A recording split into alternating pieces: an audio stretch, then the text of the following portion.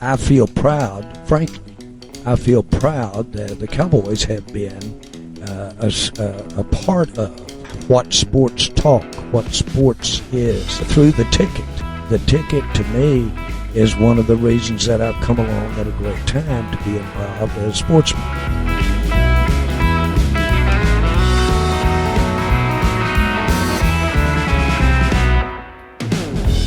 We like to end our interviews out here at training camp with two things.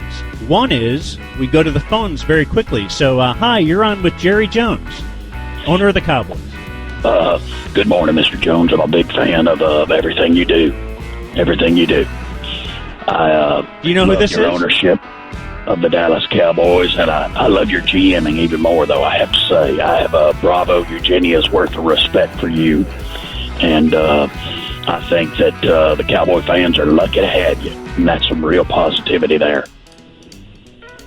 Well, let me just say this. I wish I could sound like me as well as you sound like me.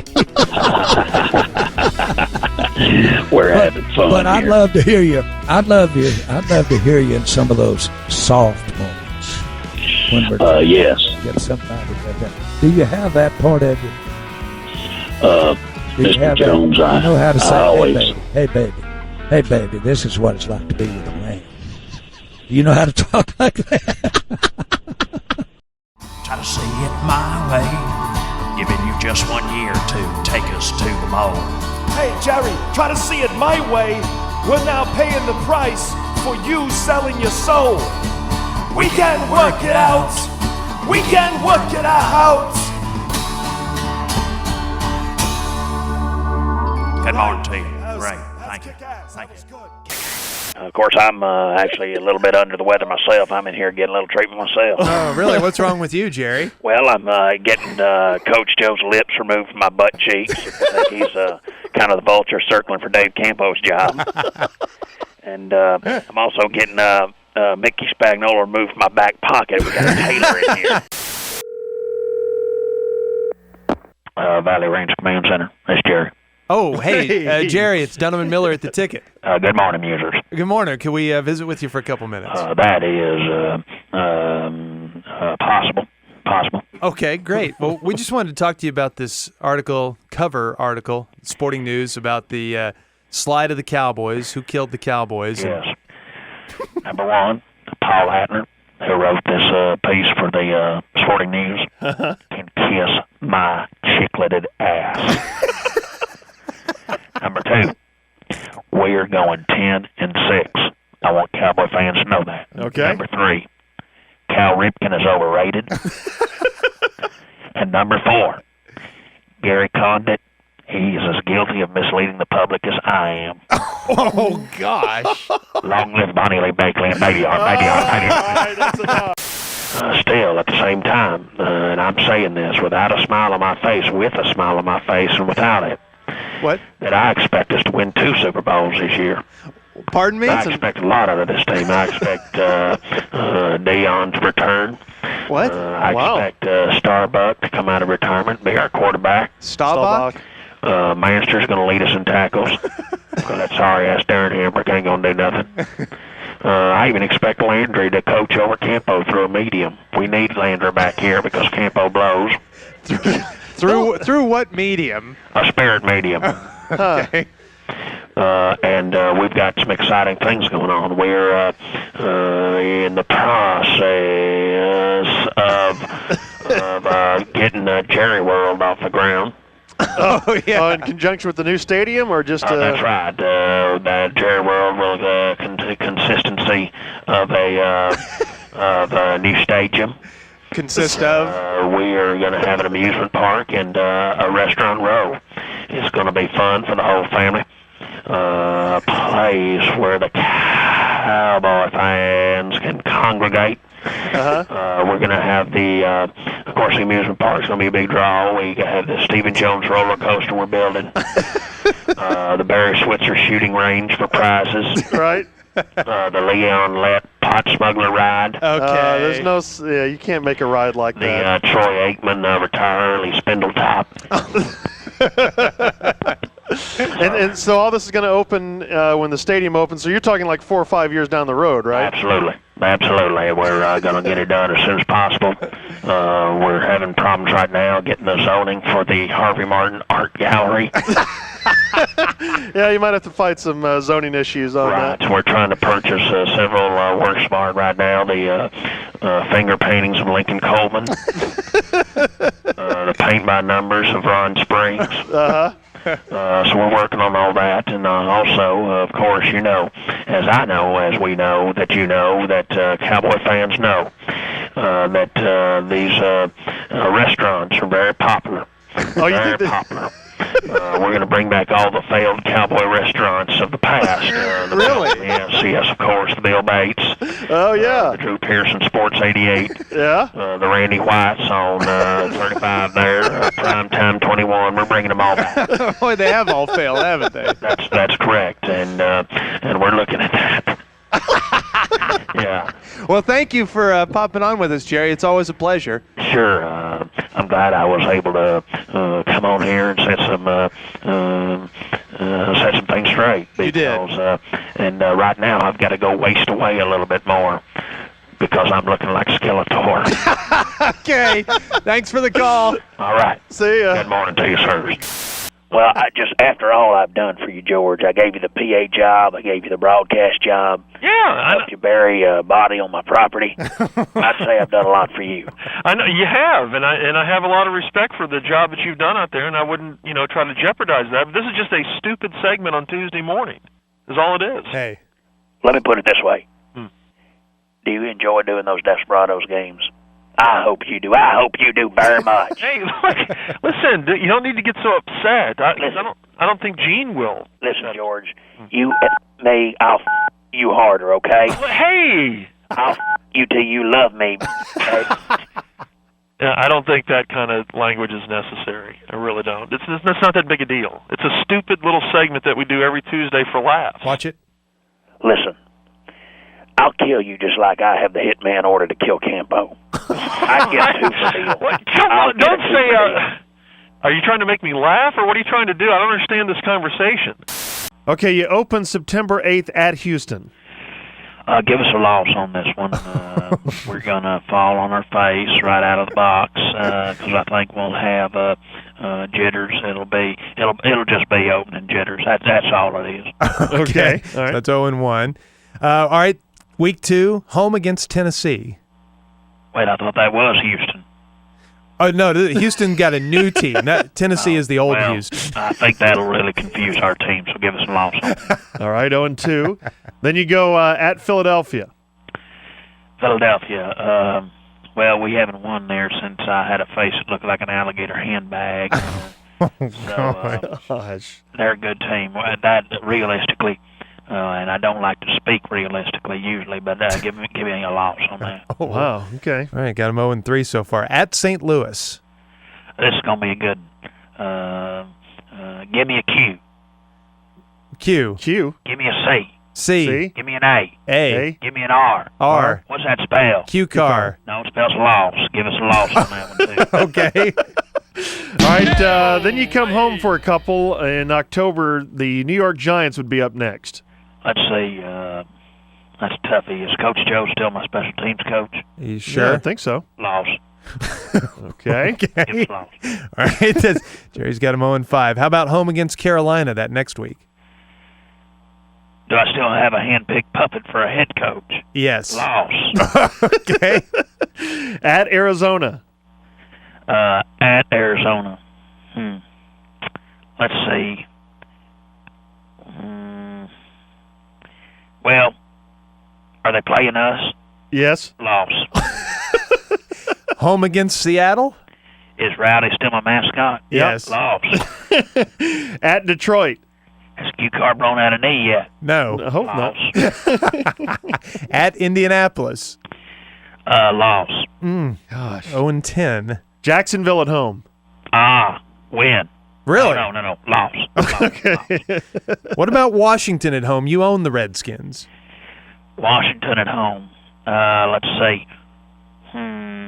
Well, Washington is due. So loss for us. Okay. Home against San Francisco. You beat them this year. Am I still in charge of the draft? Yeah. Loss. Okay. Royal loss. At the Giants? This is a good one. I hope we do better this year than we've acted under the tree with that stocking up there with the Giants. So loss. Okay. Home against Philly. Well, we'll win this. I'm very optimistic again about this particular one late in the season. Mm-hmm. There are some things in this world that will never die. My optimism, Milton Berle. Well, he just died, Jerry. Oh, then loss. What about closing the season at Washington? Well, you have to be specific here. They will be playing us, you're saying? Yes. Right. Give us a loss. That's 0-16. Well, I'm just trying to beat Mike Reiner to the punch, that's all. Oh, okay. Yeah, all right, good morning. Well, thanks for All joining right, we'll us. see ya. Boy, that's really disappointing. That is. I thought it said in the paper that he was really happy with the schedule, ready to roll with it. Do you know how bad I got criticized? Y'all, hold on a second. Campo wants to talk to you real quick. Oh, what a bonus. We didn't count on this. Hello? Yeah, Coach Campo. Yeah, Hey. hey, Muses. Hey, how you doing? Okay. Well, are you upset too about this article? No, not really. In fact, I agree with just about everything in it. You do? Yeah, you might say that I'm the ghostwriter of that article. We're going to suck. Well, God, I can't believe you would say that. Well, look at our team. I mean, our defense has a bunch of holes in it, and 3 wins tops. That's what I'm thinking. Boy, I can't imagine Jerry would approve of that. Well, screw him. You know, he gets these high expectations, and I got to coach this crap. Hey, I got a joke for you though. Okay. What do you get when you cross a crouching tiger, hidden dragon with an Aggie? Crouching tiger, hidden dragon with an Aggie. I don't know. A disaster at middle linebacker. Give me that back. But first, let's place a call to Jerry Jones. We think we have a number where Jerry is this morning. I think this Well, we just may wait be... to have him on the show, and we're normally going to have him on. Yeah, I know. I'm a little impatient, but I'm not. And so I thought we'd give him a call. All right. I hate to bother him at home. Hello. Jerry Jones, please. Speaking. Jerry, it's Donovan Miller. How you doing? Well, not too good. Oh, gosh. Well, we just thought we could maybe talk to you a little bit about the game and the record because we couldn't wait until our visit with you tomorrow. All right, I understand you're impatient, but you're not. Right. Well, what can you say? I can't even beat the Seahawks, a team that stole the uniforms of Skyline High School. Boy, they did, didn't they? Boy, those are awful uniforms. You want to buy a team? I'll sell the Cowboys right now for a can of Coke and a Snickers. No, they're worth a lot more than that now. All right, but at least it was a decent day in that Emmett got the record, and I know you really wanted him to break the record at home. I didn't even notice that he broke the record, did he? Of course he did, and you know he did. Well, you were part of the big ceremony. That's not that big a deal then, the way you limped into that record. You know, too bad old Walter Payton couldn't be there to see him and not care about whether or not the team won. Oh, now Emmett cared about that. No, he doesn't. Yes, he does. Don't Absolutely not. We got a kicker who's questionable from extra point range. I think that gives me a lot of confidence, Jeb. Well, you know, it was a mixed emotions day, and I'm sure you're depressed that your team's now Mixed emotion. 3-5. There's one emotion. I'm pissed off, Giorgio. Oh, no. I got a head puppet who can't win a game, also has no neck. Got a chutch who looks like a mutant Troy Aikens. Our offense looked worse than that Newey and Rocket show that's on Sunday nights on Channel 5. No, I take that back. Doesn't look that bad. Can I make an announcement? Sure. We're switching back to Quincy. Oh, no. That's right. No, you can't. Chutch just don't have it. How can you do that? You only give this guy 1 week. I don't care, Giorgio, and I know it's unstable because we're going through quarterbacks more than Courtney Love goes through vag medicine, but I'm tired of this. We've got to find somebody who can throw the ball. We've got to start winning some games. Even if I have to get out there and play QB myself, I will. I can misthrow Antonio Bryant with the best of them. Boy, you sound worse off this morning than I thought you would. Well, I'm working on a head coaching short list, too. You are? Oh, my You think gosh. Sherm Lewis will let me string him along again? Barry's maybe. still alive, isn't he? Get him Yeah. off the couch. Yeah. What's Chan Gailey doing? Let's get him out of his log cabin and back in here. Yeah, he's coaching at Georgia Tech now. I'm so depressed. George, I'm so depressed. I've been sitting on the couch eating ice cream and watching my stories. Stories. Your soap operas. That's right, and I playfully put a pistol to my chin and laugh every once in a while. Oh, don't do that. I have a death wish, Georgie. No, you don't. I've been driving real fast and being built real promiscuous. Help me help myself. Let me move in with you, George. George, help him. No, I don't know Help if me, you want- George. I want to live with you and your family. You have a fine family. You don't need to do that. Hey, you want a joke? Sure. Yeah, maybe that would make you feel better if you yeah, told a maybe joke. If you just told Maybe some so. jokes. I'll give it a try. All right. Do you know what a test tube baby and a Mack truck have in common? What? Neither one is Peterbilt. Jeez. That didn't help me at all. I'm still depressed. Jerry, I'm still sorry. so depressed. And you guys on the ticket, you make my life hell. You rag on me on that station. No, we not on don't. Yeah, I've show. heard you. You say things like I should fire myself as GM and hire a football man. I hear you. I don't You say guys that. rag on me, and it upsets me. Jerry. No, It come makes on. me so sad. Hand me the phone. It makes No, me so sad. Jerry, No, I'm hand talking. me the phone. I'm Let me talking. talk. on? Hand me the phone. Hello, Who's this? this is Triple Fake Norm. Oh, what are you doing there? Jerry Jones is a very good friend of mine, and I'm over here helping him through a very difficult time. Oh, well, Yeah, that's nice of you. That is nice. And I just want you guys to know that this is a good man. We know. This is a good man. Yeah. Yes, quivering Norm. And my only option is to put him out of his misery. No, stop it. Don't do it. Jerry, I promise you, my friend, I will give you no funeral. Joining us now on the Dunham and Miller Show is the owner and general manager of the Dallas Cowboys, a day early for his weekly visit. It's Jerry Jones. Good morning, Jerry. Hey, good morning. Well, we didn't get much in the way of post-game comments from you yesterday, so we thought we'd get you on today. Are you still as mad as you appeared yesterday? You damn right I am. Okay. Yeah, the only quote you had yesterday contained 2 F-bombs, and again, we're on live radio here, so if you could keep the cussing to a minimum. Well, first of all, I'm tired of this bullshit. We suck. We played like a bunch of hoes. We should have won. We had it in the bag, and I am hopping mad. Well, I'm gonna fire everyone. Dave Campo out. Bruce Coslett out. Dat Wynn out. Alyssa Etheridge out. What? she's not on the team. But she's out, isn't she? Oh, yeah, she is out. All right, your quote yesterday was, quote, that was a stupid blanking ball game. The players Yeah, I said f***ing. That's what I said. the players played well enough to win. We blanked it up. Yeah, we it up. Now, are you saying the coaching staff, who blanked it up? Well, I would think, George, that I'm talking about the coaching staff. Okay, well, I didn't know. You said we, and you're not the coach. You're the Well, owner. and you're not exonerated either. I heard what you said about Emmitt Smith scoring a touchdown. Yeah, sorry about that. Yeah, all them cheeseburgers you ate made your brain so fat it's pushing on your skull, gay boy. Hey, Wow. hey, come Why don't you on. pull your head out of your and watch the game? Hey, come on. It's an honest. We're humans. We make mistakes. Well, today is firing day. Billy Cundiff, fired.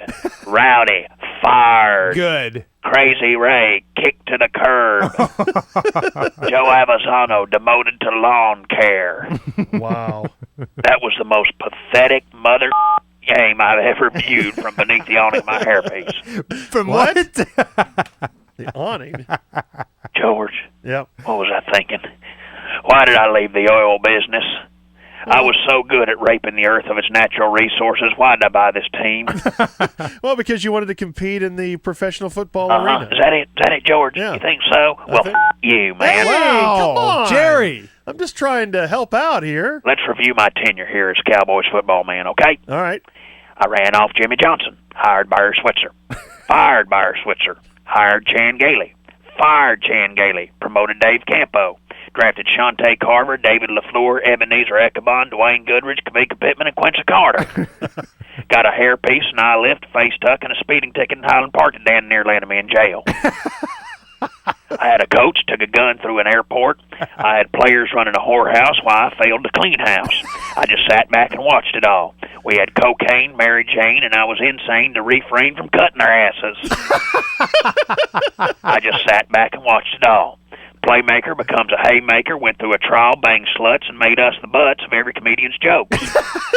And I sat back and just watched it all happen. Yep. I watched America's team become America's most wanted. Eric Williams plows into a retaining wall, and I just watch it. I watch us fall rung by rung down the NFL ladder until now. We have a perennial coordinator and head coach, and a kicker who can't kick better than crazy Ray. Wow, we're going to have to dump that. Well, I had to dump that F-bomb. Our beat machine didn't catch you in time. Well, it's come high time, boys. Yep. For high what? Time. For what?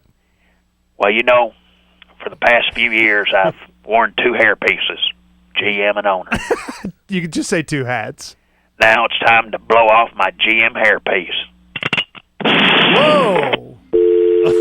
I hope that was a symbolic blowing off of the GM hairpiece. It's just shtick. Wow. Well, he is mad. Let's place a call. We've got a number here. I think this is Jerry's home number. I'm not sure. We're going to try to get a hold of Jerry Jones, the Cowboys owner and GM, and get his take on what happened yesterday. We all watched the press conference. Were they really that buddy-buddy? Let's find out. No, he's not there. Nope. Hello. Jerry Jones, please. Speaking.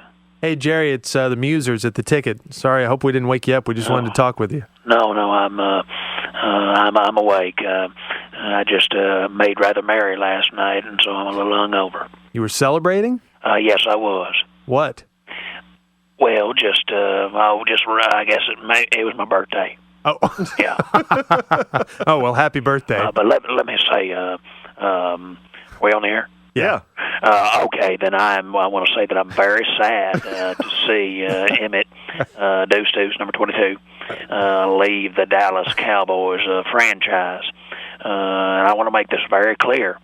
There was no greater professional and committed individual than Emmett Smith. Now, having said that in mind, I want to say that I treat star players just like women. When they get old and can't give me what I want, I get rid of them. Oh, my God. Wow. Or hire somebody to kill them, whichever comes first. Oh, no, don't say You've something never like done that. But it was a good time with the Emmett years, and we won some Super Bowls. And I would like to emphasize that I do think that Emmett Smith can have 1,300 yards a season. Really? On 1,500 carries. Now that was the drawback, and that's why we had to get rid of it. But and I know that it was Jerry? a love fest at the press conference. Right. But it was not that way in my office. Just to be candid with you, candidly, it wasn't that way. So Emmett really didn't want to part ways with the Cowboys. Well, he wanted to stay. Of course, I don't want to get into specifics of what happened, but it was a very, I don't want to say heated, but it was a heated discussion. And he threw a Lombardi trophy at my head. Oh, no. Yeah, and nearly made my facelift pop loose.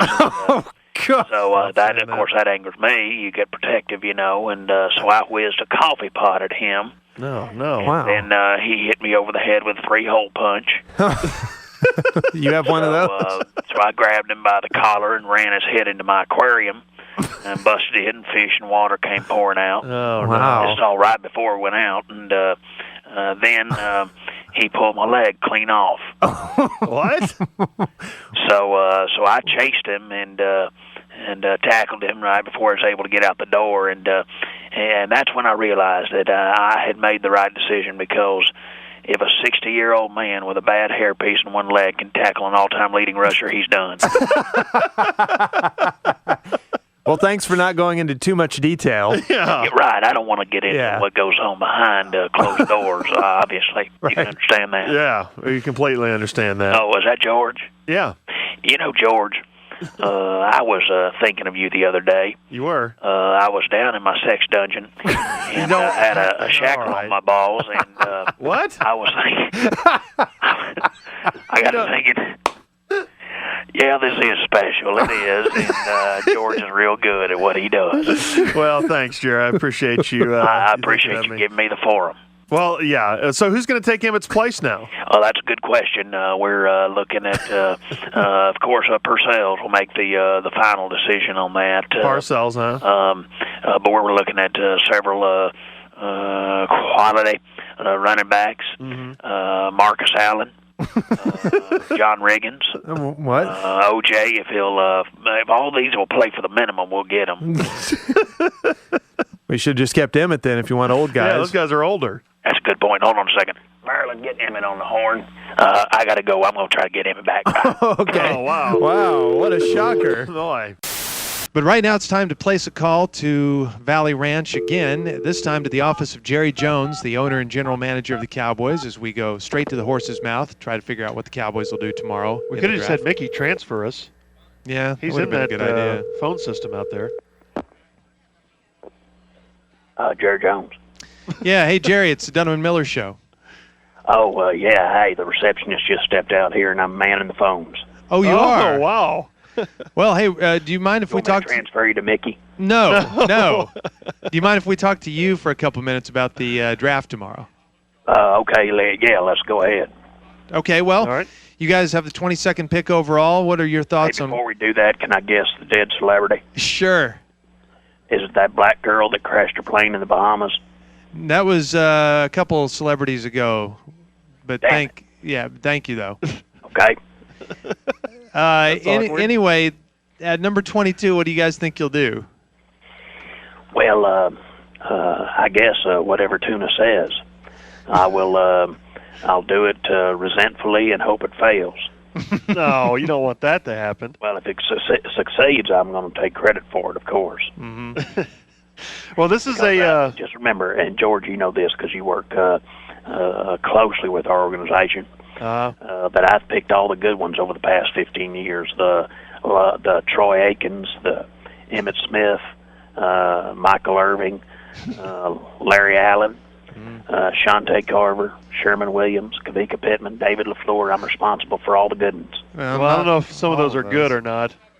Hey, this is a kind of a big family affair, though, for you because, you'll have most of the Jones family in the draft room with you tomorrow, won't you? That's true.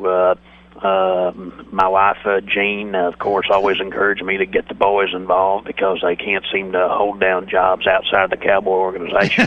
That's not true. So I'm going to have Stephen and Junior, that's Jerry Jr., right, heavily involved in the draft this year. Oh, good. What are they going to be doing?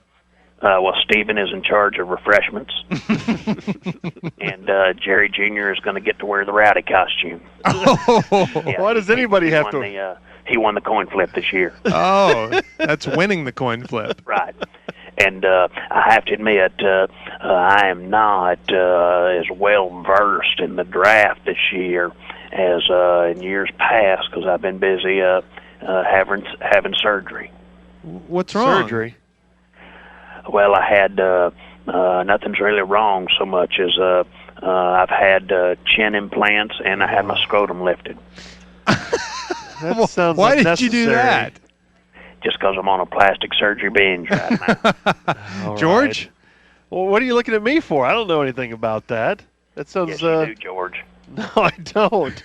You're the one that's spreading all the rumors that I've been having plastic surgery and that I wear a hairpiece. Hey, no, I'm one of your biggest fans. I don't spread rumors about How you. much does a scrotum lift run you these days? It's about $2,500. Well, you excited about the NFL draft? You pay by the inch how high you want them lifted. And in my case, I needed about 1.5 feet lifted. So Oh my gosh, Jerry! Did you I'm just old.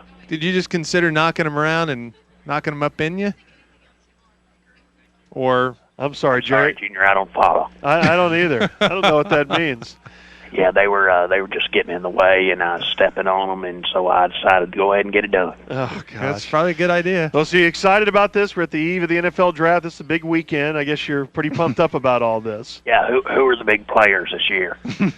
Well, I mean, there's a lot of them. Eli Manning, Kellen Winslow, Larry Fitzgerald.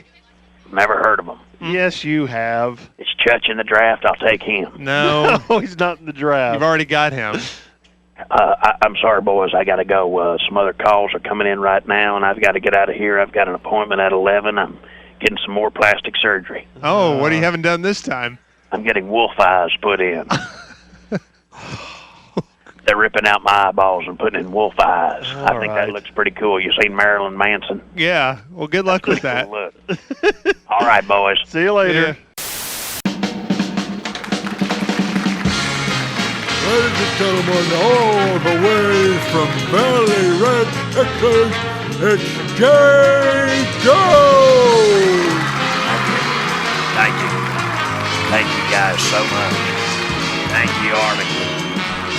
Thank you so much. That you're too kind. No, too kind. I tell you, it's great to be here. Thank you. Calm down now. It's great to be here in Arlington, new home of the Arlington Cowboys. Thank you. Thank you. Boy, I tell you, it is. It's just been wonderful here. The weather certainly is very pleasant, and I'm very happy. Cowboys are going to be here. You know, I told. I don't want to say that Dallas Mayor Laura Miller doesn't know anything about sports, but when I told her that we wanted to build a stadium in Fair Park, she said, "Why? Because you got so many blacks on your team." All right, we'll move on then. Oh, okay, that's a good one, Jer. Thank you, Mick. I appreciate your support on that, at least. All right, Quincy Carter. Why can't Quincy Carter use the phone anymore? I don't know. Why don't you tell us there, Jer? Because he can't find the receiver. All right, having fun. A lot of people criticized me for getting rid of Emmitt Smith. Matter of fact, what's the difference between Emmitt Smith and a dollar bill?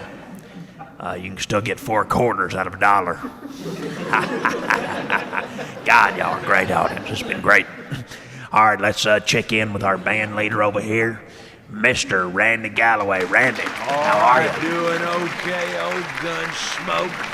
Old Jerry, Smiling Jerry. Now, Randy's going to be our musical leader, and he plays a little bass. Why don't you give me a little funk there on that jazz master there? That sounds good. That sounds good. You like that, do you? You like that? Okay, I'm going to keep replaying. Okay, all right, I'm going to keep replaying. Okay, I'm going to keep replaying. Okay, I'm going to keep replaying. I'm going to keep replaying. I'm going to keep replaying. I'm going to keep replaying. I'm going to keep replaying. I'm going to keep replaying.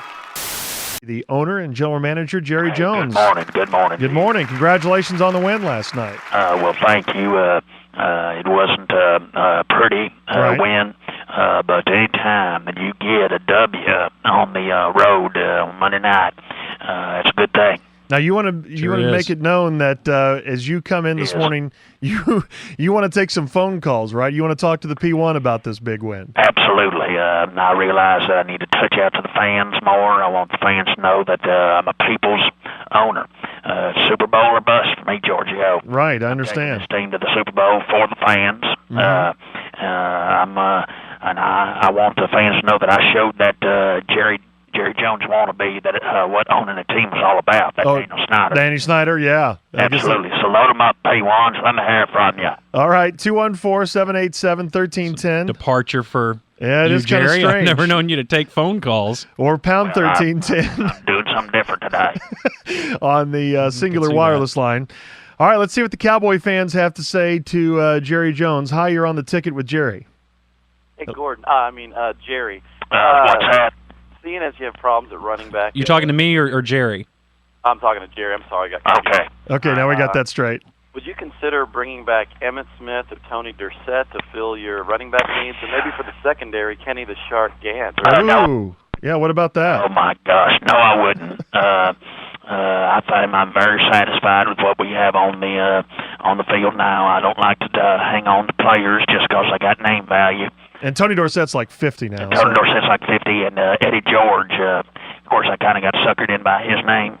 We'll see how that's worked out. I'm so glad that streak of his, that pathetic streak, has ended. Game started. Yeah, did you know last week we had to line him up as Rowdy just so he would be involved with the beginning of the game? Oh, my gosh. Just so he'd keep that streak going. But That's I'm terrible. glad it's over. Come on, loud about pay wise. All right, George and Alan, you're on with Jerry Jones. Yeah, Mr. Jones, I can't help but wonder if you liked those 3 Super Bowls, if you liked them very much. I hope you did. I sure hope you did. I hope you did very much.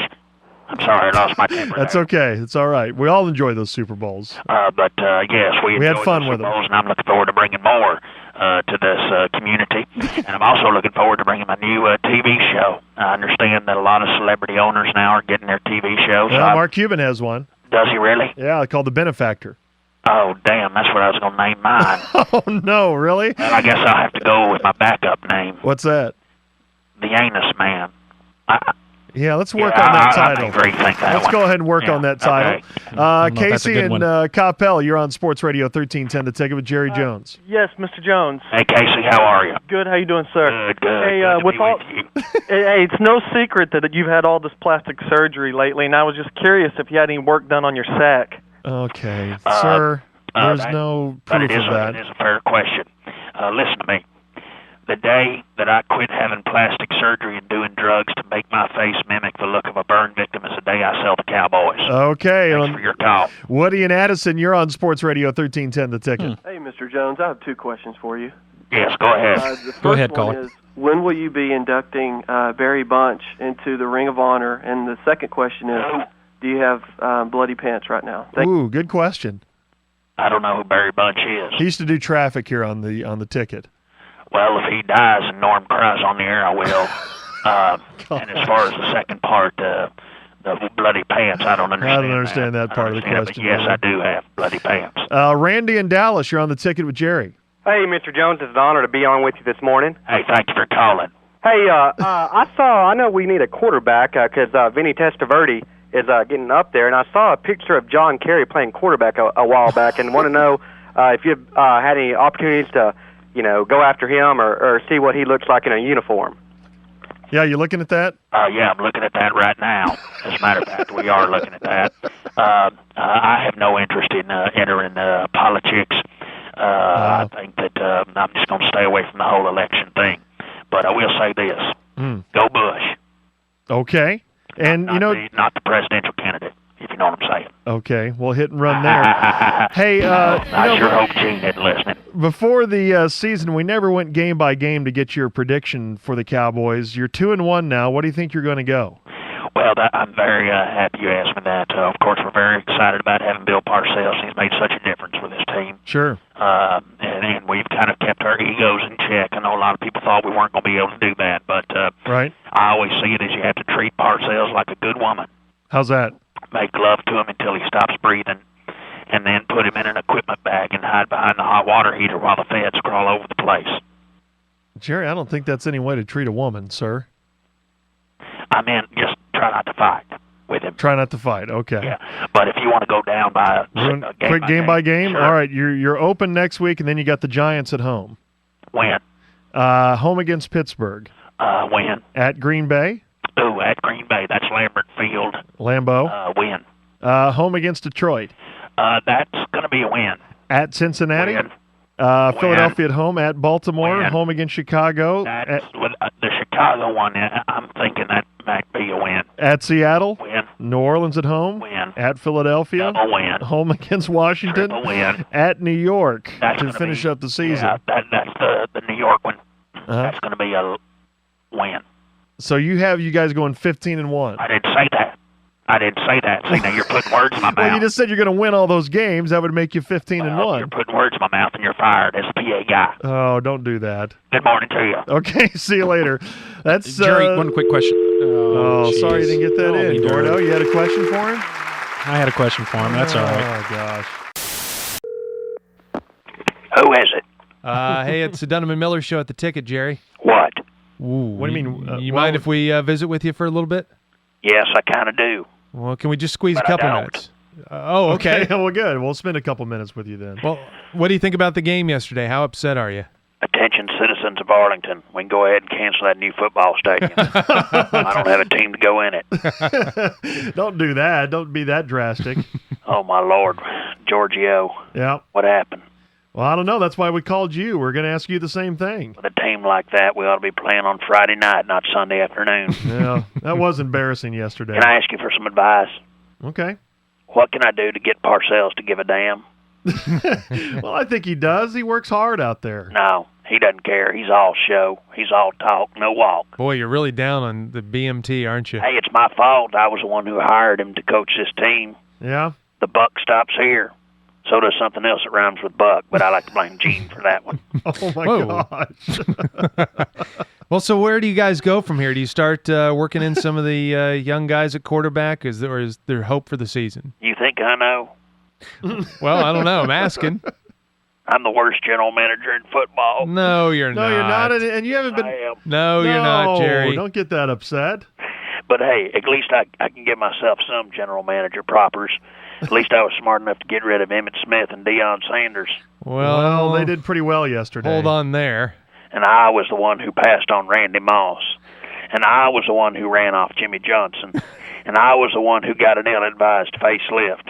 And I killed Chandra Levy. All right. Stop it with all that. I've had a few missteps. Jeez, I Jerry, guess. stop it. Some big ones there. I should have drafted that Byron Leftwich. Yeah. That'd been a good pick. Yep. Big, strong black man. Yeah. He's a damn sight better than that lily white spaghetti eater we're lining up under taint.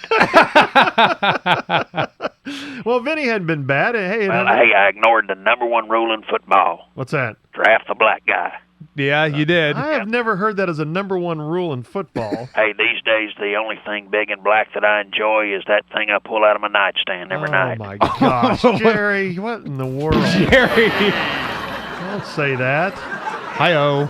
If we don't practice a little bit better this weekend, Uh-huh. I'm going to forfeit the Detroit game. Forfeit? Just absolutely forfeit it and bring in the Desperados for the Bengals. Oh, wow. gosh. Boy, he was short, too. Joining us now on the ticket hotline is the owner and general manager of the Dallas Cowboys, Jerry Jones. Morning, Jerry. Hey, good morning, man. Well, thanks for the time. Your team embarrassed at home. Most points ever given up by a Cowboy team in a home game. Could you hold on a second? I got to do a little calculation here. All right. Let's see here. 4 down, 496 to go. Sorry, just got my head coaching short list in front of me here. Oh, yeah, still working on any of 500 guys could coach this team. That's right. 500 other coaches can take us to the Super Bowl, and I can't seem to find a one of them. I tell you, if I wanted to go 3-13, I could have hired Jerry Jr. to coach the team. I tell you, and that kid's as worthless as a $10 bag of sand in the desert. Now, come on. That's your own son you're talking about. Well, yeah, it's my own son, and it's embarrassing. That kid is dumb. He is not. Don't say that. Well, take this for example. He's so dumb that when he was a kid, he got hit by a parked car. Spent a month in the hospital. How does that happen? I think you're making that up. He knows absolutely nothing about football. He thinks a quarterback is a refund on soup. You don't believe me? You met him, George. You know what he he's is. a good You know what guy. he's like. He's a good guy, and you have him doing a lot out there. He's so dumb that if a girl suggested he do it doggy style, he'd go outside and lick his balls. Jerry, just because your team is 3-6, you don't have to take it out on your family, for gosh sakes. Well, I'm just fed up at this point, and right now I'm thinking of ways to convert that new stadium we have into just a big concert venue. That's what I'm going to make it, just a big concert venue. Where are you going to play your games? I'm not even going to put a football field down there. You're just going to totally give up? Oh, we're going to play our games over at Woodrow, since we're a high school football team anyway. That's fitting right now, I guess. Right. No, we're going to, I think what our plan is, my plan anyway, is a very positive one. And it's that I'm going to cut Benny, I'm going to cut Eddie George, cut the tuna, and just basically cut bait with everyone I have right now. Wow. Yeah, and I'm going to go in a different direction, going to start drafting and signing good players. Good players. Now, this is diabolically opposed to the way Parcells wants to coach. He likes drafting the bad players and trying to show everyone what a genius he is by turning them into something good. So you put all this on Parcells? Huh? That's all Parcells. He wants to draft Special Olympians and turn them into Roger Starbucks and O.J. Crimsons. You got the names a little wrong there, but it's Jerry Jones with us on the ticket. So you've raised the white flag on the season? How do we get that Terrell Owens? Can I get him? Well, Too not late. for a few years. How much would it cost to get him? A few bars of tobacco, some trinkets, shiny pieces of tinfoil. This isn't the Old West. Millions of dollars or a big trade. I don't think they're going to give up on him, though. You know what? Damn it, I'm going to fire Parcells right now. Oh. Walk right down this hall. Jerry. Parcels, open up. Take this. Jeez. That ought to do it. Welcome back, Cowboy fans. Oh. What do you mean, welcome back? How are you, Jerry? Jerry? Good morning. I'm sorry, am I on? Yes, Yeah. you're All on right, now. good morning to you, man. Morning. Good morning. Well, tell us about your new morning. quarterback, Drew Bledsoe. Well, first of all, I want to say the Parcells is now officially out of control. He didn't just sign Bledsoe, he also signed Emmett, Lawrence Taylor, and Reggie Roby. All at the same time. Yeah, the other ones didn't make as much news. We haven't heard any of that. Might want to tell him that Reggie Roby passed away yesterday. But Oh, he did? yeah. Yes. I'm speaking to myself and myself only right now. Put Reggie Roby in the Ring of Honor. All right, that's on a Post-it note right now. Never played for you. I'm just so frustrated with Parcells. He won't get an eye to the future. He keeps looking backwards. He keeps thinking of a win now kind of mentality rather than win for a long time in the future. And it's officially driven me crazy.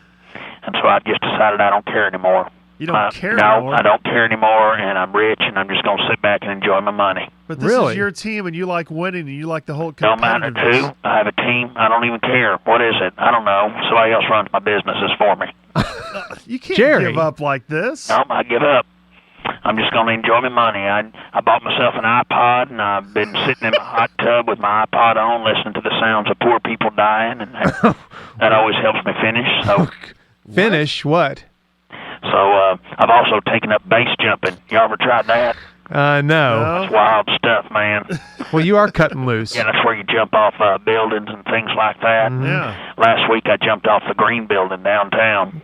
I thought I saw someone jumping from that building with Well, a that parachute. was me. Yep, my parachute didn't open, but thank goodness a homeless broke my fall. Tell me I ain't blessed.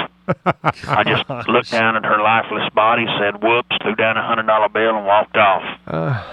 Wow, are you rich? And you're really dark, too. I'm so crazy like that, ain't I, George? Well, I didn't think so, no. Plus, I've been busy trying to clone myself again. That's been taking up a lot of my cowboy time. I haven't tried this in 40 years, and with that old technology of cloning, you'd often get retarded offspring. See Jerry Jr.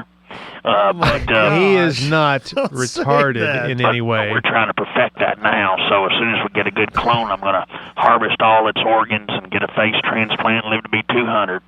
That ought to give me enough time to find Troy's replacement. Jerry, has the Drew Bledsoe signing pushed you this far over the edge?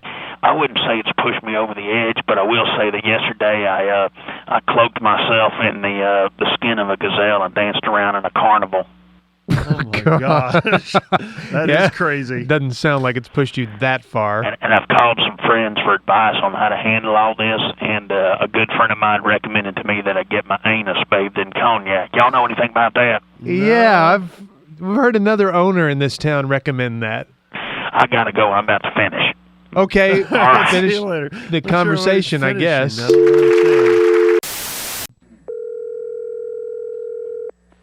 Hey, good morning, man.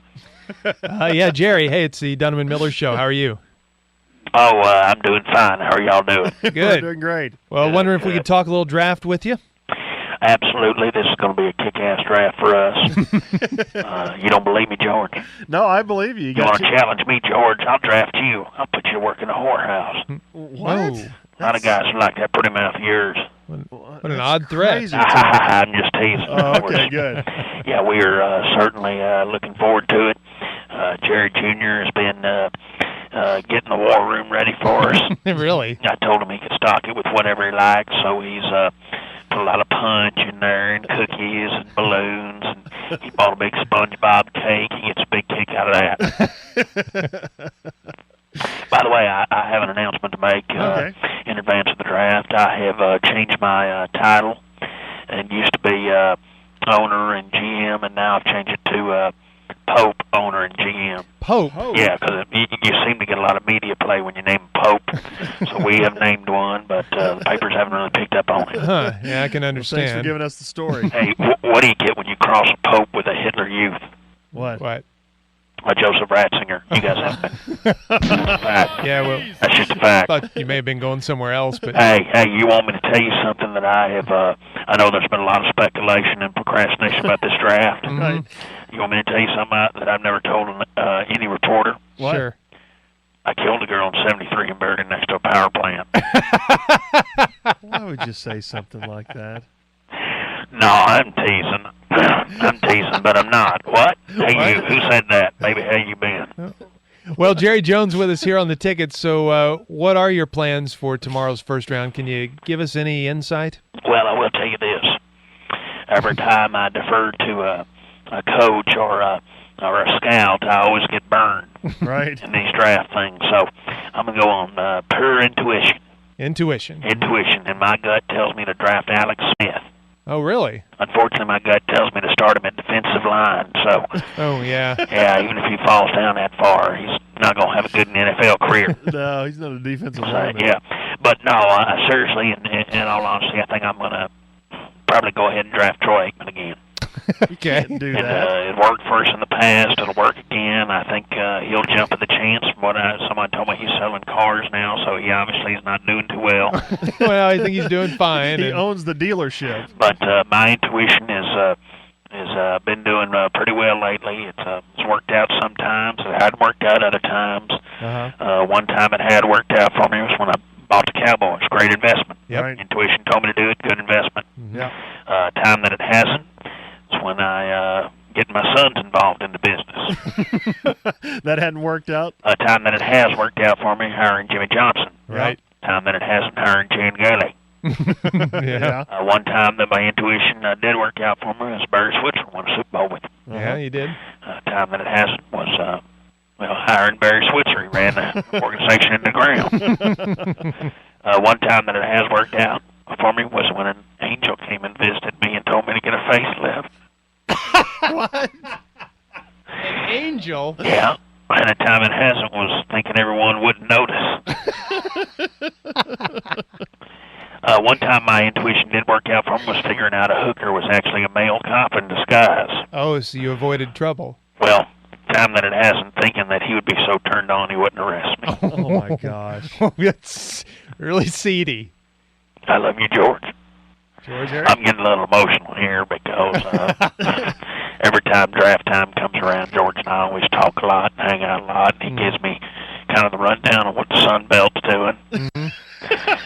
And the other night we were drinking and making love. And what? George? Setting the homeless on fire, and we looked at each other and said, this is special. So it's going to be a special draft. We look forward to it, man. Okay, we'll see you this weekend. Right, bye, bye-bye. Jerry. Thanks for all the insight. Hey, good morning. Yeah, Jerry. Hey, it's the Dunham Miller Show. Well, that is certainly good to hear you. I've enjoyed talking with you with these visits because we're winning. I hate talking to you when we're losing, but we are winning. And I appreciate, just the time and the energy that you give the Cowboys. Well, it's our pleasure, and yeah, it's always fun to talk Cowboys football when you're... Congratulations on the macaroni, by the way. Heard about it. Yeah, the Marconi. Thank you very much. Good deal. Appreciate that. Well, how do you feel? 4-0 start? You must be on top of the world. Well, we are happy, and we're staying positive about it. I do feel on top of the world here. I've got a coach in here who somehow knows how to win. Doesn't know too much other than that, though. He's not a smart man. Oh, no, come on. I think we talk with him every week. I think he's really smart. But he has us undefeated at the quarter mark, and I figured since we've finished the first semester, as it were, the first quarter of our season here, I'd bring Wade in to kind of grade out these Cowboys. Hold on a second. Let me try to get him on the phone. Hey, Wade, pick up the phone. Wade. Hello? Wade. Hey. Hey, this is Jerry. Hey, morning, Jerry.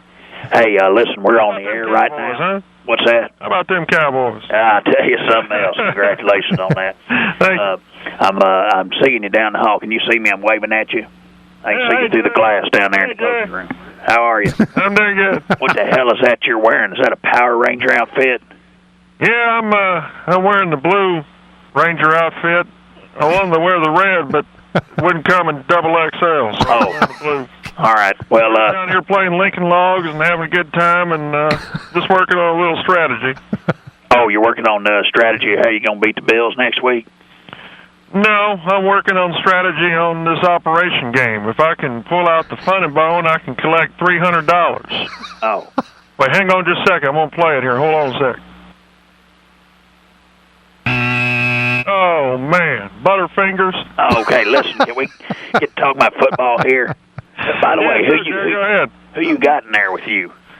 Well, I got Jared Jr. and that's your kid. I know who that is. I can see him. He looks like is he the pink Power Ranger? Mm-hmm. Yeah, he said he wouldn't go that way this morning. That's fine. And we got the kid of the landscaper here. His daddy's out mowing the back porch. He's never playing with us. All right, listen. Let's get back to football here. All right. First of all, I want to talk about. I want to give a few grades here. I want to tell you that the offense looking good, special teams looking fine, and that defense is looking great, Mr. Fix-It. God damn, Jerry! Don't call me that. Whoa! I hate it when people call me that. You're just trying to ridicule me, and I said I'd come in here and fix it. I'm gonna try to fix it. Just don't call me that. Damn, that pisses me off. Well, God, hey, Wade, calm down. Calm down. Everything's not a damn joke, Jerry.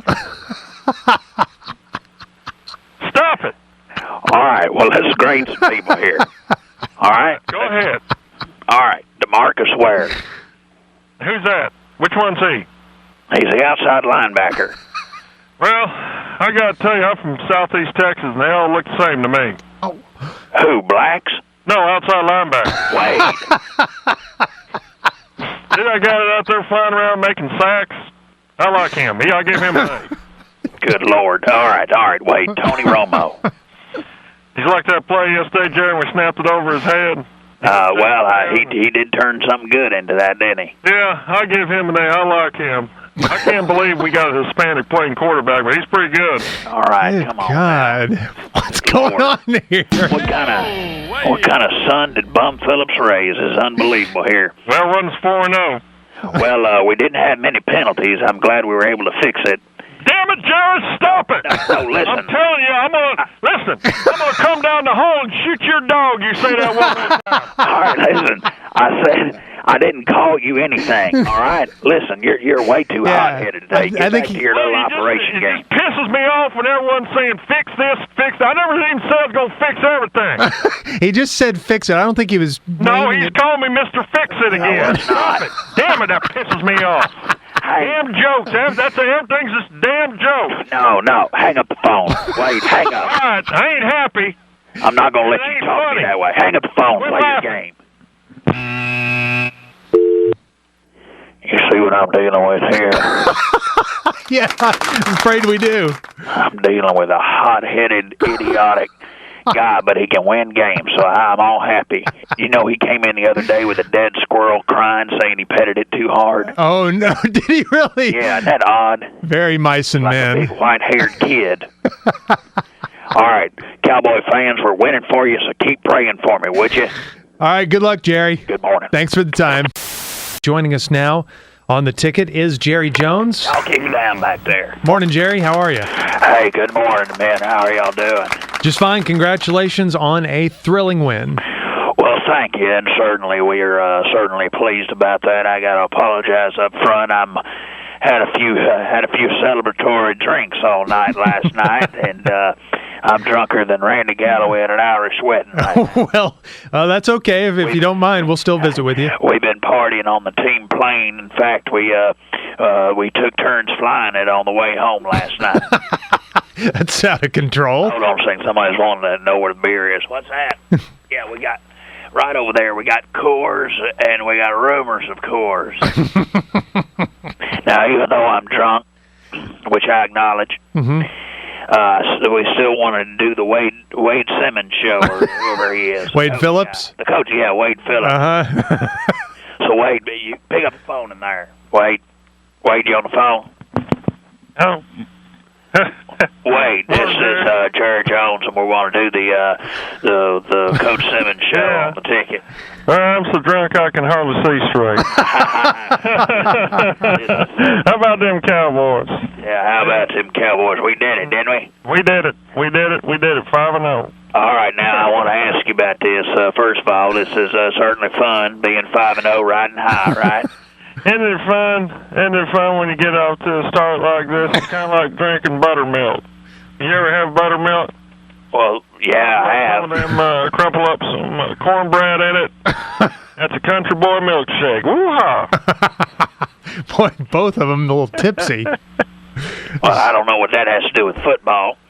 But, Wade, what happened to that Mexican we got throwing the ball first now? What's his name? Tony Romo. Yeah, well... Yeah, he used to be good in those other games, and then in this game he wasn't that good. Tony Romo was kind of like a prize heifer. You know, you get a heifer together with a bull, and they start getting after it, and next thing you know, you got a cave. I don't understand what that has to do with football. Well, that's just kind of the way it rolled last night. You know, I'm from Southeast Texas. Someone once told me, if your sister's willing, just go ahead and go for it. What does that mean? I don't understand. Anyway, back to the game. What was it like being back in Buffalo? I kind of like playing up there at that stadium. Good snack bar, soft serve, and their burgers are reasonable. Well, I meant more of the football that was going on there and being against your old team. But anyway, we'll move on. All right. Let me ask you, Wade, did you ever have a funny feeling about this game? I did. I was walking out of the locker room, for pregame, that warm-up thing we do. And, boy, I had some awful gas from one of those reasonable burgers. Oh, gosh. So I lifted up my leg and ripped a biggin, and I think I messed my britches. And I knew he was in for something wild that night. Well, that's a funny feeling, I guess. Yeah, it is. Wade, once again, back to the game. Let's talk about a few specific plays here. Specific? What about that onside kick? Now, that was something else, wasn't it? No, I think that was the strangest play of the night because that old kick didn't go as far as those other ones he was kicking earlier. Normally he kicks it back into the end zone, and that only went like 10 or 11 yards. I thought he muffed it. All right, that's an onside kick. That's the way it's supposed to go. Well, it was our kick. I know that much. It kind of reminded me. You ever watch cartoons? Well, yeah. I was watching one the other day, and they had this little old brown mouse on there kind of running around. The cat busted him upside the head with a frying pan, and that mouse went off in a baseboard and slept in an anchovy can. Well, that's Tom and Jerry. That has nothing to do. That's your name. Jerry. Yeah, we're kind of waiting, Jerry. Right, that had nothing to do with me. See, it's cowboy related. Unrelated cartoon. Now, you got to win. You're 5-0. Yeah. But do you have mixed feelings about this game? Well, I kind of do. I mean, we got the win, and that's good, but I had to put one of my dogs down last night. Last night? Yeah, he got into... Boy, I thought you were at the game. He got into my nephew's bedroom and tore up his rabbit, so we had to put him down. He's a good old dog. I missed him. Well, Wade. Yeah. Thank you for joining us once again. Well, hey, Jerry, it's good to be 5-0. It really is. All right, now I don't exactly know what we had to do with buttermilk and torn up pet rabbits and all that kind of stuff, but we certainly thank you for coming on. All right, Jerry. All right, hang up the phone now. Right now? Right now. Throw it on that receiver? Yeah, put it back on the receiver. You see what I'm up against here? Yeah, I think we do. See what a miracle it is we're winning with this guy. I don't think either of you in your state should have been on with us this morning. Every time I send him out there with a headset, which isn't plugged up, by the way, makes my balls sweat. Good morning to you. Good morning. See you, Jerry. Joining us now on the ticket hotline is Jerry Jones. Morning, good Jerry. Morning, man. Well, tough day at the stadium yesterday. I am pissed. Oh, whoa. There's no way out of this. This was our chance to prove we're the number one team in the league, and we were embarrassed out there by the Patriots. Well, Heads are going to roll. well, what do you mean by that? Hold on, Wade just came in the office wearing some kind of underoos or something. Hold on a second. I'm going to get him on the phone here to answer some questions. Hold on. Okay. Wade, pick up the phone. Hey. Hello? Wade. Wade. Yeah. Turn the phone around. Turn it around. You know, I get to talking and not ear listeners sometimes. Yeah, I got the mouthpiece. I'm all right. Wade, it's Jerry Jones. We're on the media right now. Hey, Jerry. Well, I don't understand how you can sound so happy after we had our asses handed to us like that. Well, you know, those them Patriots is good. Yeah, did you see how they played? Now, that's what a real team looks like. Well, I did. I saw it. You know, Tom Brady's good. He's not bad looking either. You know, I'm not gay, but if I was, I think I'd take a fancy to him. You know what else is good, Jerry? Get yourself a cheese sandwich. Take a slice of onion, just kind of drop it on there, and get about a handful of pepper. That's All right, listen, we're not going to turn this into some country Rachel Ray segment here. All right. All right. First of all, what the hell were you thinking on that fourth down play? We're down by 14. We needed touchdowns. Why didn't you go for that? Well, you know, I figured if we went for it, we wouldn't make it. I mean, what's Jason Garrett going to run, that incompletion play again? Plus, I'm a guy of percentages, and my first hunch was to go for it. But since I'm wrong 95% of the time, I figured I'd double-cross myself and kick it. Oh, I see. Now, what happened here? Incredible Mr. Fix-It defense. Damn it, Jerry. Okay, Quit calling me that. Oh, yeah, he doesn't like pisses that. me off. Just I your never said I was going to fix everything in 6 games. Well, what happened to the defense? Well, it's kind of like... Oh, God. What's the matter? I'm sorry. Go ahead, Coach. That's the media. I was going to say, you know, our defense, we got guys who can't cover. We got guys that can't pace rush. Pace. And don't tackle much. Outside of that, our defense is pretty salty. I think. I looked down there several times, Wade, and I got to tell you, I was thinking I'm looking at a Dave Campo coach team. Give me bad flashbacks. Yeah, well, you know, I got kind of crossed up the night before the game. We was having a party. Wife had some people over to the house, and we ran out of buttermilk. And I love buttermilk, and I went run across the county line because we're in the dry area. That doesn't make any sense. So I went across the county line, and well, I had to pick up some night crawlers too at the bait shack. We was out of them too, and I was coming back and ran my tractor off the road, ran right in the ditch. Driving your tractor? Mm-hmm. And that's why we lost against the Patriots. Well, that may be one reason, yeah. Oh my God, the media's going to kill us over this one. Don't you fear the bad press that you're about to get? Not really. Like this Gentle Amuser show we're on right now. You ever heard those guys do the fake Wade? They kind of get him on there, and he says, I like hamburgers. I like hamburgers. You ever hear that, Jerry? I don't think I have, no. Yeah, they do that. They get him on there, and they get him going about it. You know, hey, I go get some hamburgers, you know, stuff like that. But it's pretty funny, though. Oh, yeah, I've heard that they do the fake Jones, don't they? Yeah, they do the fake Jared, too. That fake Jones, that Martin tell you. Yeah, that's what they do. We don't do that. I think you're mistaken. Heard them say that. In my mind. Yeah, that's funny when they do that. That's good. Yeah, well, I want to see the chart of that double fake exchange. Well, all right. Now, do you have any plans going into the next game? No, not really. I heard that Adrian Peterson's pretty good, but outside of that, I'm not really sure what we're doing. We're just we're sitting around whittling and playing horseshoes right now. Oh, dear. Oh, God, hang up the phone. All right, see you later, Jerry. Hang up. You see what I'm up against here? Yeah, we do. Yeah, we do. That is a hamburger shy of a Happy Meal. Good morning to you, man. Good morning. And Jerry Jones joins us now. Hey, good morning, man. Good morning, Jerry. How are you? Hi, Jerry. How are you doing? Good. Congratulations on another win, 6-1. Well, thank you very much. Jason Garrett won us another one, and Wade was, of course, along for the ride again. I don't know if y'all have noticed this, but Wade is not. Well, I just think he He just has a lot of fun being down there on the sidelines, getting to watch the game close up. Yeah, well, we've noticed he has a lot of fun. And I didn't really hire him for football per se. But I do like having him around. He gives Jerry Jr. a playmate, and that's important. There's a lot that goes on. They're always running around the backyard, playing in that fort, dressed up as superheroes back there, throwing dirt at each other and stuff. So you didn't hire your coach for football per se? No.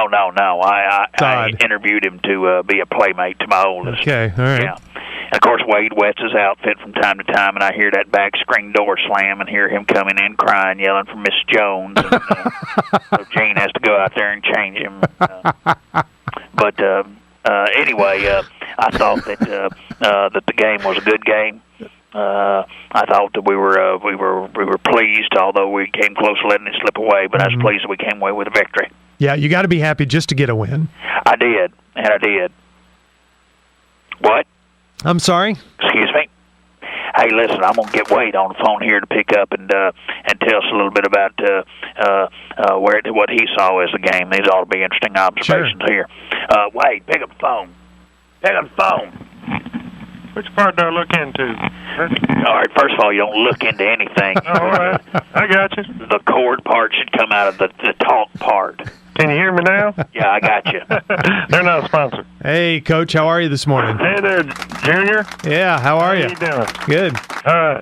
All right, Wade, we're going to do our little weekly show here, okay? This is Jerry you're talking to. Can you hear me? Yeah, I got you. All right. Wade, I thought it'd be kind of interesting just if you led the Cowboy listener here through kind of how you approach a game. How do you prepare for a game? Well, Tuesday comes around and I got to figure out which team we's playing.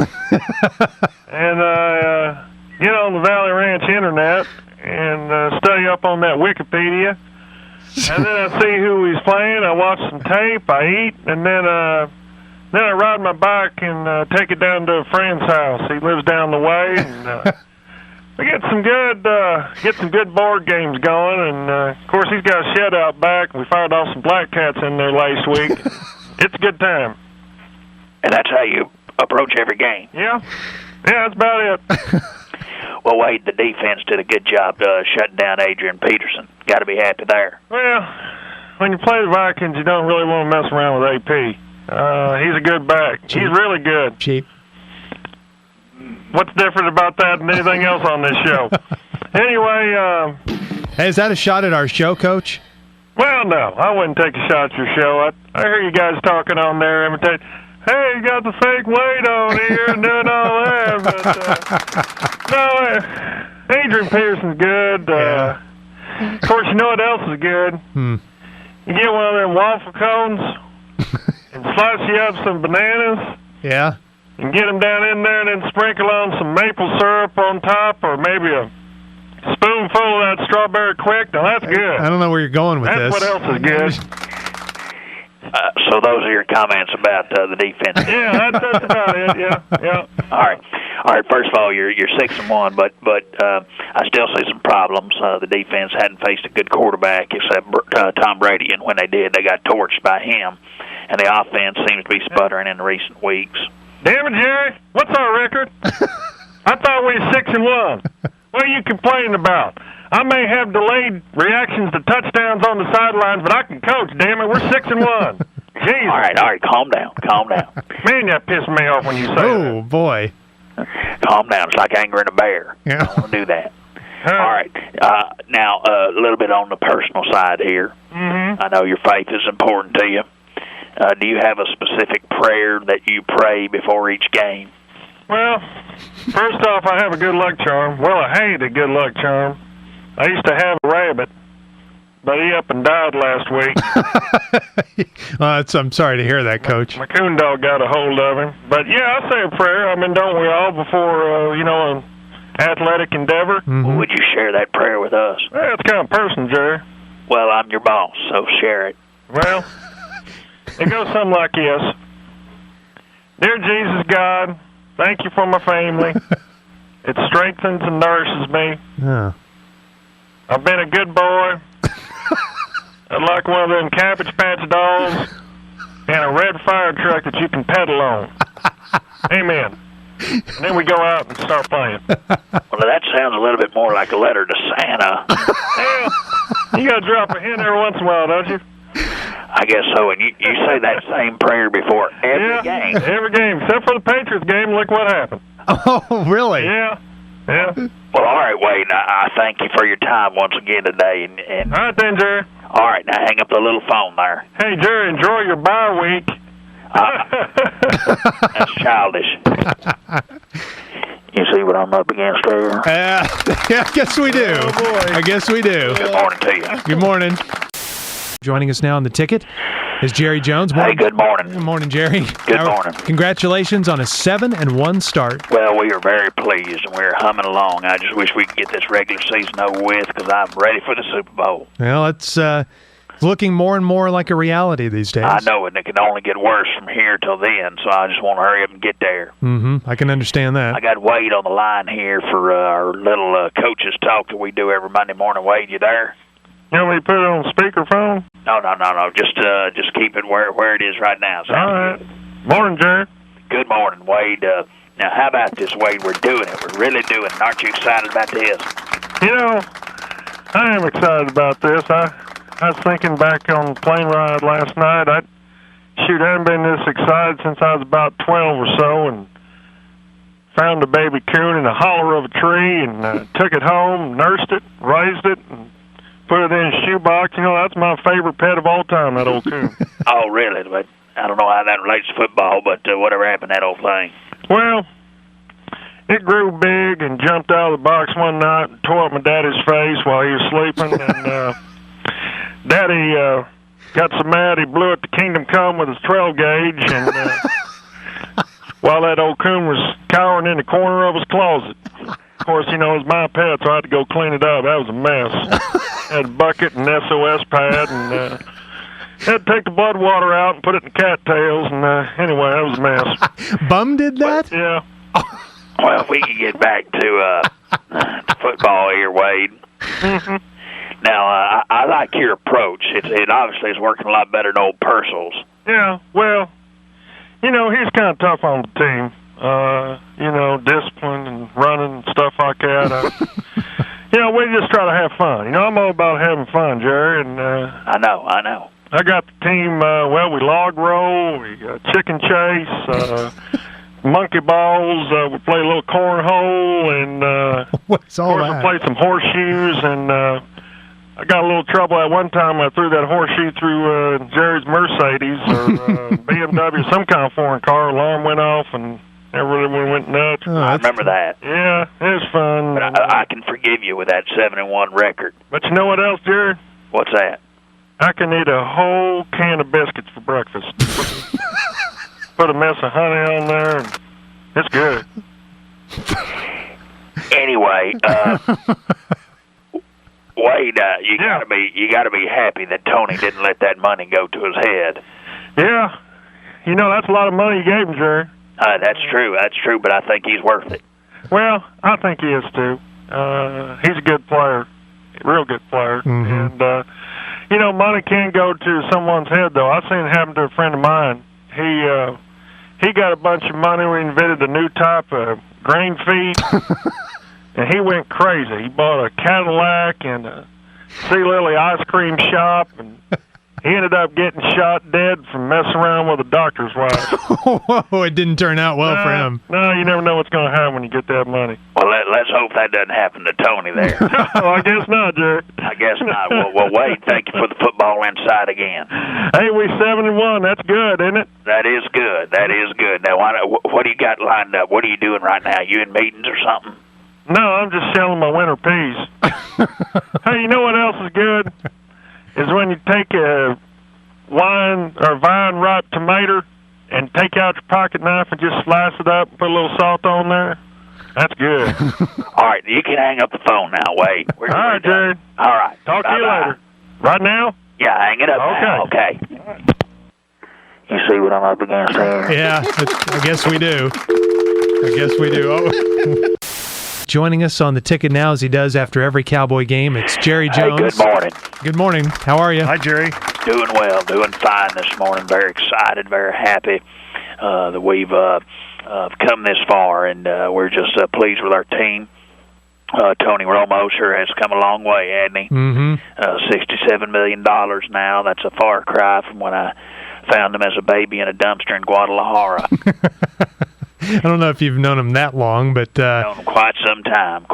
Had my eye on him for a while. Thank goodness for those baby Jose laws down there. Oh my gosh. But I have with me here Wade Phillips. Should be picking up the phone any time now. Hold on, let me throw something against his glass over there. Hey, pick up the phone. Surprise, I'm here. Oh, hey, Coach. Hey, morning, guys. How are you? All right. Hey, congrats on the 8-1 start.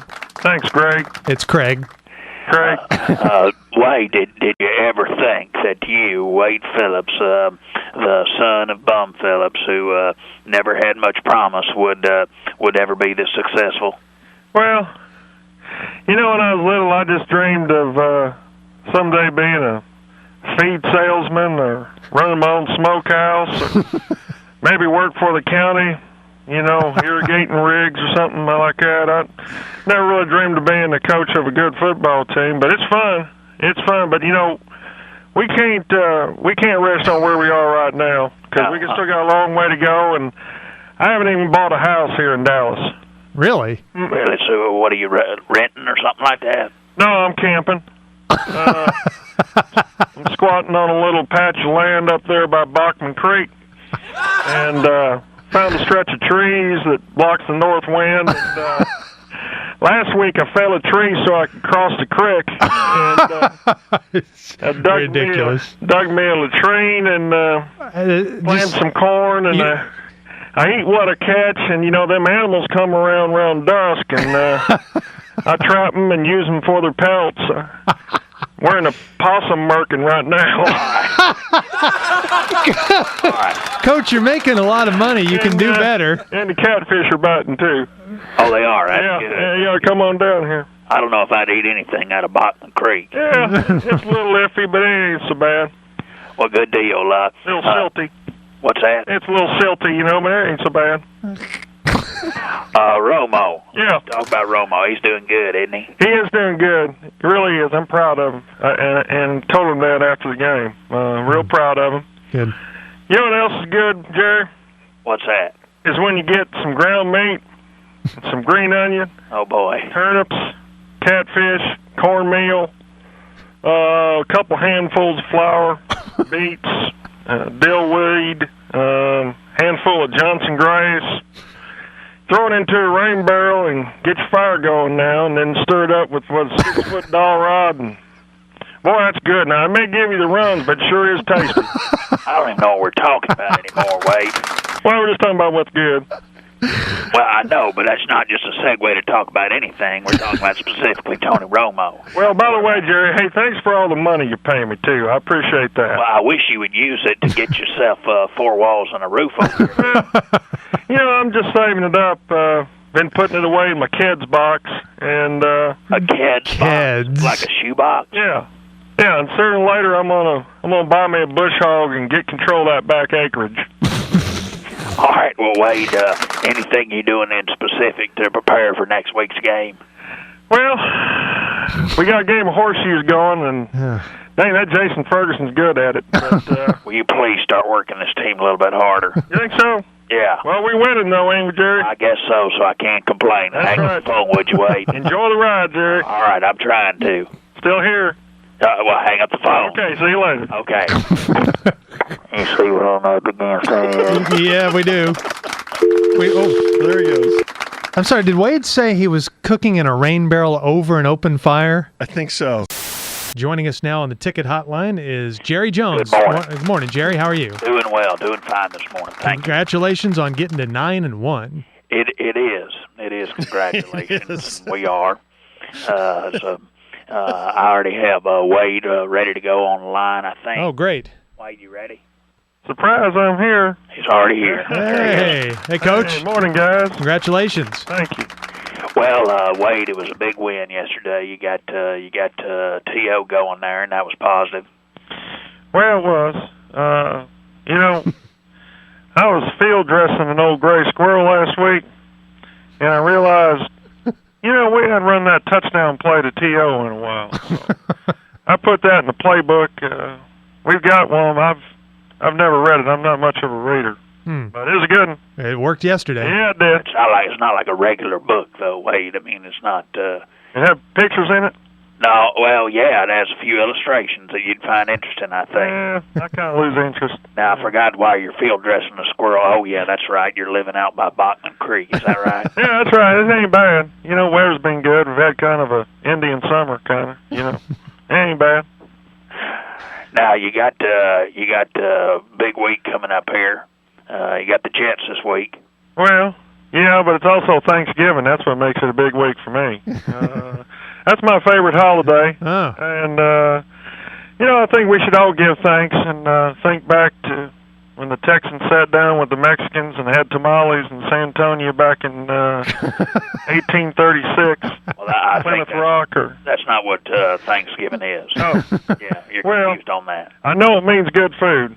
And, man, we're going to have some good food. We're going to go with 5 turkeys, ham, butter beans, shell peas, pecan pie, chocolate pecan pie, Jell-O salad. What's that called? Ambrosia.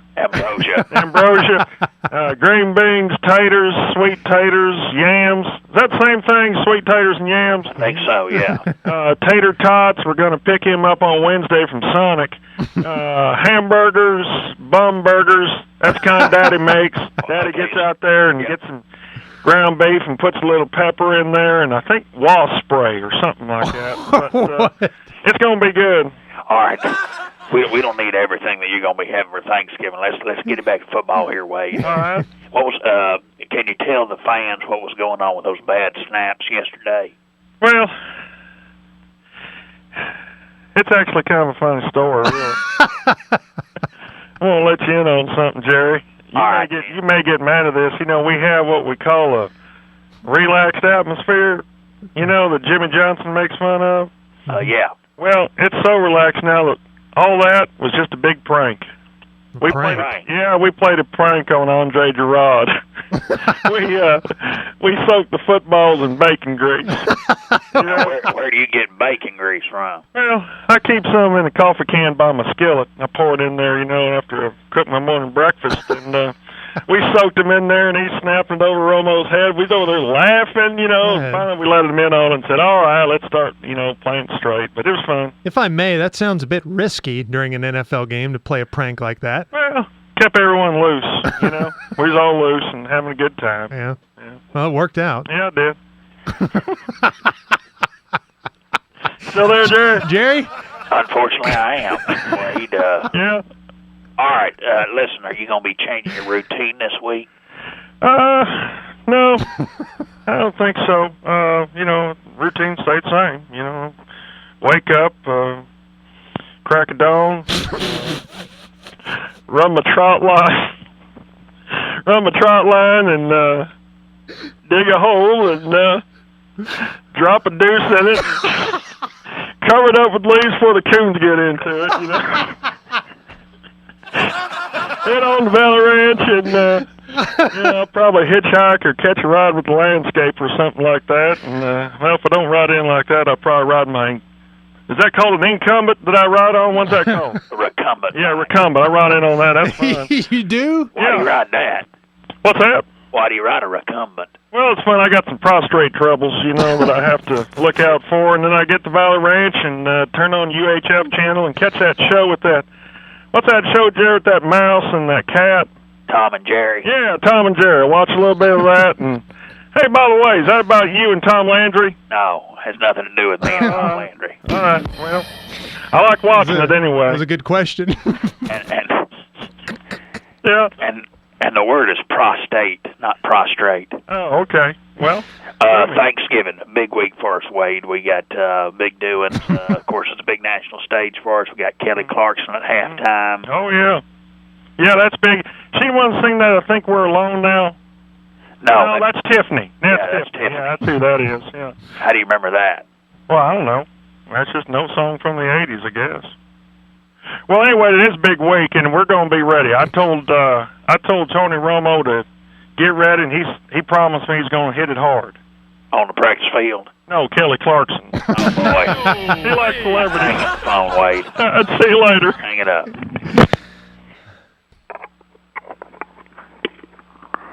You see what I'm up against here? It's time to check in with the owner and the general manager of the Dallas Cowboys, victorious again. It's been a good year. Morning, Jerry. How are you? Hey, good morning, man. It is a good morning. We're very happy this morning. We got a great win at Texas Stadium last night. Yeah, congratulations. Well, thank you, George. Appreciate that. And how about them Cowboys, huh? How about them? 11-1. Jimmy who? We got a man named Wade now, and this is the smartest, most intelligent coach in the NFL. Mm-hmm. He's off to an incredible start. 11-1, and I want to do another little Wade Phillips show. Let me see. He looks like he's in the kids zone in there playing with Jerry Jr. Hey, Wade, pick up the phone. Hello. Wade. Hey, Coach. Hey, we're on with the Musers again. You remember them? Oh, yeah, Musers. Hey, Wade. How are you? Good. How are you? Congratulations. Well, thanks. All right, very good. Well said there, Wade. Now, let me ask you a few questions here for the Cowboy fan who's listening, of course, and they are, and that is as it should be, and I'm smiling when I say that. How about that Romo, huh? Showing up as idol Brett Favre. He was good, wasn't he? Well, he was, but you know what else is good? Buttermilk pie, roasted pecans, and put a brisket and smoker all day. I've always said squirrel meat never hurt nobody. You know, and good Lord, it doesn't take me much to be happy, Jerry. You know that. That's right. I grew up in a different time than these Musers. I remember Mom hollering through the screen, "Would you kids like some homemade ice cream?" That was such a simple time and place, Jerry. Yeah, let's try to get back to football, can we? Sure. Well, you know, I was proud of the guys, and I told them that. You know, I was proud of them. They played well, and good. We're 11-1, and Jerry, you owe me something. Oh, I do. What do I owe you? Well, remember you said we go 11-1, you buy me a sack of hamburgers? Okay, yeah, I'll do that. I like hamburgers. No big skin off. We got that written into his contract. That's his bonus. Yeah, pay up, Jerry. Pay up. I'll pay up for sure. He'll happily pay that, I would imagine. You bet. That was a big win last night for us. Well, it was a big win. It was. And thank you for confirmation. You know, I'm kind of new to this NFC, Jerry. I swore you said Brett Favre was good. Well, he was. He was doing really well, but... Yeah. I've never really heard of him before, but, you know, we put on a Port Nature's Blitz on him a little bit in there. You don't have that. And, well, old Favre, he's kind of meow-meow. What does that mean? Well, you know, that other word for kitty cat. I still don't understand you. You know, kind of a... Oh, like a woman's dirty front place? Yeah. Yeah, that's what I thought. Coach, you're working blue? Hey, I called him like I say him. You know, we put a blitz on him, and he didn't like it. Your Port Nature's Blitz. Yeah, old Port Nature's Blitz. You like that? Yeah. Now, wait. Yeah, Jared. Wait. Listen to me. Okay. What are we going to do in these last 4 weeks here? Well, I'm thinking about switching something up. You know? What you going to switch up? I think I'm going to switch my cattle out. I've been running Angus for years, but since I bought this stretch of land up here in Aubrey, I think I'm going to switch from Angus to Brangus. That's when you take a big old Brahma bull and put it on the girl parts of an Angus, and then you get a mixture. You get a Brangus, get better beef output, and listen, I'm trying to talk about football here. Okay, where are you living these days? Oh, I got to stretch up in Aubrey, the 60-40 improved pasture, and pasture. Of course, I'm on septic, and well, that whole situation's gummed up now after last night. Oh, the sack of hamburgers. Yeah, I drove through, got a sack of hamburgers, and well, a coat hanger broke up the bigger pieces, but I got me a mess in that septic tank. All right, a mess right now. Wait, hang up the phone. Hey, you ever heard of a caramel empanada? It's kind of like a folded fritter, but it's got something in there. I don't know what the word is for it. It's named Mexican. I'm not sure. All right, listen, Wade, hang up the phone, okay? All right, we'll see you later then. Talk Bye, tomorrow, Coach. Wimper. Congratulations. See you, Junior. All right, so long. You see what I'm up against?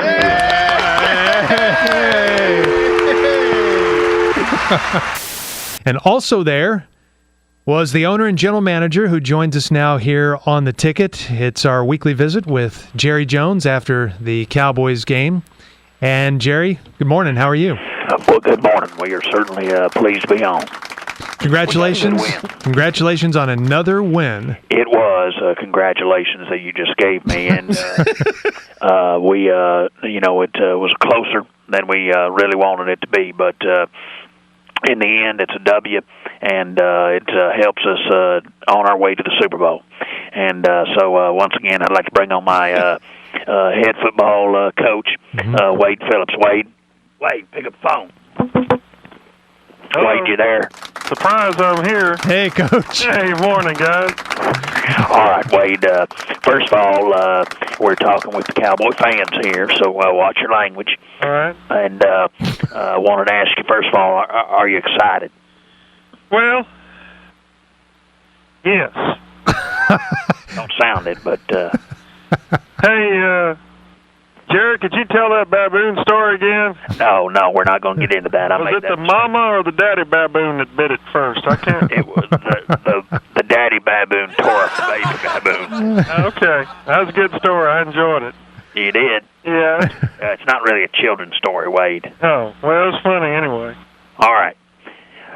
Anyway, Wade, I was asking if you were excited. Oh, yeah, I am. It was a good win for us, and we had a good time in Detroit. You know, not only the win, but we went out on Saturday night, some of us coaches, and I never thought you could find good buttermilk in Detroit, but by golly, we did. We went to a, you call them a cave? Cafe. Well, we found some good buttermilk at a cafe, and I had 3 glaciers of it. It was good. Why are you obsessed with buttermilk? Well, it's just good. But I tell you what, Jerry, I can't take many more games like this. Why's that? Well, it's just so close at the end, you know, and gets me excited. Gets me start thinking about retirement.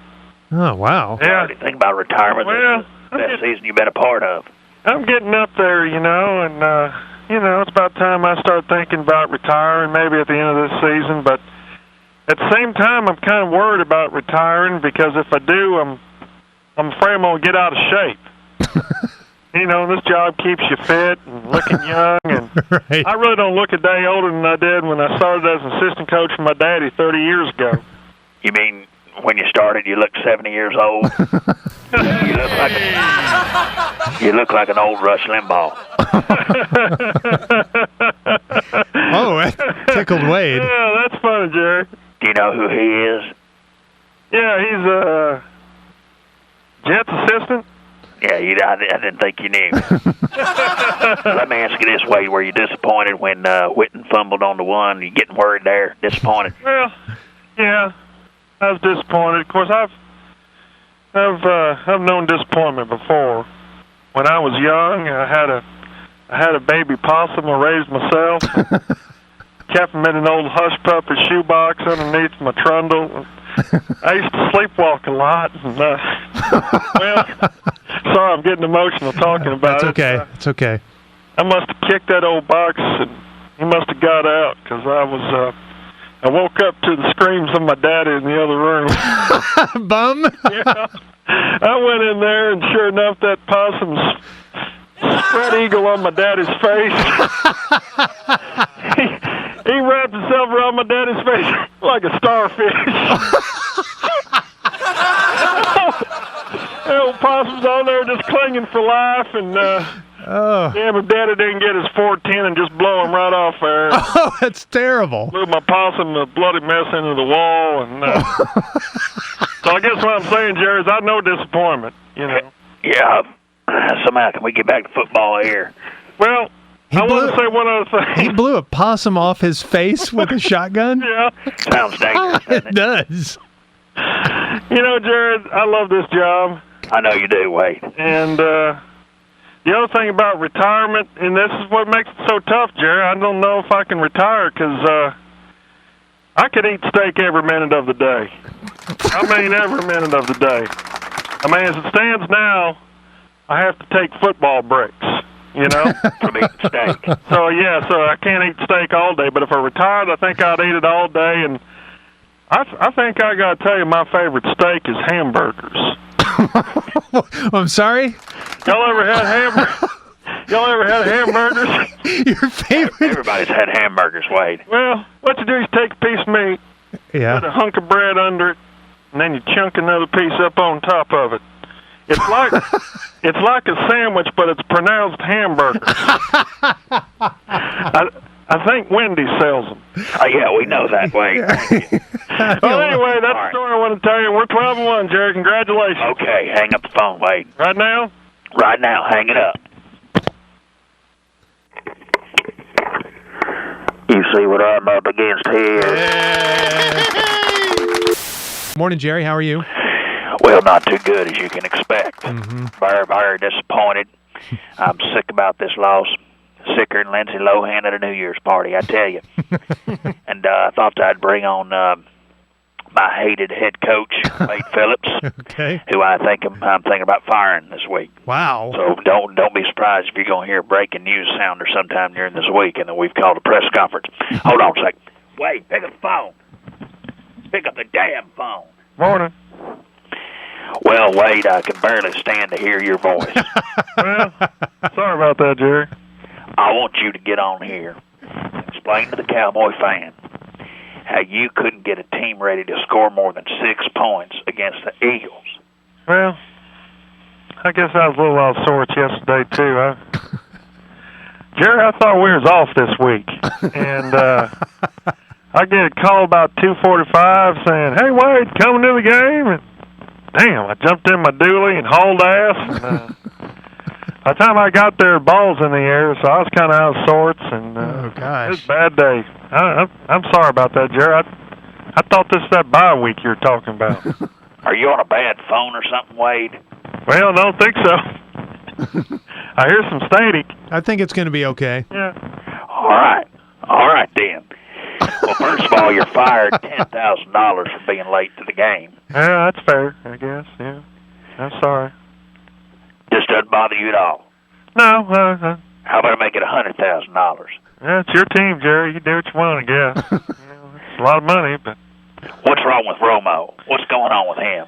Well, I think the main problem is he didn't know what we was hunting yesterday. What? What do you mean? Well, we was playing the Eagles, so I look at that as we was bird hunting. But I think he was more worried about hunting kitty cat. What do you mean? Well, just think about it for a minute, Jerry. We were all young once, you know, chasing it. Chasing what? He's chasing it pretty hard right now. You talking about Jessica Simpson? Yeah, that old gal was up there, you know, and he's distracted. But you know, I think I was distracted too. It was a rough week for me. My my tomatoes in my fall garden hadn't come in, and got to eat up my feral pigs, and no.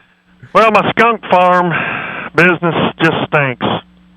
I don't mean that as a pun. That was funny. Of course, I guess it is a pun, though, Jerry, isn't it? Because it stinks, and then I'm talking about feral. Look, can we please get back to football? All right. Hey, Jerry, you know what's good? What? I'm going to cheer you up this morning. You ever had onion rings? Yes, of course I have. I put a stack of them on my finger, and about 3 of them on there, and just kind of gnaw on it for a while. And I think they got them at Sonic. That's that place where you pull up and they got that spirit box, and you just kind of say what you want. Next thing you know, you got onion rings. So ridiculous. I can't believe you let this happen to our team. Well, it's been dropped on your head one too many times, baby. Well, I'm sorry. I was a little distracted yesterday, too. Not only was I late to the game, but, I made the mistake of bringing my coon dogs to the stadium. Got all distracted. They was barking up a storm in that first quarter, and they had some usher bait up in that first quarter, and had to run out there and put a collar on them and get them to stop. And I think I missed most of the second quarter. What happened? Don't you have someone that can take care of the dogs for you during the game? Well, my dogs. You got to take care of your dogs. And I made a mistake. Jerry, I'm sorry I brought them. You know, I would call you a damn backwoods shyster, but I don't think you're smart enough to be a shyster, Wade. Well, you know, I've built myself a thatch hut down there in the Trinity River bottom. Why don't you buy a nice house? You make a lot of money. I'll pay you a hell of a lot of money. Yeah, but that gumbo mud makes for some good insulation on a log cabin. And I'm trying to get some squatters' rights up and going before they get that toll road going so I can really cash in. You know? But we're going to get it going, Jerry. We'll get those Panthers. Well, you going to do anything in particular to get your team turned around for them Panthers? Well, I thought I'd say one of my cheers, you know, like 2, 4, 6, 8, who we appreciate, and things like that. So no new plays, no game planning in particular for the Panthers. Just do a cheer for them. Yeah, a cheer or two. Yeah, we'll get them going. Hey, football's football, Jerry. You know, we just kind of accidentally stumble in week to week and hope for the best. All right, will you do me a favor right now? Will you hang up the phone and go get to work? Hang on 1 sec, Jerry. There's one other thing you know what happened to me this weekend? What? I bit in on one side of the hamburger and the guts went spilled out on the other side and landed on the pool crate and then fell into the pool. And that chlorine turned that lettuce purple. Man, that was funny. All right, listen. Hang up the phone. All right, we'll see you, Jerry. My time. Do y'all see what the hell I'm up against here? I guess we do, yeah. Now we do, yeah. Right now, joining us on the ticket hotline, certainly a very upset owner and general manager of the Dallas Cowboys. It's Jerry Jones. Morning, Jerry. Screw the Dallas Cowboys. Whoa. I know you don't think I'm upset. You're ridiculous. This is the worst day of my life. Yeah, you said as much after the game last night, and I don't imagine that the pain has eased. And forgive me if I'm slurring. I've had about 7 Jack and Cokes this morning. Just this morning? Just this morning. I guess I got to bring that dumbass Wade on here, don't I? Well, it's up to you. Wade, pick up the phone. Surprise I'm here? Yeah, I am pretty surprised. You got a lot of guts showing your face around Valley Ranch this morning. Well, sorry about that, Jerry. Wade, you got about, let me look at my Rolex here. You got about 20 seconds to plead for your job. Go. Oh. Well, we're 13-3. Hard worker. Work well with other people. No word perfect. I have other skills. I know tap. I've had 2 years of jazz. I enjoy hunting, frog gigging, catfish noodling. Those are just some of my hobbies. God. And that's why I should have you as head coach of the Dallas Cowboys. Well, you said played. I just came up with, first thing came to mind. Give me 3 reasons I shouldn't fire you. Well, we're friends. No, we're not. I like biscuits. Wait, can I have that one back? Yes. Okay, I'll take that one back. I'm nice. I'm a good guy. And 13-3 again. That's 4 reasons. Where were you when it was time to get this team ready for the playoffs? What, last week? Yes. I was in my office. Doing what? Well, it's funny you asked, Jerry, because a TNT or someone was running one of them marathon specials of Cannonball Run movies. You ever seen them? It's pretty funny. On TV marathons when movies run back to back to back to back to back. Yeah, I get the idea. Thank you. Marathon. Why did you let Tony Romo go to Mexico? Well, that's where he's from. I guess he's just going home. That's kind of what they do. They come up here and make money and then go back down and take it back. And do that. I know he's taking a lot of criticism, though. He's kind of I guess he's kind of the Santa Ana of the Cowboys right now. What do you mean? Well, he single-handedly let a bunch of Texans down who were working real hard, But hang in there with him, Jerry. Hang in there with me. We're going to be okay. Gosh, I'm not hanging in there with you. You made me look like a fool. Did you know I put NFC Championship tickets in envelopes for all our players? Yeah, that was real nice. And by the way, those tickets still good? How dare you ask me that? If y'all ain't going to use them, I will. I got some family coming in town. Me and Daddy'd like to go. I mean, Giants are pretty good. And Packers are good. They got Favre. And they're a good game. It'll be within, I would say, an hour and a half. Arlington residents will see a for sale by owner sign out in front of that new stadium. Oh, come on, Jerry. And if they buy it, I'll let them decide on the finish out. Oh, come on. It's not that bad. No, listen, you made me so upset. Matter of fact, Jerry Jr. right now, he's sitting in timeout because I caught him cutting up all your pictures I had in my office. Yeah. And I put him in timeout, but I feel the same way he does. I'm Xing you out of my life. What do you mean? You're fired. Get all your stuff out of your office. Get the webkins out of there. All that crap you got. Get out of your office. Wait. What? What? Stop. Wait. What? You can't fire me, Jerry. I sure as hell can. I'm your boss. I promise you that this next year I'll do some book learning, and I promise next year we'll lose in the second playoff game. That's not much of a promise. You're guaranteeing it. Guaranteeing it. All right, then. I'll give you a reprieve. Hot damn, we're back. We are back. Good morning to you. See you later. Good morning. I've heard it before. And I'll say it all next year. You see what I'm up against here? I guess we do. I guess we see it now.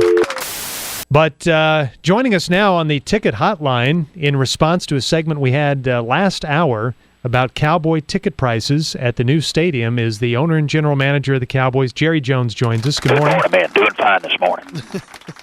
Well, good to talk to you. We haven't had you on since the season ended, and lately your new stadium's been making news. Ticket prices are going way up, and some Cowboy fans aren't too happy about it. I understand that, and I understand their frustration, and but the cost of everything has gone up, and we certainly have to be vigilant and smart about how we manage our finances so we can continue this Cowboy franchise in the future. The basic problem is that we have to pass on our cost. Mm-hmm. Building the stadium is not cheap, and so we have to recoup that cost through these ticket prices. Well, you knew going in though it was going to cost a lot of money. I mean, we did, but we've run into several difficulties. Our lighting allowance went way over. We put in more sconces than we had planned. We went with what turned out to be an expensive faux finish in the executive suites. Oh yeah, that'll cost you. We went stained grade in the lobby. That cost us a lot. And the builder overruns are just killing us too. Have you guys priced concrete lately? Mm-mm. It's expensive. I don't even know what it is a yard, but it is expensive. Plus, we accidentally messed up through a miscommunication, and we built pier and beam, which cost big stadium slab. Sounds like a really bad idea. Okay. Yeah, on a stadium, it's a horrible idea. But even with all those problems, Jerry, you understand why people kind of have a problem with, plopping down $50,000, $100,000. I do, but I understand they also want certain things in this new stadium that cost money, like, just the cost of disinterring the bodies of former Cowboys and moving them to our graveyard of champions. That was over $300,000 right there. Well, I didn't know you were going to have that. Think that exists. But you get a lot for this $150,000. You get a free tote bag. That's nice. That's a little cheap. Kids eat free. All right, there's a little bit of value there. Marco Rivera will come over and work summers at your house. That's nice. He'll do anything, like yard work? Okay. And Rowdy is available for all bat mitzvahs and all quinceañeras. And everybody gets a game-worn jersey by Matt Vanderbeek. Well, all right. I still don't know if that makes up for $50,000 or $75,000. You also get to get involved with the Cowboy coaching staff. You get to draw up an offensive game plan for the playoffs. Wow. Which is nice because we need one that actually works this year, so that'll be good for us, too. That's real hands-on. We're giving everybody a copy of a new book that's come out. It's called Tony Romo's Travel Guide to Inopportune Mexican Travel. These are all things that you're just all things you get. All extra. Yes.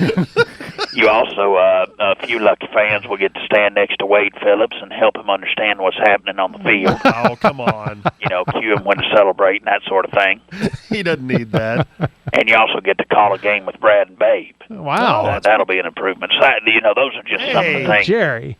Well, man, you're throwing a lot in to try to make that package seem enticing. We're I'll give you trying to that. sweeten the deal. Mhm. We're trying to sweeten the deal. We're trying to hurry up and get this stadium done. We're not quite getting to the punch-out list, but we're getting there. Well, thanks for coming on this morning and telling us what the value really is to the stadium side. And hey, if it doesn't work out, if the stadium's just going to be too much, whatever, we get in over our heads. You can just check it out on MLS. You may see the stadium listed there. Good morning. Good morning. All right, we'll see you. Today is the 19th anniversary of Jerry Jones buying the Cowboys. We talked about that a couple of segments ago. And joining us now on the ticket hotline is the man himself, the owner and general manager of the Cowboys. Good morning to Jerry Jones. How are you? Good morning, Ben. How are you? Hey. Doing good. Happy anniversary. Happy anniversary. Happy birthday. We're very excited. Well, you must be. I guess as you look back over the 19 years, you got a lot of fun. Well, we are. memories. We're excited about it, and a lot has gone on in the past 19 years. The Dion deal, the Manster induction, the Landry dismissal, 3 Super Bowls, David LaFleur, just a lot of things that make me horny for football. Well, if you can kind of separate those out for us, what are the high moments, the high points, and the low points for you? High points, obviously the 3 Super Bowls we've won here, the Dion deal, my partying with Alfredo Roberts, he really knows how to do it, and low points, recovering from the facelift. Oh, well, yeah. Yeah, I think we... Of the team, when I bought it, all remember that. Right, yeah, when they were bad absolutely. at the beginning, yeah. And probably the one that a lot of people don't really realize, but it took me quite a while to bounce back from this, but it was Rowdy shooting a T-shirt gun right into my nuts in 2002. I don't remember that. Yeah, that was a low point. Oh, you should have fired him that day. Well, I can't. He's my son. Oh. That's right. Well, it's been quite a ride, and you have accomplished a ton of things here in 19 years, not just with the titles, but your influence in the league, and you've really done a lot. Well, I have, and I'm very excited about that, and I look forward to what the future holds for us, too. I don't want us to be so backward-looking that we don't realize that we've got quite a long time of Cowboy greatness around here. Yeah, that's right. What do you see in the future, by the way? Well, I see a lot more money. I mean, have you seen how I'm sticking it to the fans with those seat licenses? Yeah, it looks like you're going to do pretty well in the new I know. stadium. I swear these dumb sheep will pay anything to be within sniffing distance of Tony Romo's starlet-basted privates.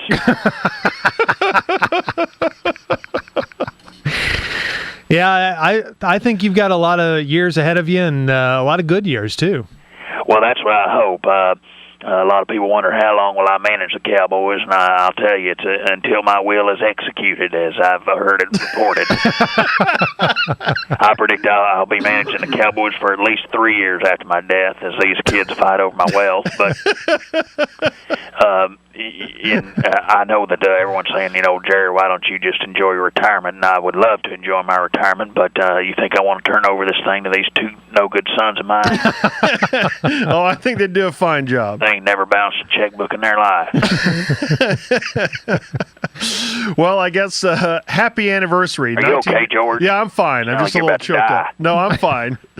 Happy anniversary to you, Jerry, and Well, thank 19 you. great And years. I know what you mean by that is you're asking me the biggest mistake of my career. Oh, yeah, what was that?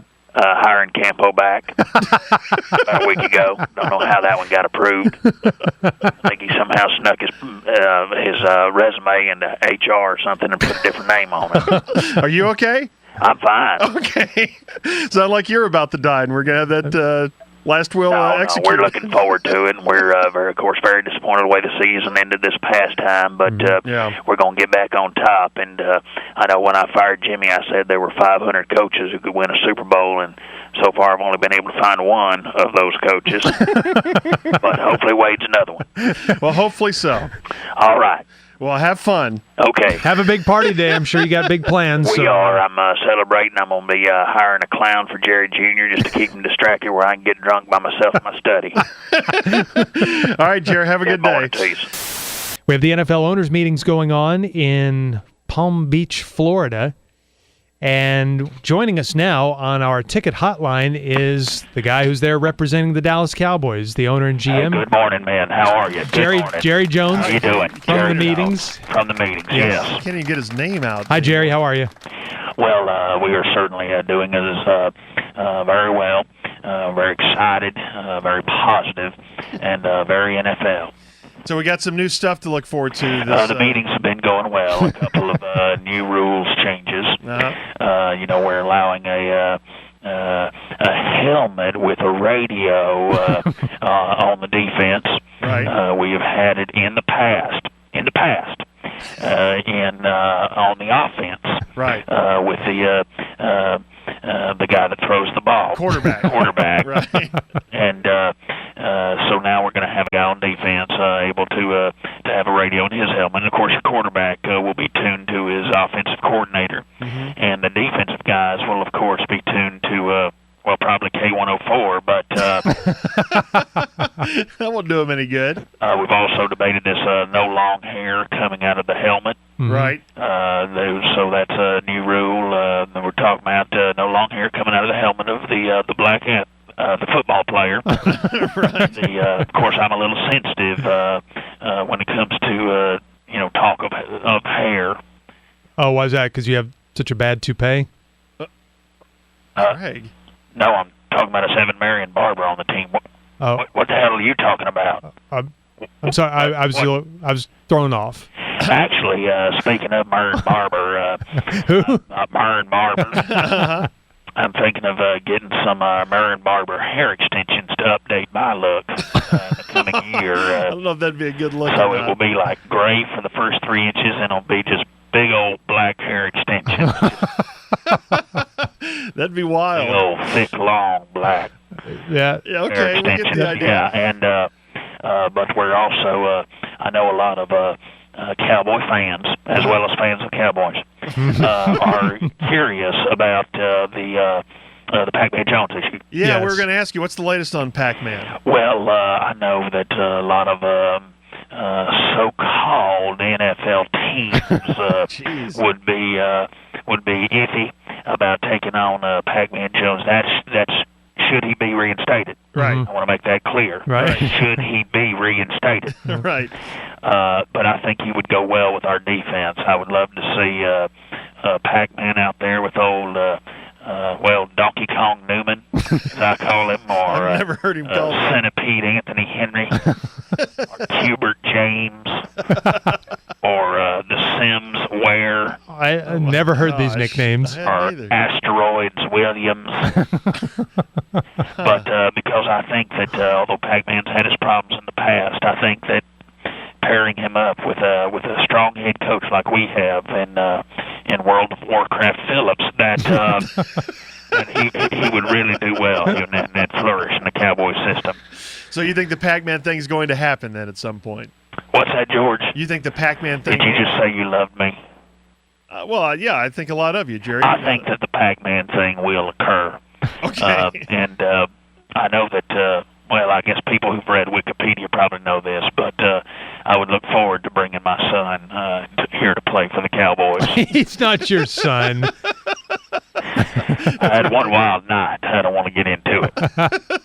It does have the same last name. I guess, it's possible. And I named him while I was drunk. That's why I got Pac-Man as a name there.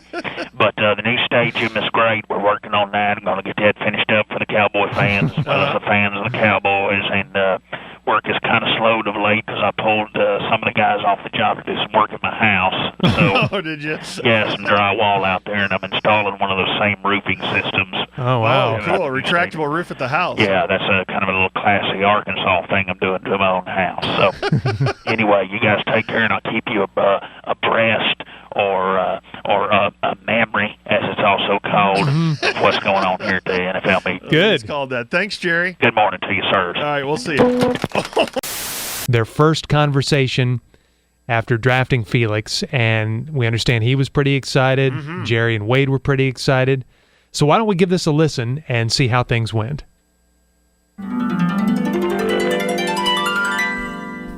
All right, let's Let's go ahead and call Felix Jones. Is that who we want to take? Okay, we're going to take him. Yeah, let me dial this guy. No, it's not a rotary phone. Oh, okay. That's the kind that goes around and around. I've never seen one of them. Yeah, this is called a push-button phone. Oh, okay. Yeah, you can get them real cheap at, like, Best Buy or Walmart or something. Hold on a sec.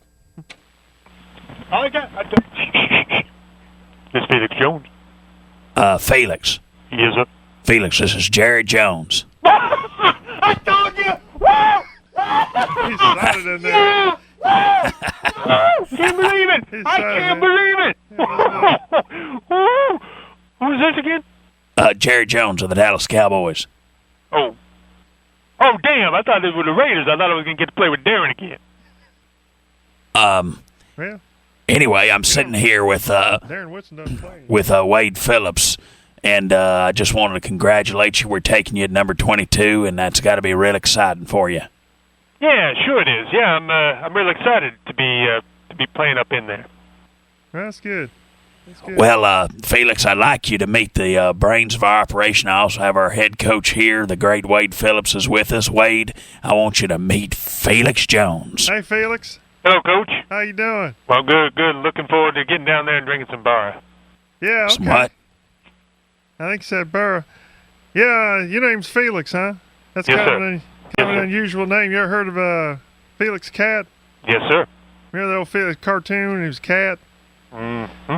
We used to have a cat out in East Texas, Piney Woods, and, we'd feed him porridge and hard biscuits. Anyway, that cat had a litter, and we already had a couple of mousers, so we didn't need any more cats. Mm-hmm. And so, plus we had enough mouths to feed, and Daddy figured we'd get rid of that litter, so he took a burlap sap out of his horse trailer, and put them kittens in there, and then threw them out in the middle of the Brazos. So. Oh. Okay. Well. All right, let's get back to football if we could here. Happy to be a Cowboy. Yeah, let's get back to football here. Yes. Felix, are you ready to wear that star on that helmet? Well, you mean right now? I don't have a helmet with me. I don't. Well, no, I don't. I mean, when you get the helmet that we assign to you, that. Jerry, I guess we could UPS him one. Okay, just forget the helmet. It's meant okay. more as just kind of a general question to build a little excitement. Okay, I got kind you. of a little drama to this. Anyway, Felix, are you ready to win a Super Bowl? You mean right now? Don't we have the regular season first, and then we go or even training camp and then the regular season? Is the Super Bowl the first game this year? Kind of like NASCAR, where they started off with the Daytona 500? I just mean in general. Once again, it's like trying to. Hey, don't you have this winning attitude? We're going to just forget the Super Bowl question there. I don't get it. Felix, I actually have a list of questions here from that Human Resources make me ask all our new prospective players. Yes, sir. This is, once again, I'm not meaning to offend you here, but have you ever shot up a strip bar? No, sir. No. All right, I'll turn that answer into him there. That's a no. Have you ever partied with Alfredo Roberts? No, sir. Okay, excellent. That's good. They're going to really like this. And have you ever paid $15,000 in hush money to an extortionist? No, sir. Excellent. That's All good. right. We'll Is get that that good? in Did I your answer? file immediately. And Wade, do you have any questions for Felix before we let this young gentleman go and get ready to win that Super Bowl, that star on that helmet? Felix, I got a couple questions for you. First off, you like turkey? Yes, sir, Coach, I do. Yeah, that's good. Yeah, turkey and dressing. And you ever hand hunted a skunk? Hand hunted? Yeah. No, sir. All right. What is? And what the do other these have thing to I do was with it? wondering is, the name of that sody water that goes good with grilled cheese or taffy? It's kind of red. It's kind of a red sody water. What's that called? I'm not sure, Coach. I You don't know what that's called? Kind of a red sody water? Think it. No, is it knee high or No. big red? Big Red. That's what it is. Hey, Jared Jr., could you run out and give me that Big Red? That's that name I was trying to think of. All right, I wanted you to ask him questions that had to do with football or being on the team or something Well, like you want that. something to drink, Jared? Well, Jared Jr., get me a knee high. I'll have the knee high. All right, Oh, you no, got wait. knee Give me high. a chocolate soldier. I'll have a chocolate What's soldier. that? Oh, I'm sorry. I wasn't talking to you. Who? I said Frank chocolate Ball? soldier, but no, Felix. Hey, anyway, we're very excited to have you. Mr. Jones, can I ask you a question? How my half brothers doing, Stephen and Jerry Jr.? Well, I don't know. I meant to tell you we're on the air with this thing. We're broadcasting on the official radio station. Well, how's they doing? No, we'll talk about that off air. Off air. Thank you, Felix. You got something to tell us, Hang up Jerry? the phone now. You got something to tell us about that? Bye-bye, Dad. See you, son. He's my son?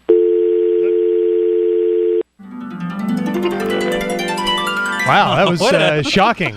Shocking audio. Really a long phone call, too. These usually aren't that long. Established no chemistry. But just The owner and general manager Good morning, man. of the Dallas Cowboys. Good morning. It's Jerry Jones. Morning, Jerry. It's certainly a pleasure to be on this Good Morning. Well, we wanted to check with you since we are the Cowboys flagship station. Thought we should check in and see how OTAs are going for the Cowboys. OTAs are going well. I know a lot of people think it stands for organized something or another activity, organized team activity. I think it stands for ordering Tony around. That's kind of the way I see it. That's what you've been doing. Yeah, trying to get him under control. You know, I had to step in and put an end to Tony and Jessica, and now they've cranked up again, so that's pretty unfortunate. Yeah, that is maybe a little distracting for him, don't you think? Well, it is, and it isn't at the same time. And that Joe Simpson, that her father is a real meddler. I mean, that guy meddles in his daughter's private life more than I meddle with my coaching staff, and that's a lot. But we're going to keep Tony focused. It's been a pretty typical, it's been a pretty typical off season so far. We're holding workouts. We're trying to get better, and Greg Ellis is bitching about it, so that means that we're on track. Yeah, situation normal, I guess. Situation normal. That's right, Craig. I'm George. Oh, and, yeah. You know, Roy Williams wasn't at the workouts last week. What's the deal with him? Well, Roy Williams' biggest problem is that he sucks at football. Wow. He can't cover and he can't tackle, and that hurts you in the safety. It really does. You can't say that about one of your own players. I can if I want. Well, I guess you can, yeah, but you probably shouldn't. That's right. And, of course, the only player that I hate more than Roy Williams is Greg Ellis, of course, because of his bitching, you know. He would complain about ice water in hell, I guarantee you, because it didn't have enough lemon or something in it. Ungrateful son of a bitch. So is there anything you can do about these players that you're upset with? You're just going to have to ride them out? Just have to ride them out. It's just like having a wife. You just ride it out, and hopefully she gets tired enough and goes away.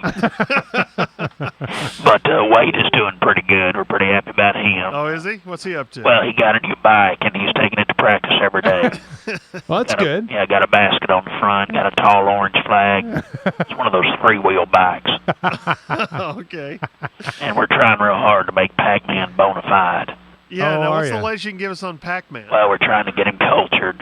We took him to the Meyerson, and he shot up the place, so that was unfortunate. Oh, gosh. We took him to church, and he made it rain when the women's choir sang. Oh, no. Took him to the Nasher, and he felt up the sculptures. Oh, dear. Horrible. Just horrible. So he's not quite bona fide yet, I guess. Not quite bona fide yet. No. Hey, listen, I got to go. Wade just found a kitten, and he stopped paying attention to what's going on the field. Oh, no. All right, good morning. I got to go kill that kitten. Oh, gosh. Harsh reaction. That is. And so we thought we would get Jerry and Wade on the show now because we are the flagship station of the Cowboys. So let's talk to the owner and general manager, Jerry Jones. Morning, Jerry. How are you? Hey, good morning to you. And also we say good morning to the head coach, Wade Phillips. Morning, Greg. It's Craig, and good to talk to you again. Okay. And we're all fired up about the season starting. Starting with you, Jerry. What? Obvious. Season is here upon us with training camp opening, and we're all wondering what you guys are going to be talking about tonight in the State of the Team address. So since we're the flagship station, we thought you'd give us a preview. Well, Jerry, you want to go first? Well, yeah, I can. We're all ready for the big press conference, State of the Team. We got the microphones ready, got the glockenspiel ready, got the drum kit set up. It's going to be a big to-do. Jerry Jr. has talked me into letting his band open up the press conference. They've learned a few Ramones songs. They've been driving me and Gene nuts out there in our garage. But that'd be a very unusual start to the press conference. It is, but it won't be. Oh. And Rich Dalrymple, our PR director, he's ready to limit Steve Dennis to 7 questions. Good. Mercifully. That'd be good. And we've got the ignition lock on Randy Galloway's rental car. He has to blow in that before he's allowed to drive. And I was pleased to arrive to find that Jesse, who's our advance man, had set up my styrofoam heads for all my wigs. Yeah, we had him on the show yesterday, as a matter of fact. Well, Come again. Well, Wade, what about you? What are you going to talk about today? Well, Oh, God. want to give an update on my dogs. An update on your dogs. Had a blue tick hound run off, so that's got me down to 13 dogs. You've heard of a 53-man roster? Uh-huh. Well, I'm going into training camp with a 13-dog roster. I got them all here. Okay. I made them. I didn't ride out a team plane. Yeah, I was going to ask, did Jerry let you bring all the dogs on the plane? No, I don't. Jerry doesn't allow me on the plane. Well, you're the head coach. Well, I came out in the truck, which is just as well. It's an older model. It's kind of like that one Jethro used to drive on the Beverly Hillbillies. They moved out to Beverly, and yeah. Of course, I don't have Granny rocking on a rocking chair or anything like that, but Let's hope not. it holds 13 dogs, and it's big enough to pull a Skeeter bass boat. I pulled that out here. I can't wait to get out to that big lake. You seen that big lake we're next to out here? Actually, that's the Pacific you're talking about. No, it's bigger than Texoma, and I've never heard of Pacific Lake. No, it's the Pacific Ocean, you fool. Oh. Well, maybe we can catch some bays anyway. I'm going to try my best to keep Wade focused on football. I'm hearing all this bass boat and hunting dog crap. Mm-hmm. And last year is all I could do to drag him off the pudding vat at the Luby Salad Bar. Well, we took care of that this year. I'm going to eat my room this year. I'm going to cook up my own victuals. Oh, you are cooking your own victuals. Yeah, they got that in the hotel. I bought mainly buttermilk. Got a lot of buttermilk recipes, buttermilk cookies, buttermilk pie, buttermilk pizza. Boy, you can make just about anything out of buttermilk. Love your buttermilk. Yeah. Well, so it sounds like you guys are ready to go. We're going to win this year, Jerry. I've hired the biggest bumpkin in the world to coach this team. We're going to win this year, Jerry. And I bet there's... I heard you, Wade, say get your ring finger ready. That's right.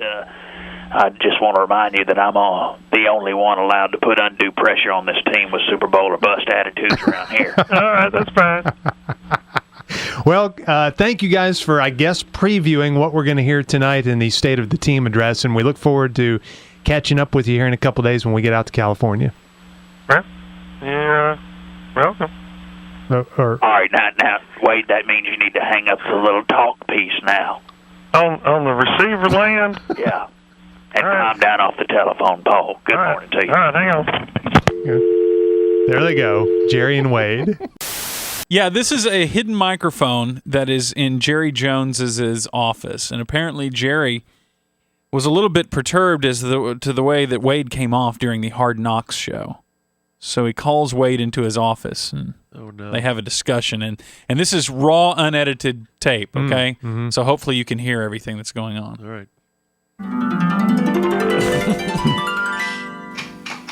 Wade, can you step in my office for just a minute, please? Hey, Jerry. How's it going?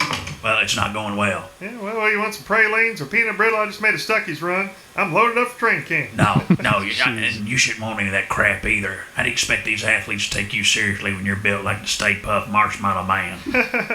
That's funny, Jerry. Who's the Stay Puft Marshmallow Man? Now, don't worry about it. Hey, listen, I want you to start worrying more about football. Yeah? Well, speaking of football, did you see Pac-Man make them punt catches the other day? Yes, I did. He caught one, then one hand, then he caught two. Yeah, he caught 6. And then he caught the number after 2. That is 3. Then he caught 3 more. He caught 7. No, that adds to 6, Wade. Well, I'm not very good at ciphering, but I'll tell you this, Pac-Man's pretty good. Yeah, he is good. And speaking of Pac-Man, about that name, you need to stop calling him Pac-Man. All right. Okay, his name is Adam, and our research department has determined if we switch to Adam, that people are going to forget about the random shootings and police arrests that surround him. Adam, I don't know if I can remember that name. Can I call him something like, I don't know, Frogger, or another video game like Donkey Kong, No. Centipede, No. or Cubit, or maybe Miss Pac-Man? No, you call him Miss Pac-Man and he's going to shoot you. He shot my toupee off the other morning when I accidentally called him Miss Pac-Man. Well, that'll happen, Jerry. Yeah, now about this Hard Knocks. Do me a favor, when you see a camera or a microphone around you, will you shut the hell up? Why? Because you come off as a big special needs kid who kind of resembles that mayor on Carter Country, that old TV show, or perhaps a bloated Newt Gingrich. Who's that? Is he the Stay Puft Marshmallow No, Man? forget the Stay Puft Marshmallow Man. I regret I ever made the reference. No, you need to concentrate on football. What did you do yesterday? Well, started my day with breakfast. By the way, you remember that breakfast buffet, Jerry? Yes, of course It's I really have. good. Especially that dessert bar. You go through there, get a couple pudding cups, dump it on Salisbury steak, and then put that in between a couple blueberry pancakes. That's good eating, Jerry. Oh, that sounds That's gross good to me. eating. That's going to go right through you, but it's good eating. And, well, then I got my pole, and I head down that big lake down the road. What's the name of that big lake again, Jerry? The Pacific Ocean. Yeah, that's it. Well, it's a big lake. I know that much. It's 2 or 3 times bigger than Lake Okeechobee. It's a lot bigger than that. We hauled up the damnedest catfish, had a big old fin on it and sharp teeth, took a hunk out of Hudson Hout's leg. Oh, that's called a shark, Wade. Yeah, well, anyway, came home, watched some SpongeBob, then I put on some Daisy Duke shorts and worked on my Camaro shirtless. Well, that's classy. Then made another beer run. Well, then my dogs got out again, and I had to round them up. Got back home, dropped the deuce and went to bed. See, that schedule right there just troubles me. Well, somewhere in there I dropped the 30-second fart. Oh, God. Maybe that was when I was chasing them dogs. No, it was when I was practicing the splits. That's it, Jerry. It's when I was practicing the splits. That's when that happened, yeah. Now, see, the problem there is you didn't mention one word about football.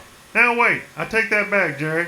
I think that old fart squirted out when I did a high kick. Yeah, I remember giggling and thinking that he got away from me, and I've never seen Leonard Davis laugh so hard. Hey, get out of my office right now. All right. Well, I just talking football, Get Jerry. out. Oh, we're just talking about Hard Knocks. I don't know why. Get you out. want me to Get out. Get out. Go Cowboys. I don't need you to tell me go Cowboys. Man, that is exclusive hidden audio. See, I was afraid Hard Knocks was going to cause problems on this team. Yeah. Apparently it is. Jeez. Hey, good morning, man. It's certainly good to be with you, and I'm flying high this morning. I bet you are. That was quite a win. Oh, it's not because of the wind. I just snorted some codeine. I'm having some tooth pain, so I'm on medication. Well, I'm glad you're feeling better. But certainly, I mean, it was a win, and we certainly recognize it as such. We're very positive about it, and I don't want to jinx this thing so early in the season, but I just reserved the 17th floor of the Tampa Hyatt. So already making your Super Bowl plans. Well, and Jerry Jr. is polishing up his rowdy costume for Tampa, and Tom Leppard just faxed me a parade route.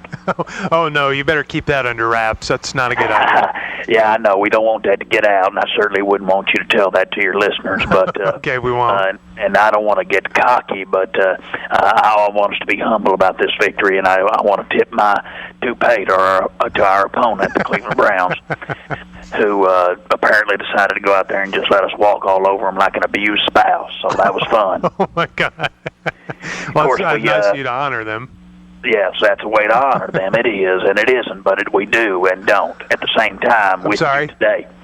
Of course, we got Wade with us here. Wade's on the extension. Wade, you there? You got us, Wade? Yeah, Jerry? Yeah, I got you. Now talk with your mouth hole into the right part of the phone, okay? Hey, Jerry, we went from good, didn't we? We went from good. Hey, Jerry, I got a question for you. All right. Does that win yesterday qualify us for the playoffs? Well, no, not yet. We still have 15 more games, Wade. Well, they said on the picture box that we's undefeated. Well, you are undefeated, and why do you talk like you grew up in the 20s? Well, the way I see it, we won 100% of our games. Yeah, yeah, that's true. You know, I got to ask you, Coach. At halftime, did you say anything to the team? Do anything differently? I mean, it was kind of nip and tuck there for the first quarter and a half. Did you make any adjustments at halftime? Well, halftime adjustments overrated. Mm-hmm. Besides, I didn't have time. I had to run my trot line I put out on Lake Erie on Saturday night. Now, Jerry, is that an ocean, that Lake Erie? You said the Pacific wasn't a lake, but that's a big old body of water, that old Erie. Yeah, it is. It's actually a lake, Wade. It's not an ocean. I know you get very confused by all that. Well, I started thinking it was an ocean because it swamped my bass boat something fierce when we took out that trot line, but we caught 7 catfish. Listen, these little trips we're going on are for football, not for fishing. How about that, though, Jerry? What a football game. I caught 7 catfish. That's pretty good. Yeah, I guess it was a pretty good day. Yeah. Here's the thing about Cleveland, Jerry. They got the best cotton candy in the NFL. Did you try some of that watermelon-flavored cotton candy? No, I was paying attention to the game, and I didn't try any cotton candy or anything like that. They also have some of them jumbo dogs that lays in the bun just right. It's about as thick as your wrist, and it lays in that bun just right, and you can put some ketchup on both sides. All right, now listen, I want you to focus on football and stop thinking about concessions, okay? Hey, Jared, did you see them people dressed up as dogs yesterday up there in Cleveland? Yes, I think I did. Well, that's the weirdest thing because a brown's not a dog. I mean, I guess you could have a brown dog like a lab or whatnot. A couple labs, but they're more yeller than brown. And good point. You ever seen that movie, Old Yeller, Jerry? I think I have, Wade, and it really doesn't matter whether I have or not. Well, that's the saddest movie, and I was just wondering, how come that's still not showing at the picture show? Listen, Wade, you've got us so far off track. I brought you on here to talk football with the media, okay? You're supposed to be inspiring confidence in our Cowboy fans. Now you're not doing anything like that. I have an idea for you, Wade. Why don't you hang up the damn phone? Well, all right, I will, but before I do, let me say this. Okay. The Cowboys ride. There we go. Oh, my God. It's his new catchphrase. You see what I'm up against here? Yes, we do. Yes, we do, sir. All right, we like to do this each Monday or Tuesday morning after a Cowboys game. As joining us on the ticket hotline is the Cowboys owner and general manager once again. He was with us a little while ago to talk Cowboys football, but wanted to come back on. Jerry Jones. Hi, Jerry. It's good to be back on. This win like this, you just can't talk enough about it, and I'm real proud of our football team. Well, yeah, a couple of things we didn't get to talk to you about a couple of segments ago. How nervous did you get during the game there? Were you very nervous? I always get nervous up there, and I always have to do things to keep myself occupied. Mm-hmm. And so that's why, I'm always eating popcorn or something like that, and I love that popcorn, and it is certainly what you hope to be eating when you're nervous in the future of what we've done up there. Okay.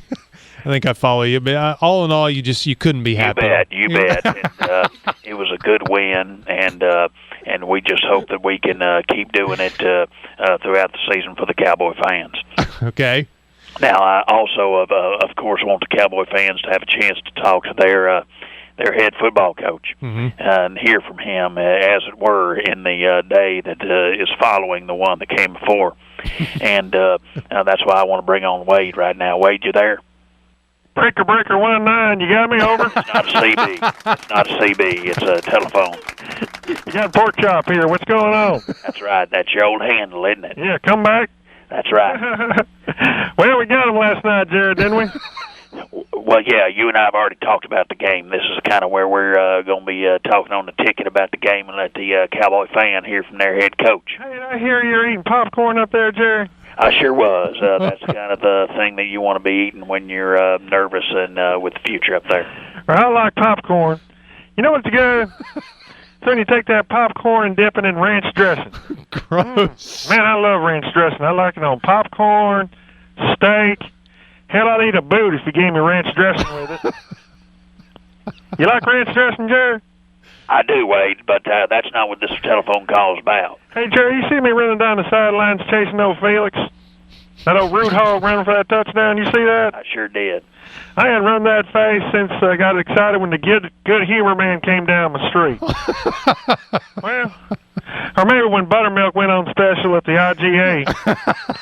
Anyway, you know what happened to me on that play, Jerry, over there when I was running down the sideline? What's that, Wade? Well, it's kind of embarrassing, but I had a poot in me. You had a what? I had a poot in my pants. and I was looking all over them sidelines to, well, try to find a place to let out my poop. And then off goes Felix. So I was running down with him, just, kind of popcorning them out a little bit. Kind of like a horse when he's going down a lane, Jerry, letting them things out like that. Anyway, that's kind of the story behind the game, I guess. Yeah. That was the story behind the game. You ever heard that song, Flies in Buttermilk, Shoe Fly Shoe, Flies in Buttermilk, Shoe Fly Shoe? You ever heard that song, Jerry? Yes. Can we make that our fight song? Oh, my God. Why would we make that our fight song? I don't know. I just think it's catchy and kind of gets you fired up. You like getting fired up? Hey, you know what's going to make you horny, Jerry? What? Pornography. You ever seen that, Jerry? We've seen a lot of things, Wade. We've seen it all. Well, anyway, that's just something I thought I'd tell you. How about them Cowboys, Jerry? Now, Wade, you're now 15-3 in the regular season, and that truly is a miracle of modern football, if you ask me. Well, thank you, Jerry. But so you're an accomplished man, and now even Jerry Jr. loves you. He has a big old poster of you in his room. You're in that poster there, just sitting in a lawn chair, eating a plate of pork ribs, wearing a lobster bib, and watching two dogs do it. I remember that. Yeah, them dogs was getting after it, wasn't they? What kind of poster is that? That one on the bottom had the puppies. I guess she was the mama dog.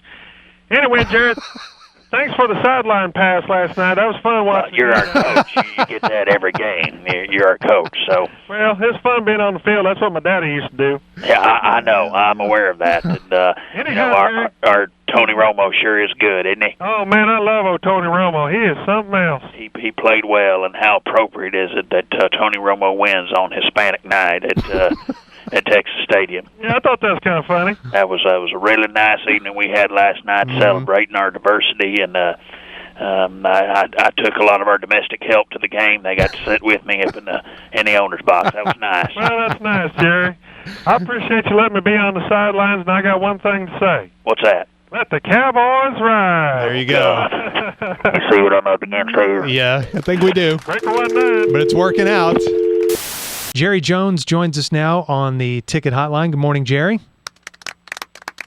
Hey, good morning, man. Thank you for the time, and congratulations. We are damn excited about our team. It was a good win for us, and I haven't had much sleep, but I'm pleased as well as happy about that victory, if it were, on that field of the stadium up there in Green Bay, even if it isn't. It is. I think we follow you there. Congrats on a 3-0 start. You've just got to be really pleased with the way things are. I am. We are very pleased at what we've been able to do. We feel our team is performing well and setting up well for a playoff run. Should it get there, we don't want to get ahead of ourselves here, of course. And I want to bring Wade on here to talk with the Cowboy fans. And of course, Wade, I want to congratulate you on being 3-0, and that is a good record to have right now, as it were, as it is now, as it were. Well, it's a good start. Hey, Jerry, I just want to thank you for something, buddy. What's that, Wade?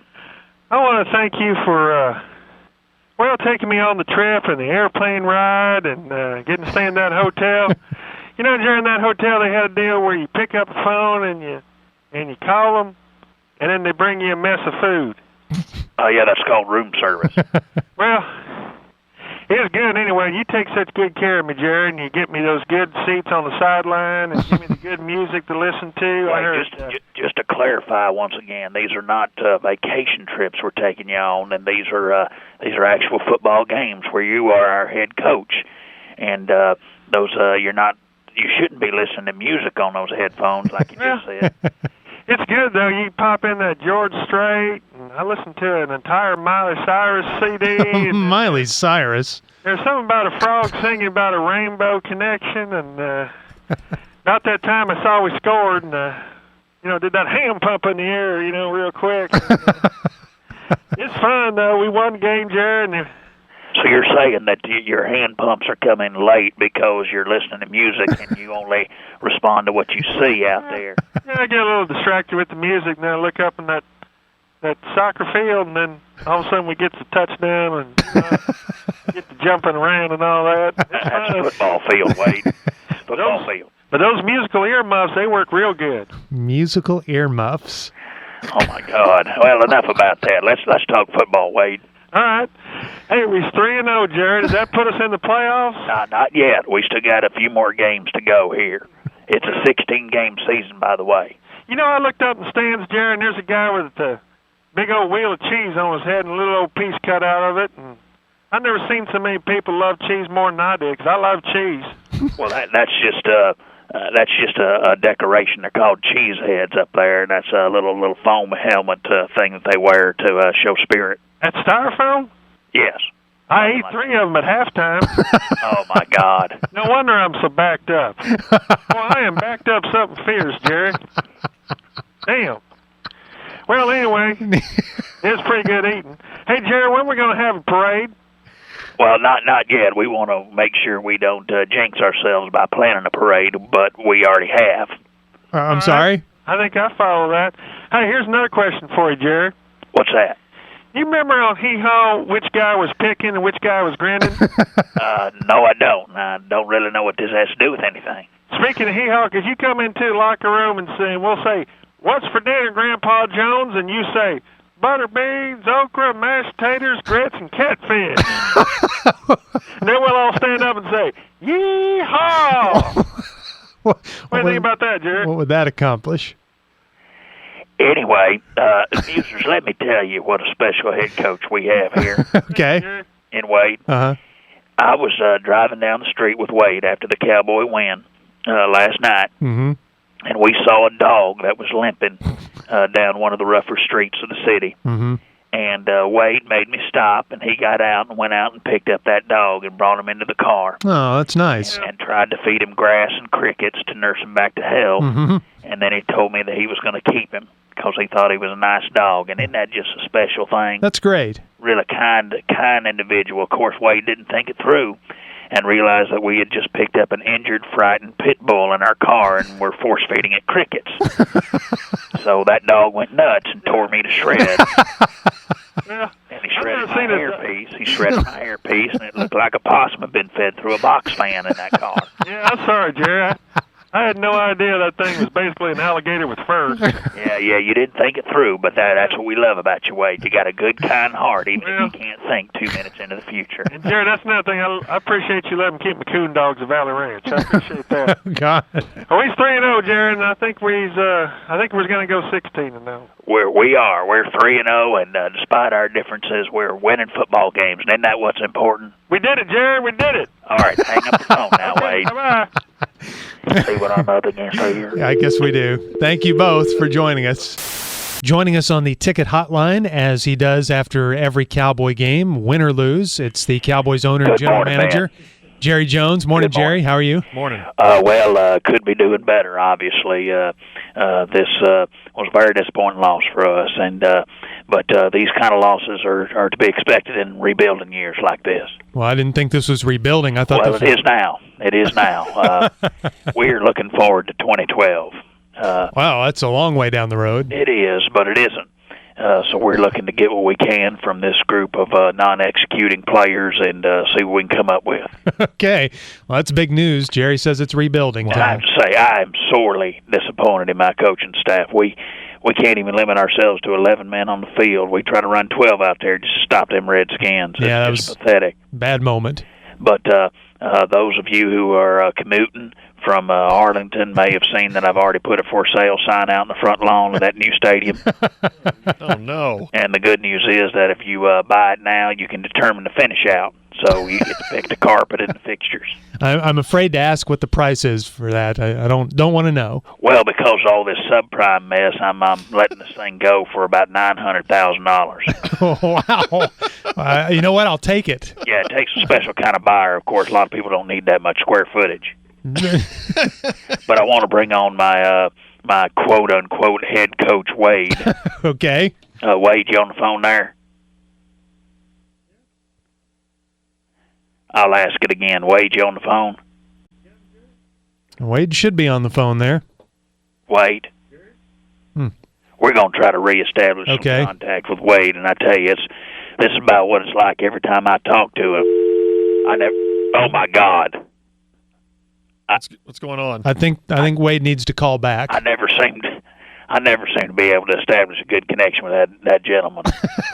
Well, it seems like you've established a good connection with him so far. You know, you guys were 3-0. Everything was really clicking. Well, we get along fine. That's never been the problem. Now I'm just starting to question his footballing credentials. Breaker 1-9, breaker 1. It's not a CB. It's not a CB, Wade.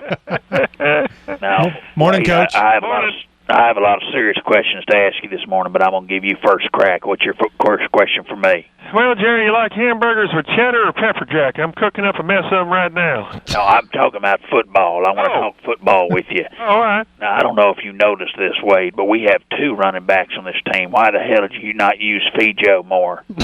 Felix? Yes. Well, Jerry, that's offense. I don't coach offense. I coach defense, Jerry. Well, what are you doing out there when our offense has got the ball? Well, I got my headphones on. I'm listening to the Wolf. Or the Twister. Of course, Twister changed over to the Platinum. You ever listen to that, Jerry? They're playing like oldies and things like that. And oh, damn, Jerry, you made me burn my burgers. Lost track of them. Now they're just burned like a fritter. I might just give them to my coon dogs. I tell you what, my coon dogs are giving me trouble, Jerry. One of them's in heat, and I got to run out there about every 5 minutes and put a pamper on her. All right, listen. It's a mess.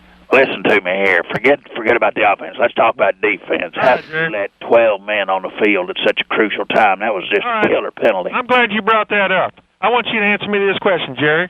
What is 7 plus 5? That's 12. Damn. Brad Steele was right about that. I thought it was 11. See, now, this is what I'm talking about, Wade. I need you to start getting into these games a little bit more and taking this a little bit more seriously. Well, I got distracted on that one, Jerry. I reached down there in my pocket, and I started kind of fiddling, and I felt this red flag. I said, where the hell did I get a red flag from? And it had it's kind of like a knapsack, and it had some hard candy in it. And I thought, that sure is nice of Jerry to give me a knapsack of hard candy. I love sucking candy before a game, Jerry. That was sure nice of you to give me that. And, it turns out it wasn't that. It has something to do with officiating, I think. That's your challenge That sure flag. did. Yeah, that's your challenge flag. There we go, Jerry. Well, I got one of them. Yeah, I didn't leave a knapsack cinched up with some cornbread in it for you as provisions for the game. That's stupid. What are we, Huck Finn here? Hey, did you know that you get free water on the sideline anytime you want? You just go back there and fish around that igloo cooler and pull you out one. Of course, Jerry, can I make a suggestion? What's that? Did you put some soda water in there? That's the only thing I like to drink with moon pies. All right, listen, wait. All right, here we go. This is not about the concessions, the free food and drink that we offer you. Why are you so obsessed with eating? I don't know. I just like it, Jerry. It's fun. Fun? Yeah.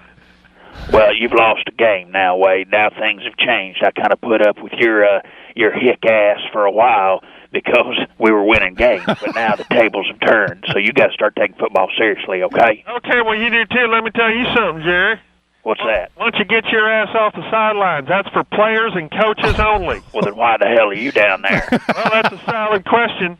It is? Hey, let me tell you something. I'm committed to this team. I've made every game this year. Damn it, Jerry. Well, that's not saying much. You're paid to be there, Wade. Well, maybe I won't show up this Sunday, Jerry, and you'll get your ass beat by the Bengals. Hey, listen, you hang up the phone. I want you in my office in 5 minutes. Bye. Golly. Uh-oh. Oh, no. We've got a breaking story at Valley Ranch. Gosh, we'll continue to dissension. follow that. Joining us on the ticket hotline is Jerry Jones. Morning, Jerry. Yes, and you can add assistant head coach to that title now, too. Oh, really? Yes, since I have a head coach that can't motivate the team, I had to go down on the sidelines to do it myself. Is that what you were doing down there? Absolutely. I gave T.O. a pep talk, and I even high-fived some players so hard that my toupee fell forward in front of my eyes. I couldn't see a thing. So what did you say to T.O. exactly? Well, I told him that I loved him, and told him that he was one of my favorite Star Black players, and that and that could he please get out there and score us a touchdown so we don't lose to the crappy winless Bengals. Jesus. Well, I know it must have been a frustrating afternoon for you at It times. was, but we came away with a win. But I just thought that we would win a little bit more handily than that against the Bengals after that game we had last week. And speaking of mismanagement, let's go ahead and bring Wade on here. Wade, you there? Got me, Jerry? Yeah, I got you. Morning, Jerry. Hey, Jerry, we's 4-1.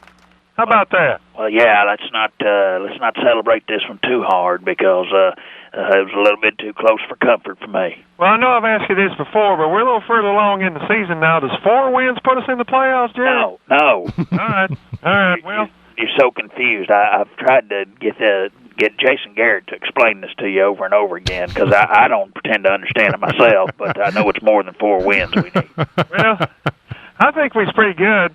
Hey, Jerry, I don't know if we have the best team in the NFL, but I do know we have the best hamburgers in the NFL. Woo-wee, I had my fill of them yesterday. I had 9. Oh, my God, 9. I appreciate that Aussie grill you gave me, Jerry, for Christmas. I used that yesterday, got it going on the sideline. Jerry, I got to tell you, though, I think I'm going to have to switch to Kingsford Match Light. That charcoal you gave me, that's hard to light. We had to use a ton of lighter fluid on that. It blew up in my face, and burgers tasted like jet fuel, and I caught Marion Barber's predator hair on fire yesterday. All right. Now then, listen. Why is that going on the sideline? Well, we get hungry over there. Plus, we was up 17-0. I figured we start cooking burgers. Well, now, wait, I don't want to pull back the curtain too far, but let's talk about your awkward sideline celebrations. Well, I guess they're a little delayed, aren't they? I wait till I see the celebration sign light up in your suite like you told me, then I pump my fist and say yay. That's right. I want you to pay attention to that sign. You know how much money I had to pay to get the applause letters taken off there and put celebrate on there? Yeah. When I light that thing up, that's when you're supposed to pump your fist, and you need to pump it with authority, not awkwardly, but with authority. All right. I try better, Jerry. Hey, I got a complaint for you. What's that?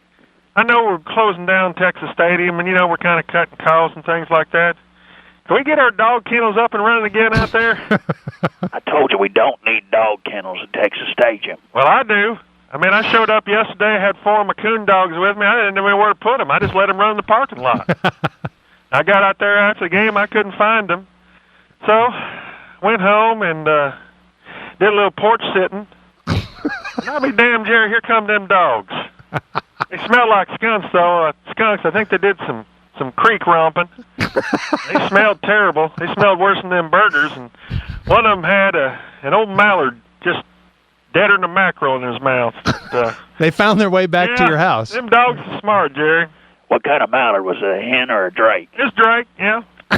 Yeah, we cleaned him up, and we're going to probably have him for dinner tonight. Yeah, Jerry, you're a big duck hunter. That's right. That's right. I sure am. But you need to get them kennels back out there, Jerry. It's driving me crazy. I can't have a place for my dogs. No, we don't need kennels. We need you to focus on football, and I'm taking the grill away from the sidelines. It's getting too distracting for you. Yeah, and I'm starting to put on a few pounds. Damn, I need to lose some weight, Jerry. I hadn't seen my crank in 5 years. All right, now, come on. Come on. Hey, Jerry. What's that? Speaking of food, you ever had a chili dog? Yeah, of course I have, yeah. Taste of heaven on earth. Yeah, that's right. Hey, I found something new. You ever take a fistful of Fritos and just kind of crumple it on top of that chili, Jerry? Yeah, listen, we're supposed to be focusing on football here. I want you to get back to work and prepare for our next game, okay? All right, I'll do that. And, Jerry, you get off my sideline. Okay, all right, and you stop grilling. All right. Okay. All right, hang up the phone now. Let the Cowboys ride, Jerry. Okay, yeah, don't say that anymore. Hang up. He's gone. See what I'm up against right here. But joining us now, as he always does, the morning after a Cowboy game, win or lose, it's the Cowboys owner and general manager, Jerry Jones. Morning, Jerry. Bill Cower, Barry Switzer, Steve Spurrier, Jimmy Jump Up. Who's this? My short list for next coach of the Dallas Cowboys.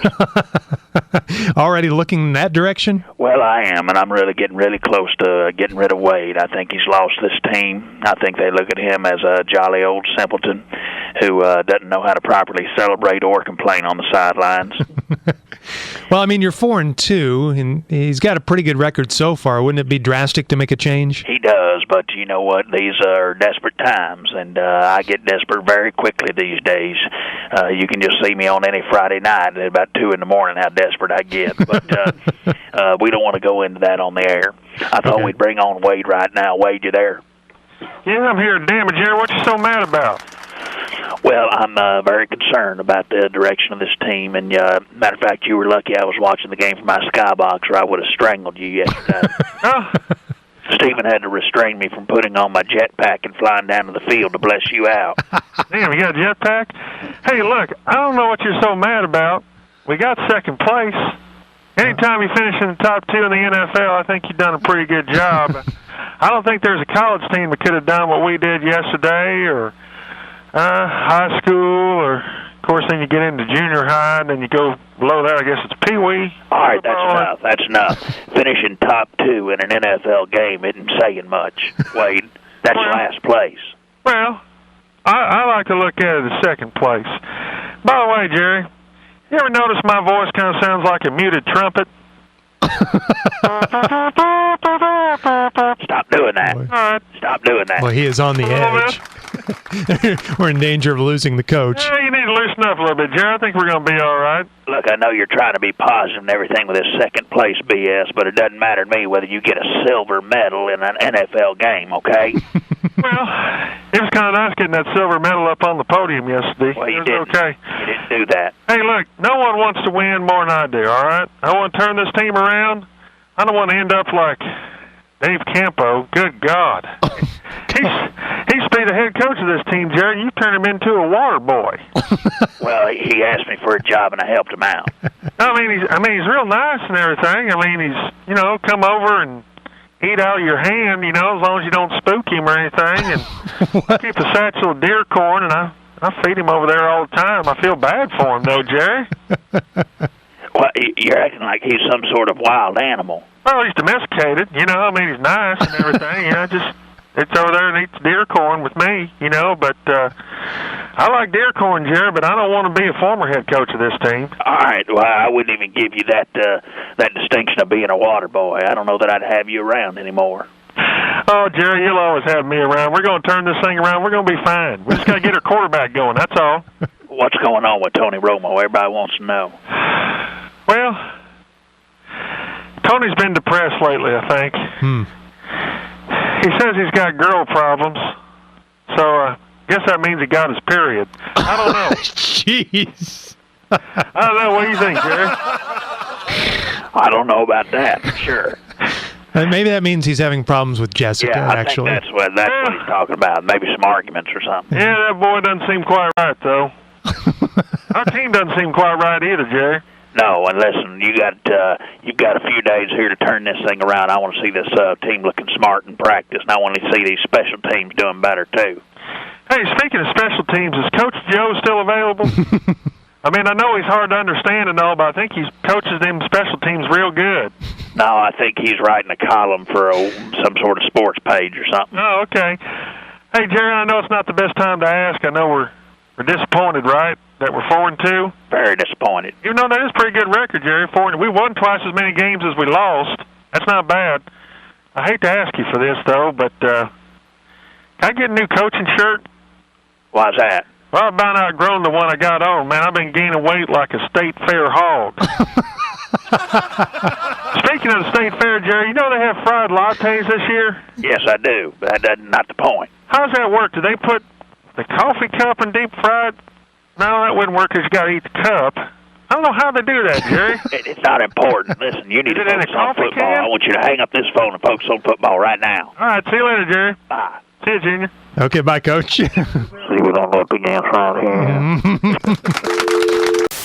Joining us now, as he does after every Cowboys game, is the owner and general manager, Jerry Jones. Good morning, Jerry. Good morning. Wish it was a better morning, and we're sorely disappointed, not only for our Cowboy fans, but as an organization, for sure. This was heartbreaking, and I have not been this disappointed since they unwrapped my mummy gauze after I got my new face.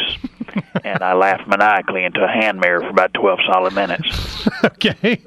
Well, yeah, I guess that's non-football, but football-wise, this is the most disappointed you've ever been. It is. It is. This is an absolute killer for our organization. It's a big blow. We're going to have to fight really hard to get our spirits back up to try to win some games and get into playoffs and take this thing to the Super Bowl, which is what our goal was from the very beginning. Mm-hmm. I just can't believe we aren't supposed to lose to the St. Louis frickin' Rams. Having said that, I want to bring on Wade, the man responsible for this loss. I want to bring him on here. Wade, you on the phone now? Morning, Jerry. Nothing, not too much good about it, Wade. You're about this close to being knocked down to Dave Campo's assistant water boy. Jerry, you won't fire me. Hey, we did it, Jerry. We did it. We did it. You said it wasn't possible to lose to the Rams, and I'll be danged if we didn't do it. Well, that wasn't your goal, you idiot. Oh. Well, we didn't mess around. We got beat by 3 touchdowns. Isn't that something, Jerry? I don't even know how to respond to you anymore. You're clueless. See, Jerry, you just need to look at the positives of yesterday's game. There were some positives out there. What could possibly have been positive about that game? Well, the Rams improved their record. Right? What a stretch. I don't know if, of course, media doesn't notice this. They don't notice things like this, but we won the fourth quarter. Oh, brother. And after they scored that last touchdown, Jerry, they didn't score again. And here's another thing to put a feather in your cap on, Jerry. The concessions at that Holodome, damn, they was good. Oh, boy. Especially the popcorn balls, Jerry. You ever had a popcorn ball, Jerry? Maybe when I was about 6 on Halloween. Get your popcorn balls ready. Well, they had them ready yesterday, and I enjoyed them. Why don't you get your balls ready to be cut off? I like it when you joke, Jerry. Not joking. I had another problem in yesterday's game, Jerry. Not only were we getting beat, but I was having a problem with my underwear. Usually I wear Scooby-Doo underwear, but I thought I'd change them out yesterday for a little bit of good luck, and I went with the superheroes. Of course, Aquaman and Superman and Wonder Woman, The Thing, Batman. Well, wait a minute. Is Batman a superhero, Jerry? I don't know. Why are you rambling on about this? Because Robin's not a super. What about Pac-Man? Is he a superhero? No, that's a video game character or a guy who assaults people in restrooms. Right. But anyway, that superhero underwear, that started riding up, and I had a lot of crack discomfort yesterday, Jerry. I can't believe you're talking about this after we came back empty-handed from St. Louis. I'm thinking about dressing up like Batman when we play Tampa Bay on Sunday. Oh, my God. I think that'd scare the Buccaneers a little bit. Could you imagine a 60-pound overweight Batman? About 60 pounds of belly down in there? I don't know if that would scare Tampa. Come on, Jerry. It's going to be all right. We still got a winning record. It's not going to be all right. I'm crying over here. Don't cry, Jerry. There's nothing left for me. There's nothing left for me here in Dallas. Jerry. Come on, Jerry. It's not all bad. No, I hope the bank repossesses the new stadium. Oh, come on, Jerry. It's not that bad. I mean, it's not as if we left St. Louis empty-handed. Yes, we did. We didn't come home with a win. That's the only thing I wanted in my hand. Well, I guess you didn't see the catfish I brought back from the Mississippi now, did you? Dang, that's the biggest fish I've ever caught, Jared. Did you see that thing? I want you to turn this thing around and start winning games. Well, okay. All right, that's fine. But if you want me to start winning games, you got to do a couple things for me. I want some questions answered from you, Jared. Ooh. Anything. First off, why is my headset working? Can we turn that back on? We only had a limited number of working headsets. Up next, what is offense? Is that Greg Ellis? What? Whoa. What? You're very, very confused. Here's another question for you, Jerry. Why at the Valley Ranch buffet do you put the butterscotch pudding on one side and the key lime pie on the other? I got to go back and forth a good 20 times carting that pudding, Jerry. Let alone where you put the soft serve. That's in the next room. Not even in the coach's office. You got to fix that, Jerry. All right. If I do that, will you start winning games? We may get around to it sooner or later. All right. Well, I will move the soft serve machine a little bit closer to the butterscotch pudding. Thanks, Jerry. That's what it takes. That almost makes me cry. All right. Now you hang up the phone. All right. See you later, Jerry. See what I'm up against there? I guess so, yeah.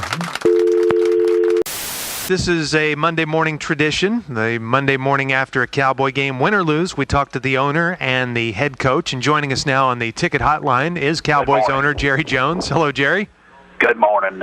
Certainly pleased to have a win here, but I don't want to celebrate this thing too much because I wouldn't necessarily call that a decisive victory.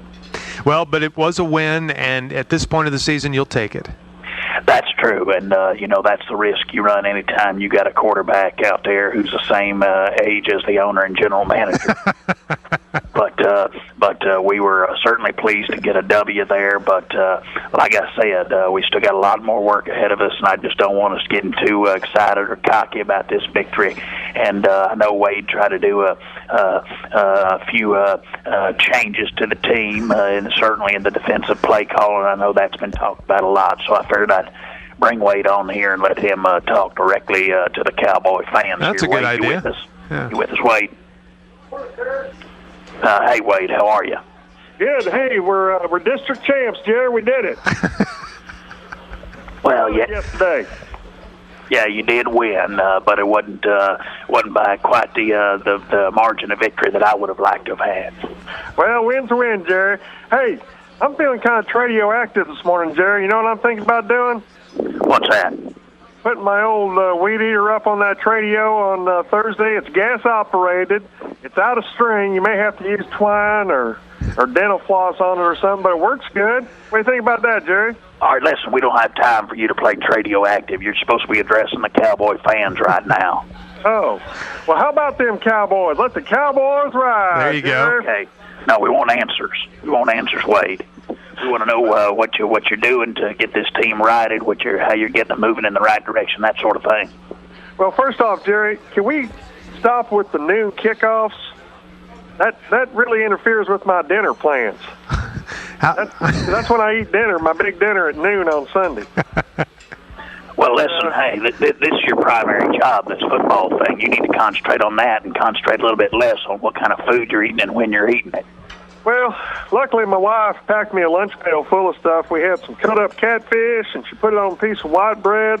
That was real good. It had such a cornbread, had some buttered beans, it had some nanner pudding, some molasses cookies, and had some of that saltwater taffy. Did you see me and old Camp over there pulling that saltwater taffy, Jerry? All right, listen, I don't want to talk about what you had packed in your lunch pail. I don't want to talk about saltwater taffy. I want you to tell me about the defensive play calling. I noticed you were over there barking at them plays and that headset taking over the defense. I like that kind of leadership.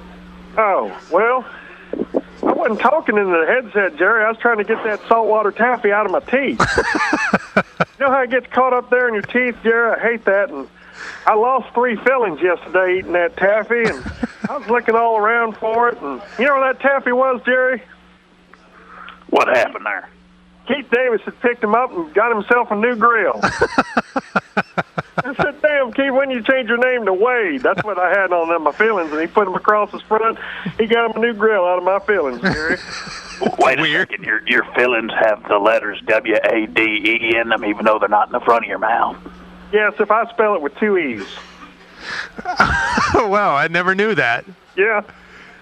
Yeah. W-A-D-E-E. E-E, yeah. A lot of people don't know that. And both of them are silent. Yeah. That's really weird. Mm-hmm. Well, we're getting ready for the Giants, though, Jerry. Yes, we are. Now, what do we need to look for here? Well, I know I should be watching film, Jerry, but it's Halloween week, and I just put in The Great Pumpkin, Charlie Brown. That's a classic. Man, now that's a movie. It's scary, though. A big old pumpkin comes out of the ground, and Linus gets screaming. Dang, that's scary, Jerry. Scary. Wait, listen. Yeah.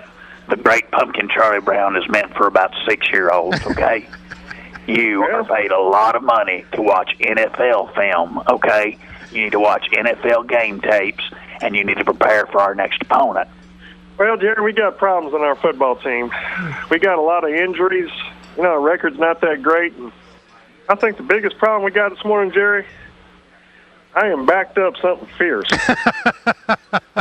And I guess you get that when all you eat is steak and cotton candy. But, man, I am backed up something fierce, Jerry, and I've tried coat hanger. I've tried all sorts of stuff. I can't. Oh. I am messed up, Jerry. I'm hung up. You're hung up, you say? I am hung up, and if I don't get cleaned out, I don't think I can make that airplane trip up there to New York City. Well, I noticed that your belly's looking pretty big. Is that because you're hung up? Yeah, I think so, Jerry. But that's all right. I'll get cleaned out. We're going to beat them Giants, Jerry. All right, Wade. Well, I tell you what, why don't you hang up the phone and hopefully you go deliver that 14-pound doo-doo baby. That'd be a new record. See you later. Let the Cowboys ride. 35-14 loss at the hands of the Giants. And we say good morning to Jerry. Hey, good morning. Well, I know you're upset after that one. Very upset. We're very upset. We knew that it was going to be a tough opponent, but I would have liked a little bit better play out of certain positions, as you can imagine. Mm-hmm. And I want to bring on Wade here where he can talk to, of course, his Cowboy fans. Well, Jerry, you got me? Unfortunately, I do. Not only on the phone, but as my head coach. Well, you win some, you lose some, Jerry. Yeah, but you seem to be losing more some than I like. Yeah, we have been losing a lot lately. I'm sorry about that, Jerry. Well, first of all, Wade, I don't know that I actually owe you an apology, but I will offer one for bursting into the locker room at halftime and making that quarterback change. But if I had seen Brad Johnson take one more snap, I was going to blow my toupee off. Well, that's okay, Jerry. You know, I was going to pull him anyway in that first half, but I couldn't talk, Jerry. My mouth was stuck together. I was chewing on those Brock's caramels. You ever had your teeth stuck together, those Brock's caramels, Jerry? Well, no, I take my teeth out at night. And it's funny you mention it because on Saturday night my teeth were out and they were over there chattering on the dresser telling me to start Brooks Ballin. Even they knew they should start him. Yeah, I guess we should have listened to your teeth there, Jerry. Because Brad Johnson, he can't play, Jerry. Yeah, I've noticed. He's not good. I've noticed. And I begged Jason. I don't know why Jason Garrett was so high on him, but Jason Garrett said, hey, listen, let's get Brad Johnson. He's a member of the greatest generation. Those people can win World War II. They can win a game for us. Yeah, Jerry, I know you don't like me as head coach. You sure you want Jason Garrett? Well, not really. All right. I'm mad at you for several reasons, Wade. Number one, you lost by 21 points. Yeah. Number two, you were late to the game. Now, where were you? Well, first of all, Jerry, you got to realize it was only a 7-point game in the second quarter. Let's realize that. That's when you arrived? Yeah, that's about the time I got there. I'm sorry I was late, Jerry. I figured since we was in the Meadowlands, I go duck hunting. And I tell you what, Jerry, those Meadowlands have some ducks now.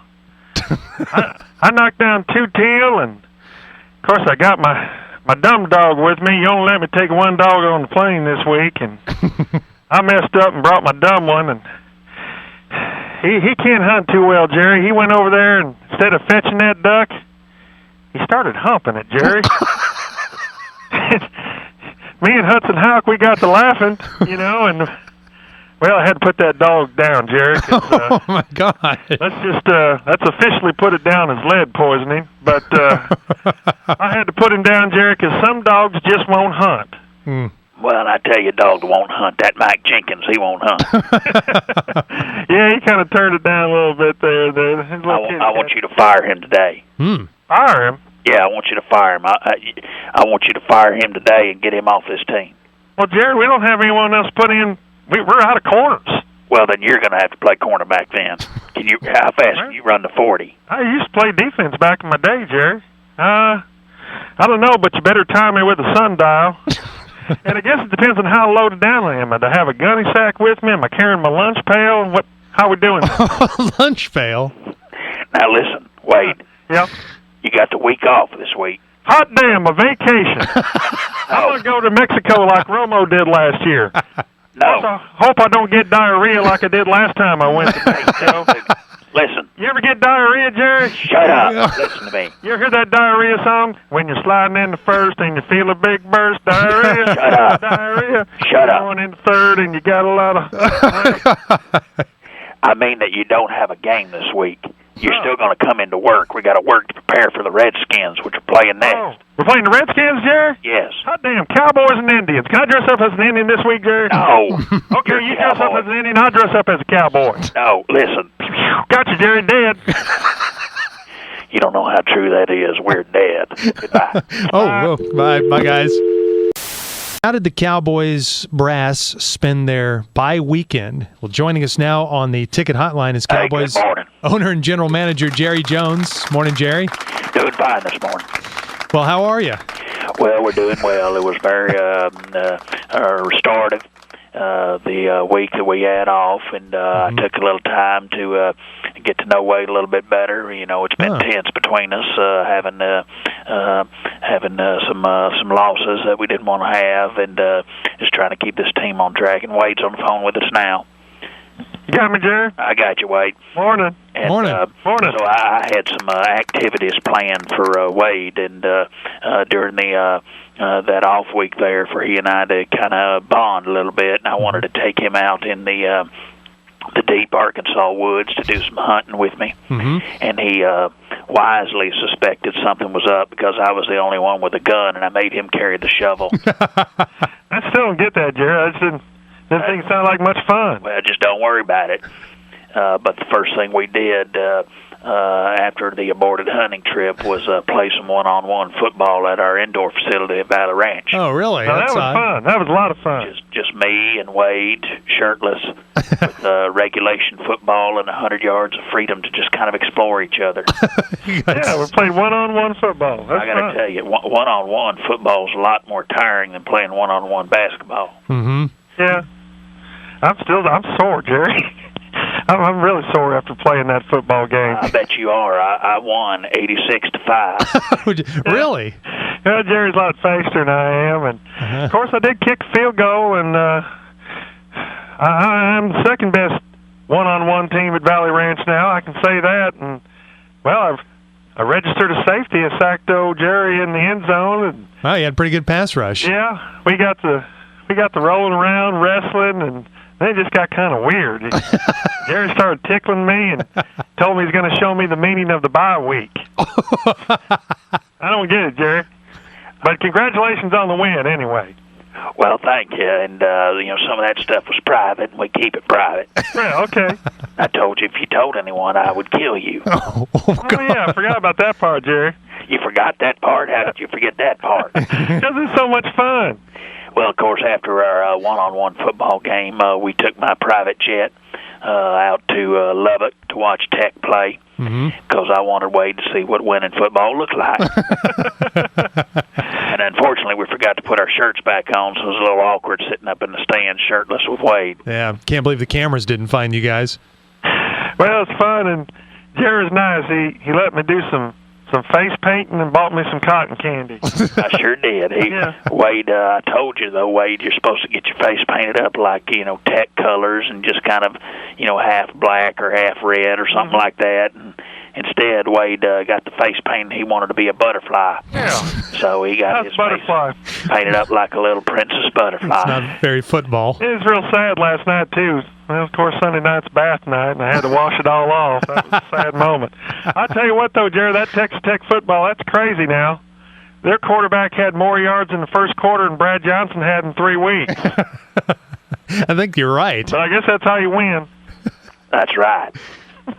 Sure is, Wade. I know we're 5-4, and you're feeling kind of sad and everything, and well, by the way, we're 5-4. That's still a winning record. We're still top 9 in the NFL. Top always, mate. Yeah, I think NFC. Oh, well, anyway, and the economy's bad, and well, as you said, Jerry, we got a radical Muslim in the White House now. That, what'd you say, Jerry? That's going to tax millionaires back into the Stone Age? All right, now, all that was off the record, just me and you talking.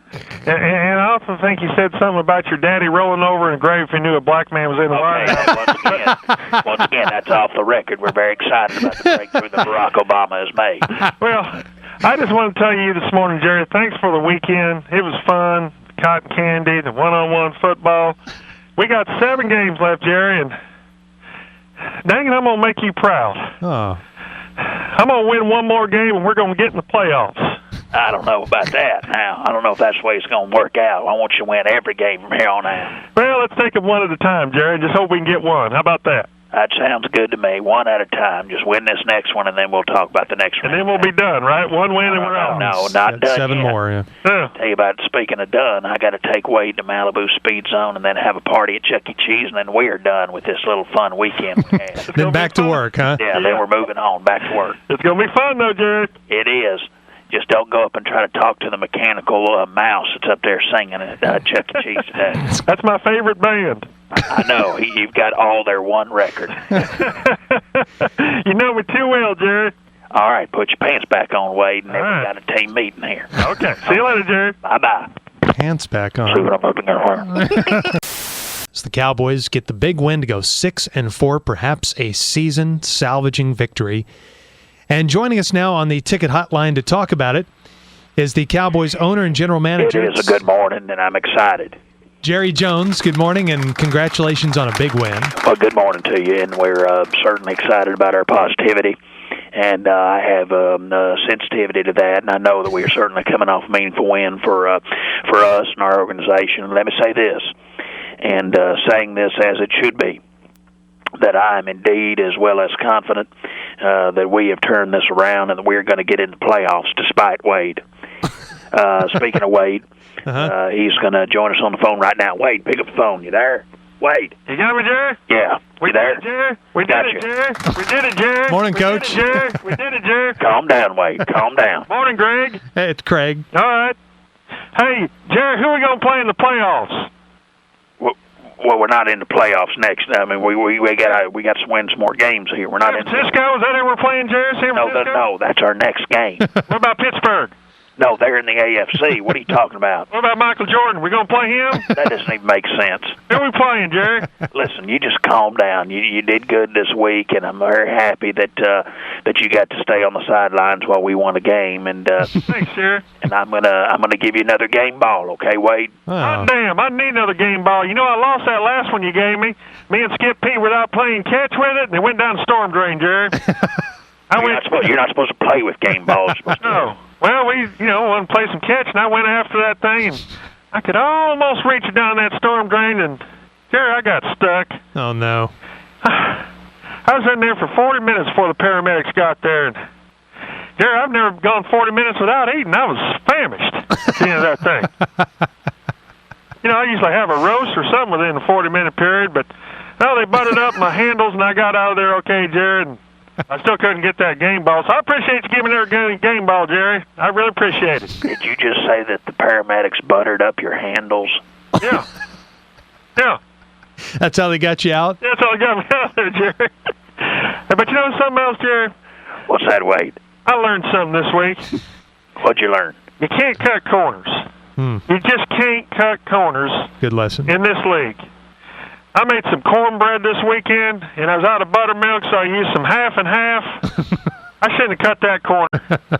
That cornbread tastes about half as good, Jerry. So, in other words, you didn't learn that about football. You learned that about bacon. Well, yeah, but I guess it could apply to football, too, Jerry. Don't cut corners. Hey, Jerry, can we play the rest of these games at home? No, wait, it's not just an option like that. We play, well, you're big and powerful in the NFL. We played that night game last night, Jerry, and we hopped on the plane and flew back, and by the time I curled up in bed with the warm cup of milk and a Dora book, it was 4 o'clock in the morning, Jerry. That's like 8 hours past my bedtime. Damn, that was late. Well, we can't do anything about that kind of scheduling. Well, here's another thing, Jerry. I thought you said I was going to get to play the part of an Indian last night. No, I said you were going to play the Redskins.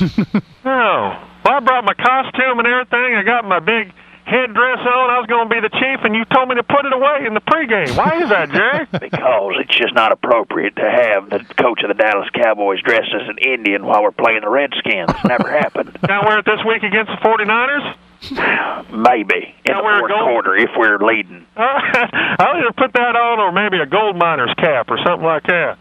A gold miner's cap? Yeah. What does that look like? Well, I mean a hat. A gold miner's hat, like an old 49er miner.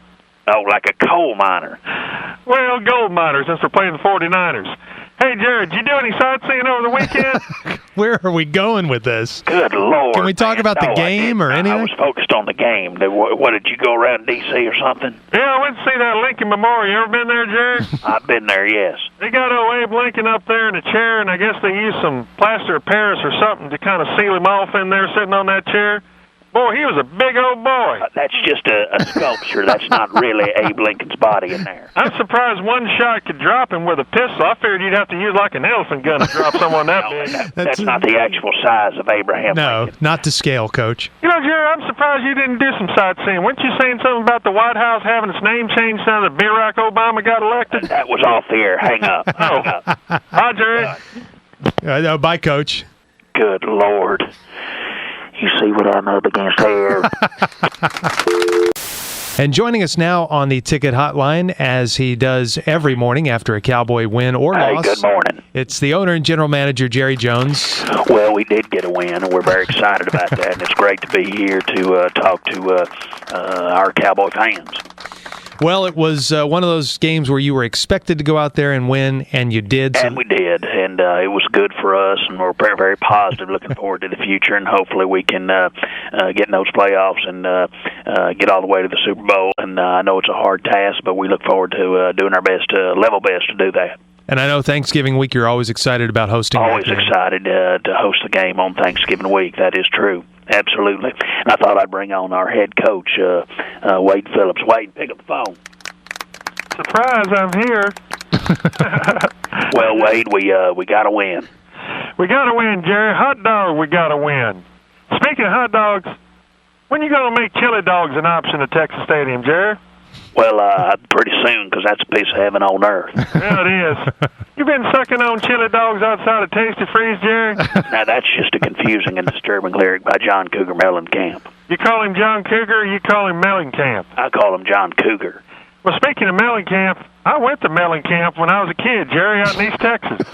We went out there and we had all sorts of melons. We had watermelon, we had honeydew, we had all sorts of melons out there. And then one of the older kids said, if you just cut a little hole in that melon and then...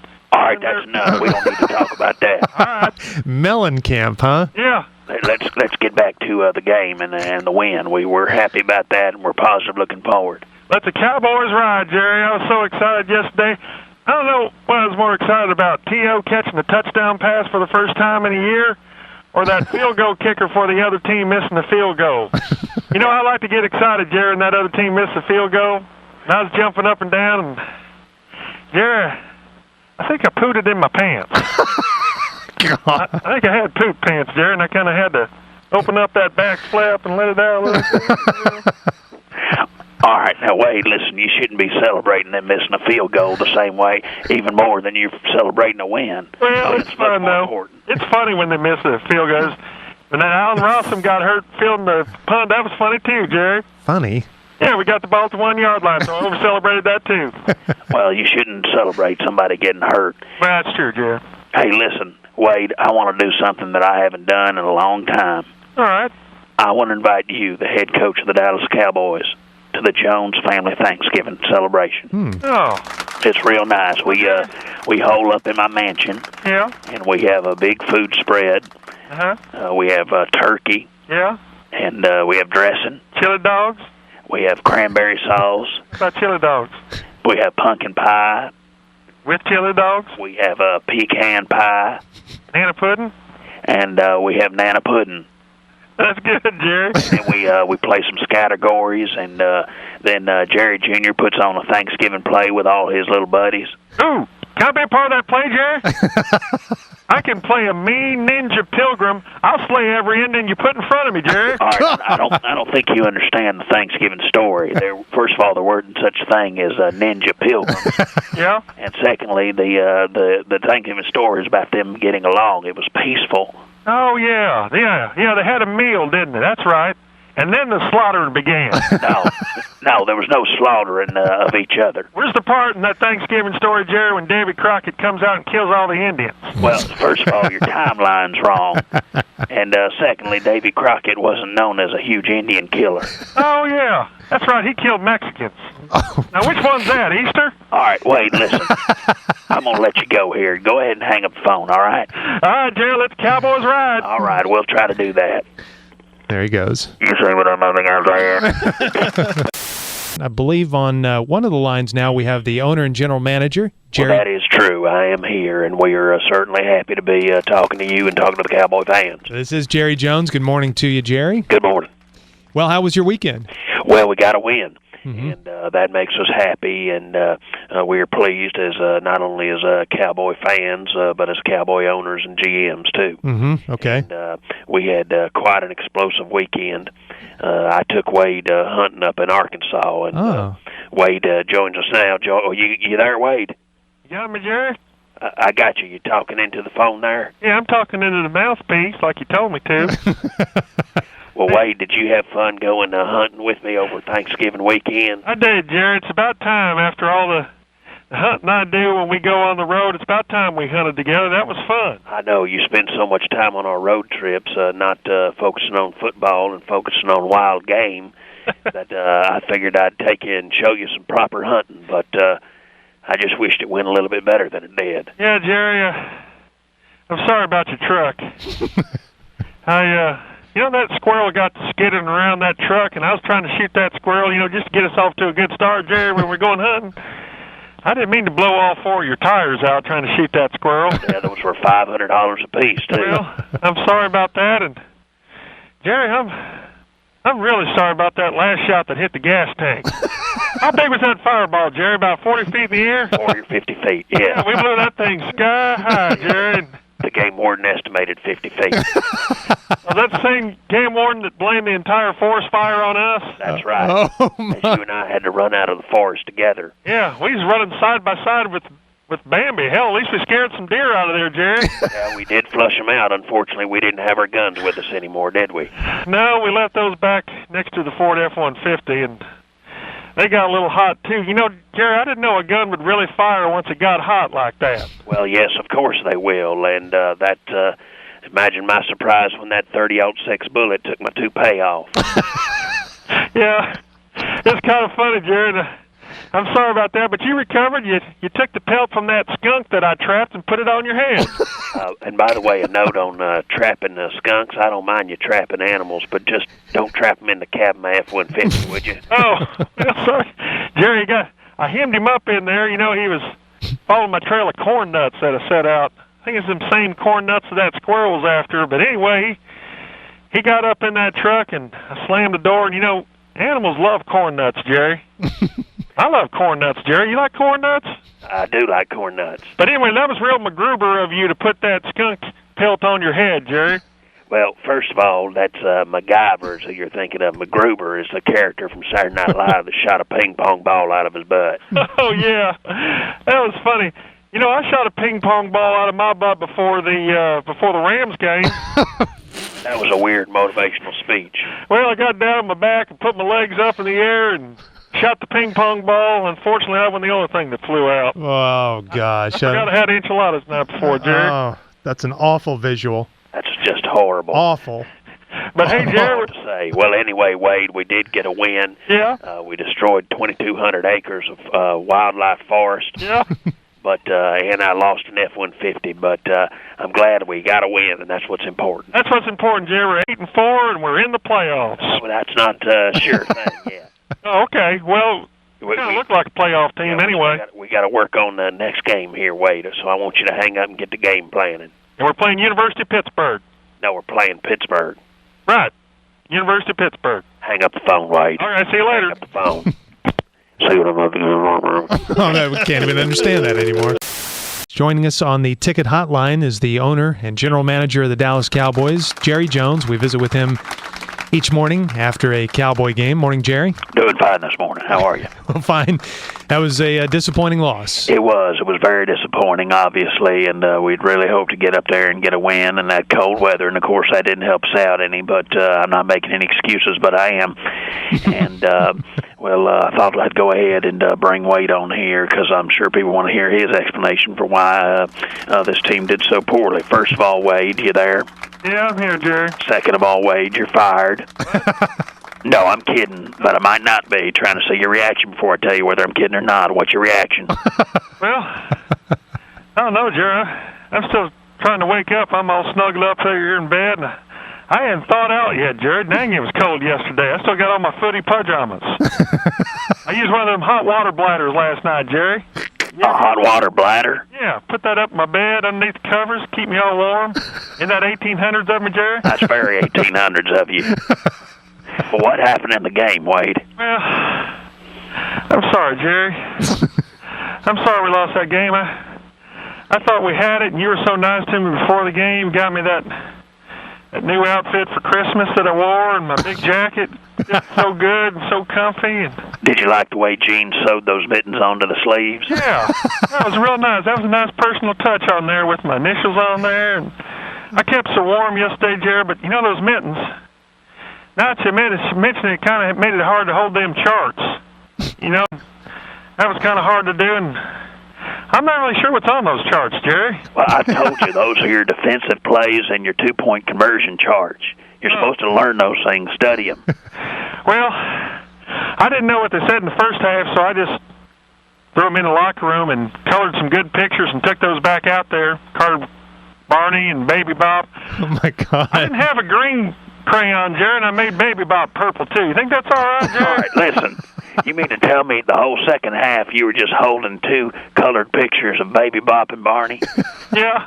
I was kind of distracted playing that Heinz 57 field.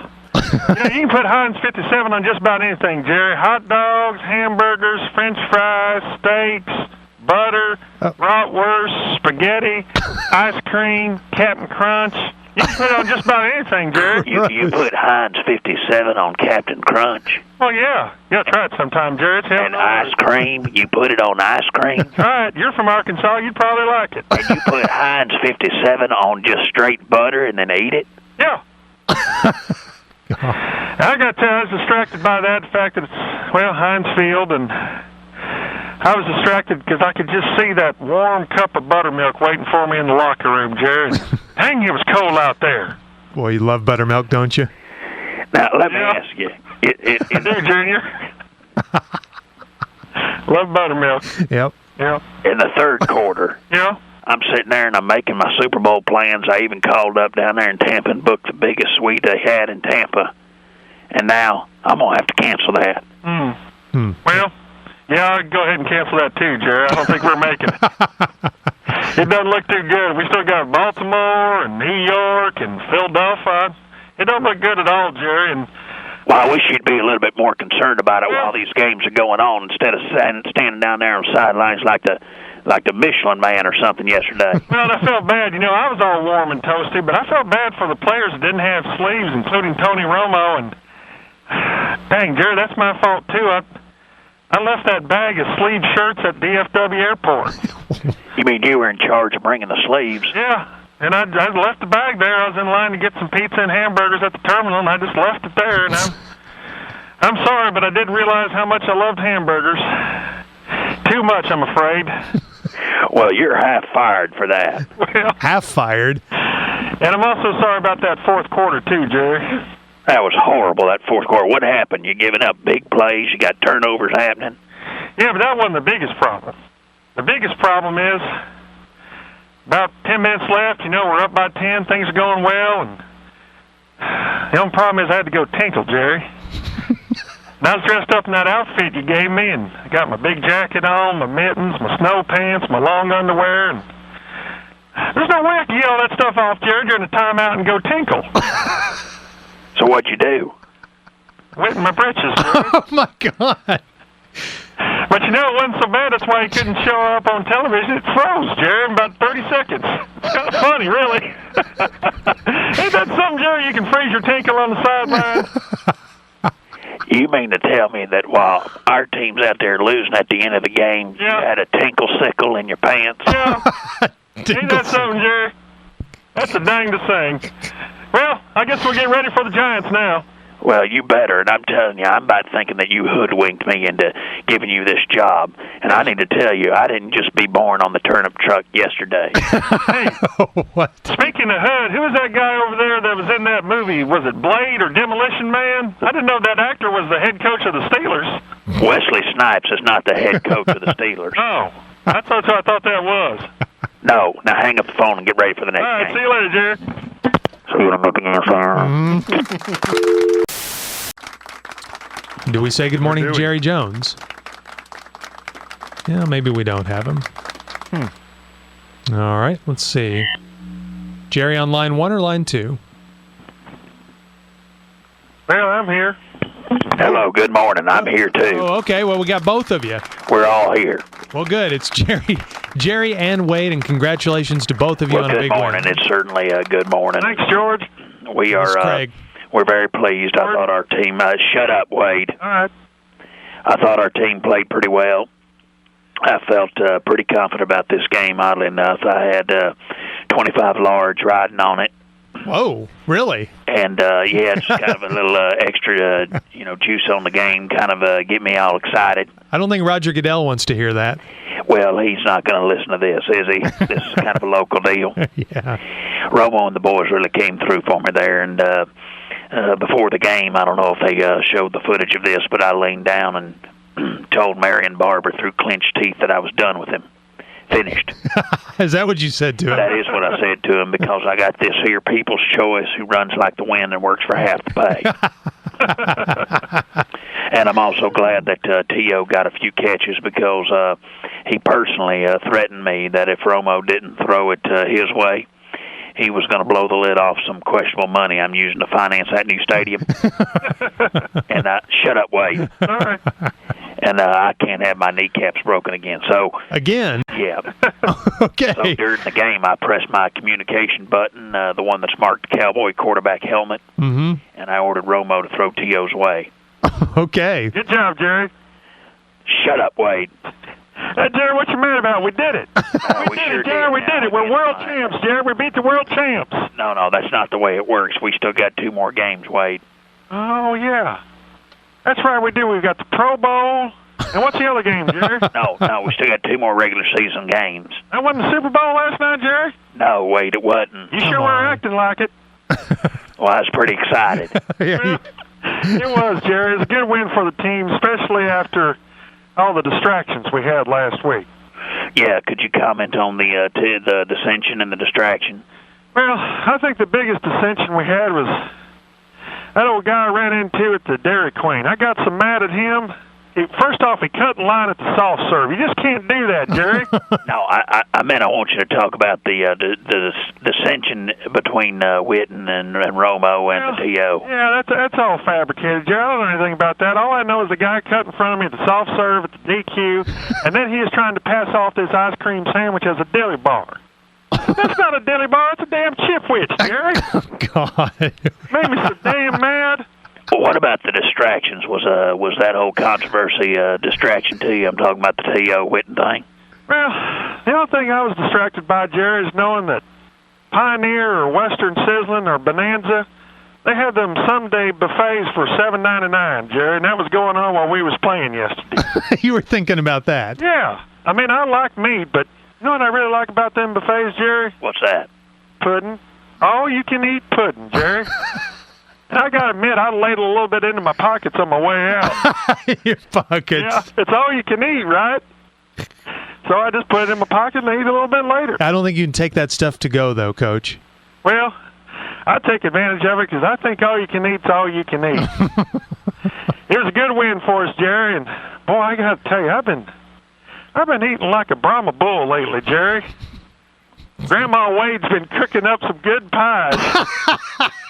Pumpkin pies, pecan, mincemeat, chocolate, nanner, apple, cherry, cherry apple, coconut cream. And I've been eating all of them. Grandma Wade. Can you tell I put on my Christmas 20, Jerry? Yeah, I've noticed you put on a few pounds. Hey, listen, Wade, I don't want you getting distracted like this. You need to focus on football. All right, Jerry, let's go get him. All right, we will do. All right, we got 2 more games, Wade. We're going to win them both. Oh, yeah, we're going to win him, Jerry.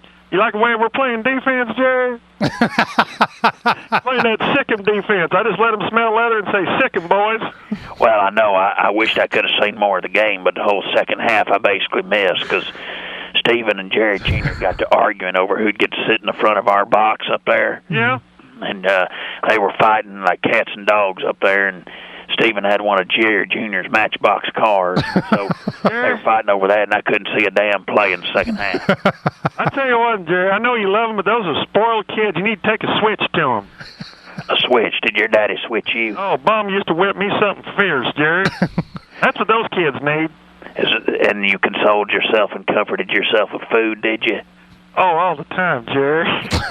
Sandwiches, pudding, pies, barbecue, all of it. Turn into freaking Carter country. We're going all the way, Jerry. Let the Cowboys ride. All right. Hang up the phone, Wade. All right. Yeah, I think he's gone. See what I'm having here, I guess we do. Well, tough way the season ended. I know you're very upset about that, and you know, that loss is so last year. Let's focus on this year. It's 2009. Well, yeah, that's true, but it's still very fresh in the minds of Cowboy fans. Well, it is, and that's understandable. And after I've had a little time to reflect, I realized that bum Phillips crotch spit has taken me for a ride. Are you talking about your head coach? Of course I am, Wade Phillips. And matter of fact, let's bring Wade on here. Wade. Let the Cowboys slide. No, we're not letting this slide. I tell you what, I'm hopping mad. Yeah. Sorry, Jerry. Wade, do you know what our team record is? Our team record? Yes. Yeah, that was Jason Witten with a 17-pound striper on Texoma, I think. No, I'm not talking about our team fishing record. Oh, what are you talking about? Your December record. You know what your December record is specifically? I really don't keep up with that. 3-5. Well, we won 3. You know what your playoff record is with this team? 0-1. No, wait a minute, Jerry. We won a playoff game. No, you haven't won a playoff game. We beat San Francisco. That wasn't a playoff game. What about Seattle? You called that a real special win. Yeah, and it is special to a lot that goes on, but it's not a playoff game. Oh, yeah, that was on Thanksgiving, wasn't it? That's right. Well, golly, Jerry, I guess we haven't won a playoff game. I just told you we haven't won a playoff game. You ought to know that. Yeah, that's something. Well, you win some, you lose some, Jerry. Listen, I want a little bit more fire and a little less excuse-making out of you, okay? All right. I have an illegal Guatemalan housekeeper. I pay her $2 an hour, and she does what I say. How come I pay you $3 million a year and you can't follow a simple order like win a freaking game that counts? Well, that maid doesn't have to put up a TO, though. Point taken. Touche. Thanks, Jerry. Now, Wade, did you do your assignment? I did, Jerry. I got it right here. All right. Now, I've asked Wade to come up with a list of 10 reasons why I shouldn't fire his butt right now in front of Jesus, Santa Claus, and Mayor Tom Leopard. All right, you ready for him, Jerry? Yeah, I want to hear your 10 reasons, and they better convince me. Well, we finished third in the NFC East. Oh, my God. Jeez. Of course, top 10 in the NFC. Top 20 in the NFL, Jerry. If we were a college team, Jerry, I think we'd get a bowl bid. I think we'd be bowl eligible. That's another reason. All right, that's 4, and none of them good. We're still the #1 professional football team in Dallas. There's no competition there. And when I got this one verified, Jerry, I got the state record for a mudcat that I caught on that trip to St. Louis. With fishing, no. That's a Missouri state record. That is verified, Jerry, and bona fide. Let's see here. I'm clean with no drugs. That's the reason. I shouldn't fire you just because you don't use drugs. Well, looks like I'm going to end up short of 10, but I do have one more written down. It's a drawing of a cat. I'm not really sure what that means, Jerry. Well, I think it was just a little doodling. No, maybe the cat represents defiance, and then the arrow that I got on there No, represents irony. don't try to interpret it. Maybe the cat represents how y'all play on the field. Like a bunch of... Yeah, you know what I'm saying. Yeah, we sure do, Jerry. Sorry about that. Hold on a second. I got another call coming in. All right. Hello? Oh, yes. Hello, Mr. Shanahan. Oh. Well, hello, Mike. How are you doing? Oh, no, the plan's still in place. Yeah, I'm talking to him right now.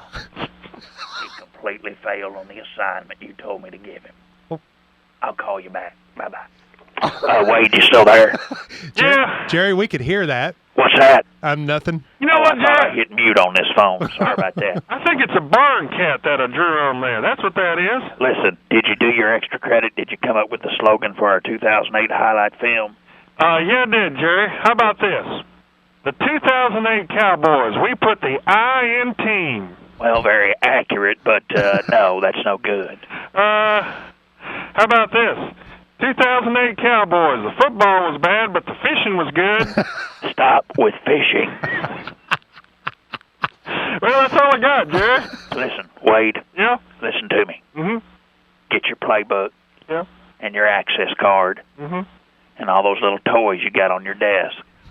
Put them in a box. Yeah. I want you to leave, lock the door to your office behind you, Mm-hmm.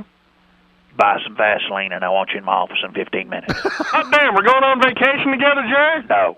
Get down here. It's happening. All right. See ya. We say good morning to Jerry Jones. Hey, good morning, Greg. It's Craig. And we also have the Cowboys head coach with us. Good morning, Wade Phillips. Surprise, I'm still here. It is a bit of a surprise. Very surprising.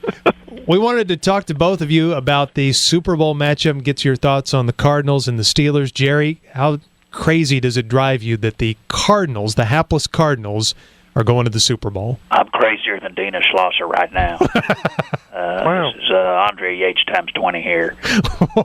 I'm wondering why I ever left the oil business, to be quite honest with you. But I don't understand how can Ken Wisenspare get that team to the Super Bowl, and I can't even seem to get a first-round playoff win.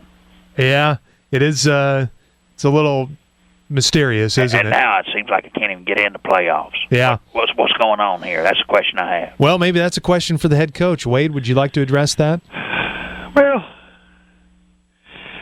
Jerry, the way I look at it is we almost made playoffs. I mean, we was 9-7.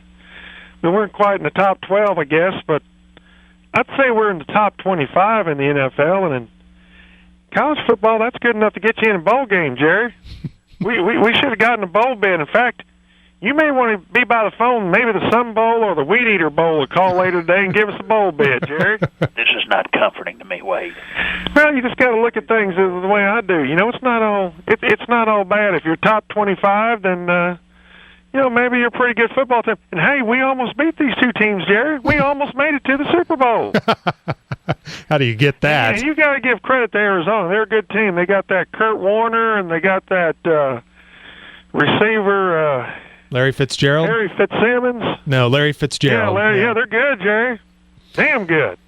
Well, Jerry, we haven't heard much from you in 3 weeks since the season ended. Haven't seen you or heard you interviewed. You've been in hiding. What have you been doing? I've had my face completely reconstructed. Really? Yes, it's now an exact replica of Will Smith's face. So I think Cowboy fans are going to be very surprised. And I chose Will Smith because he's well-liked and he doesn't seem to receive criticism, which is what I want. Okay, fair enough. Wade, Arizona or Pittsburgh? Who do you like in the big game? I guess the way I evaluate things, I'd have to say Pittsburgh. Mm-hmm. Well, because you like their defense? No, better concessions. We played in both places. Oh, that's true, yeah. And what an idiot. Believe me, I sampled both food courts, and but the pizza, the burgers, the hot links, and the steak on a stick at that Heinz Field, that's tough to beat now. That's tough to beat, so I'll go Pittsburgh. Okay, yeah. What about you, Jerry? I have no comment. I'm so disgusted right now. I don't root for either of these teams. I root for the Cowboys and the Cowboys only. Well, are you so disgusted that you might consider Shanahan or Holmgren or some of these coaches that are out there? Hey, I fired a coordinator already. I don't think I'm finished firing people yet. Ooh, okay. That sounds like a threat. I fired that Brian Stewart because I didn't like the way he ironed my shirts. And I fired that Pac-Man because I was afraid he'd fire back at me. Okay, good reasons. But I would not consider those two gentlemen you mentioned, Shanahan and Holmgren, if they wanted to be GM. Okay, and they may very well, yeah. But as far as coaches, you bet I'd consider them. Okay. Now, I know that there's been a lot of criticism about me as a GM, and I want you to know that I took that criticism very seriously. Matter of fact, Jerry, the owner, sat down at a local topless watering hole and had a long conversation with Jerry, the GM. Just the two of them went out together. Of course, I was buying drinks for both, and so I got drunk really quickly and got thrown out by a bouncer for touching one of the girls. But I want you to know that it was a very productive meeting. We got to the bottom line, which is that we bonded. We realized we seed eye to eye on a lot of stuff, and so I am not firing Jerry, the GM. Okay, well, that's breaking news. And I'm also wanted for sexual harassment charges in the red light district. All right, well, Wade, what about this off season? Have you already gotten to work on next year, made any big changes, doing anything differently? Well, I got to get better. I got to get better at grilling. You know, I kind of meant with the team. Oh, well, no, I'm not too worried about the football. We had a winning record, didn't we? I mean, maybe we didn't. Maybe you guys in the press got different numbers than I do. No, you were 9-7. Yeah, right. I added up. We got a winning record. No, I'm more worried about grilling. I did find a new barbecue sauce, and it includes buttermilk and a hunk of cake. You ever tried that, Jerry? No, a barbecue sauce that has what in it? Buttermilk and a hunk of cake. So it don't sound good, but it is, Jerry. That's the weirdest thing I've ever heard. And other things I'm trying to improve in the off season. I never have been able to get fly fishing. Can y'all do that? I've been trying to get that, and I need to find me a bird dog that'll fetch. What anything about locker room chemistry or fundamentals? That's all fine. Like I said, I don't know. Maybe you got different results. Last time I looked, I won 22 games in 2 years. Okay, all right. Jerry, what about you? Any off-season changes besides what you told us about earlier? Yes. I'm going to get breast implants and complete my transition. Good morning to you. Good morning. Bye. Bye-bye. But joining us now on the ticket hotline is the Cowboys good morning, man. Owner and general manager Jerry Jones to discuss the opening of the new stadium. Hi, Jerry. Well, we are. We're still going to have the new stadium. I know that there's been a lot of negativity in the economics, but we are still on track. We're going to open this new stadium for the fans. Well, there's a rumor out there, and we wanted to confirm. Well, there has been, and I heard that there's been a lot of speculation and procrastination on who will be the first musical act at the new stadium. Mm-hmm. Well, it was originally supposed to be U2, but there was a conflict because they were too spare to play here. Hey, you watch that. So I personally wanted some country music. Oh, okay. Because that's what I'm comfortable with, and certainly Texas is known for its country music as well as Texas.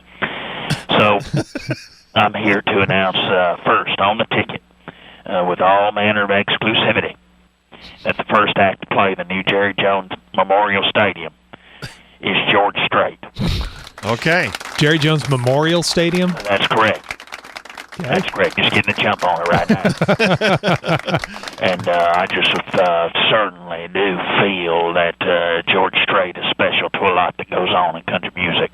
Yeah. And I think he's a great choice to be the first act at the new stadium. So you're going to have like a lot of musical acts? Well, we are, Ja. We are, and we're going to have a lot of other acts. That whole week, we're going to.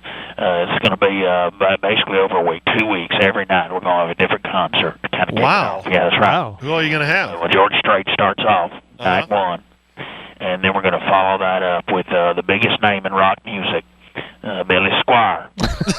I've been a fan of his for a long time. He interviews me a lot on AM radio, as you guys know. That happened once that we know of. 10 years ago. Then night three, we're going to follow up the Squire with a very special act, Creedence Clearwater Revisited. Oh, boy. Not That's revival, but kind of spare. Revisited. Then we're going to feature the fourth night, 39 Special, made up of old members and roadies of 38 Special. Then we're going to go local. next night with Mike Reiner's Petty Theft. Oh, wow. Oh, good for Rhines. It's going to be a big gig for those boys. Yeah. We're excited about that, and we are. And next night, Lizard Larceny. Boy, very Just kinda ticket stock. Rating ticket stock there. Next night, Martellus Bennett will do his 2 songs. Yeah, he's got Jerry Jones money. And then I will fine him for doing those 2 songs. And then this next one I got talked into is against my better judgment, but we're going to do it. Okay. Steven has put together a garage band with Jerry Jr. Oh, wow. That's right. Your sons have. They're going to perform at the new stadium, so expect an audience of about 20 out there. And I promised their mama I'd let them play. They do Hannah Montana covers.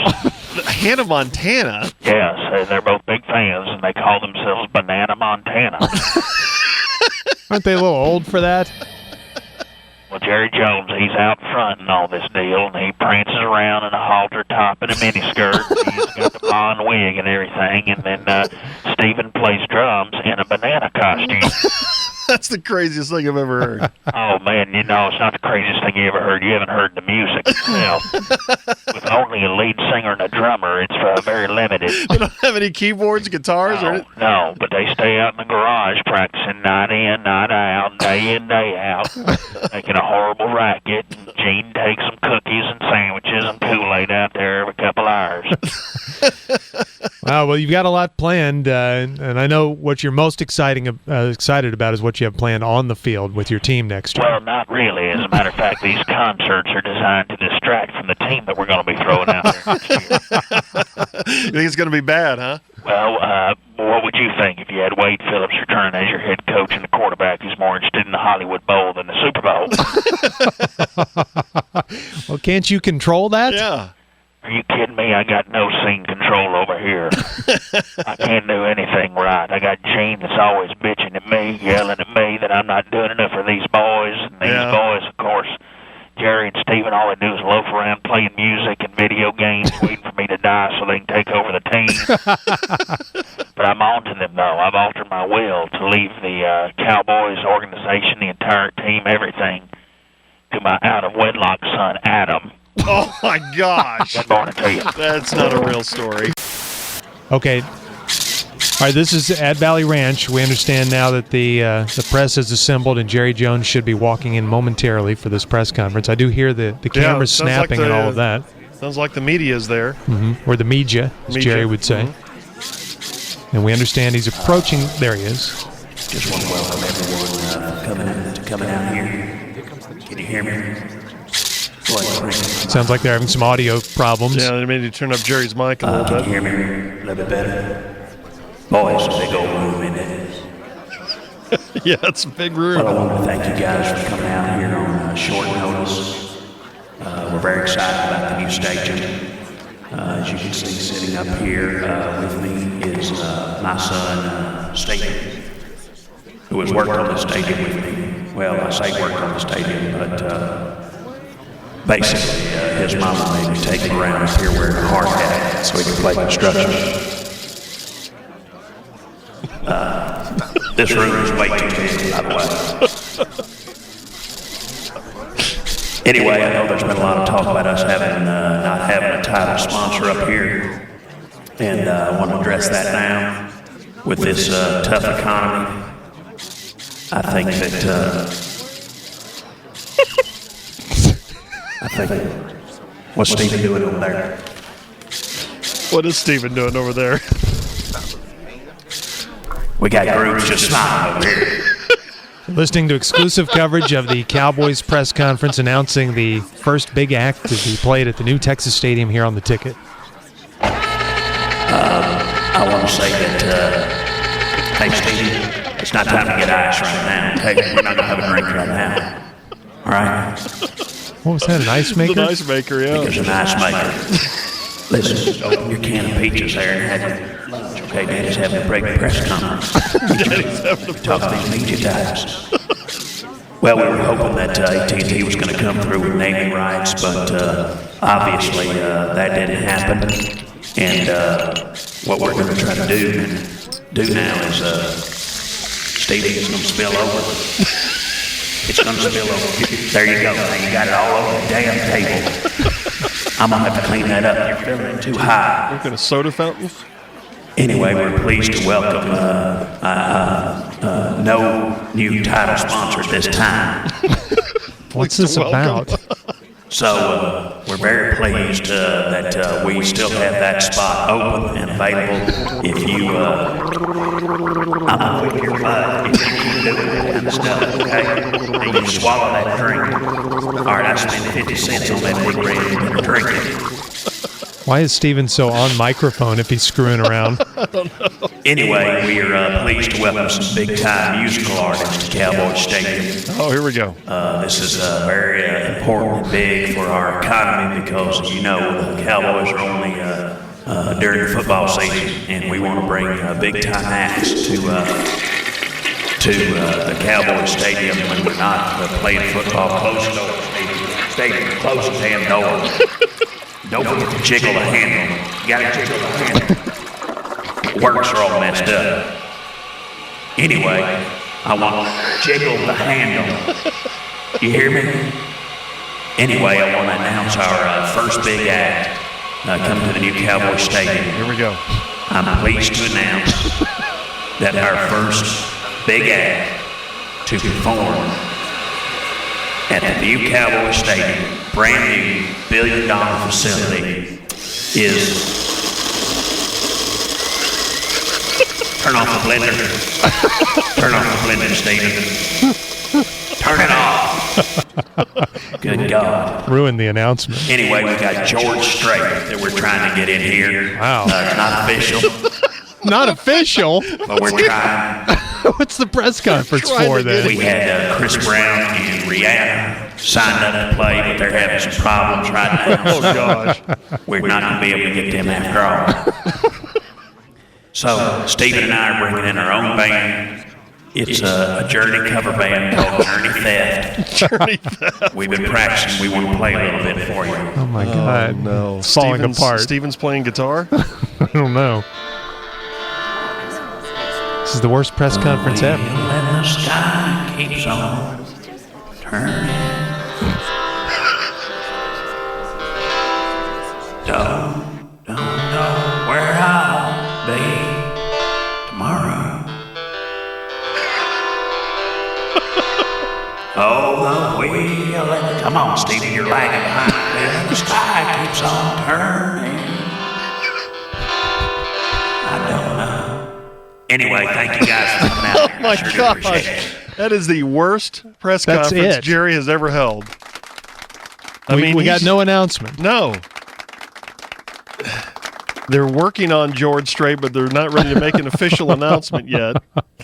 And he and Steven have a Journey cover band. Maybe we'll get some answers now, and maybe an official statement from the Cowboys, as joining us on the ticket hotline is the owner and general manager, Jerry Jones. Morning, Jerry. Good morning, man. Well, is it true, the reports that are out, T.O.'s been released? Well, I have an official statement to make. All right. Here on the Cowboys official station. Well, we were anyway.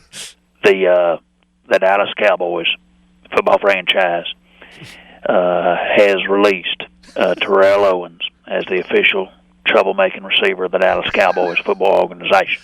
Okay.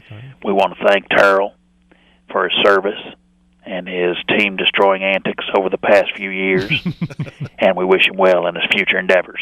Well, that sounds like the generic memo that we all get around here. Now, I don't want to sound negative about T.O., but the cancer is gone, and we are healthy and poised to win a Super Bowl. I call that pretty negative. Now, for some behind the scenes and a little background, I want to tell you this. I for quite some time, have wanted to get rid of T.O., but there are several others in our organization who wanted to keep him. Jerry Jr., Steven, Rowdy, and Wade wanted to keep him. And we saw who finally won that battle. You did.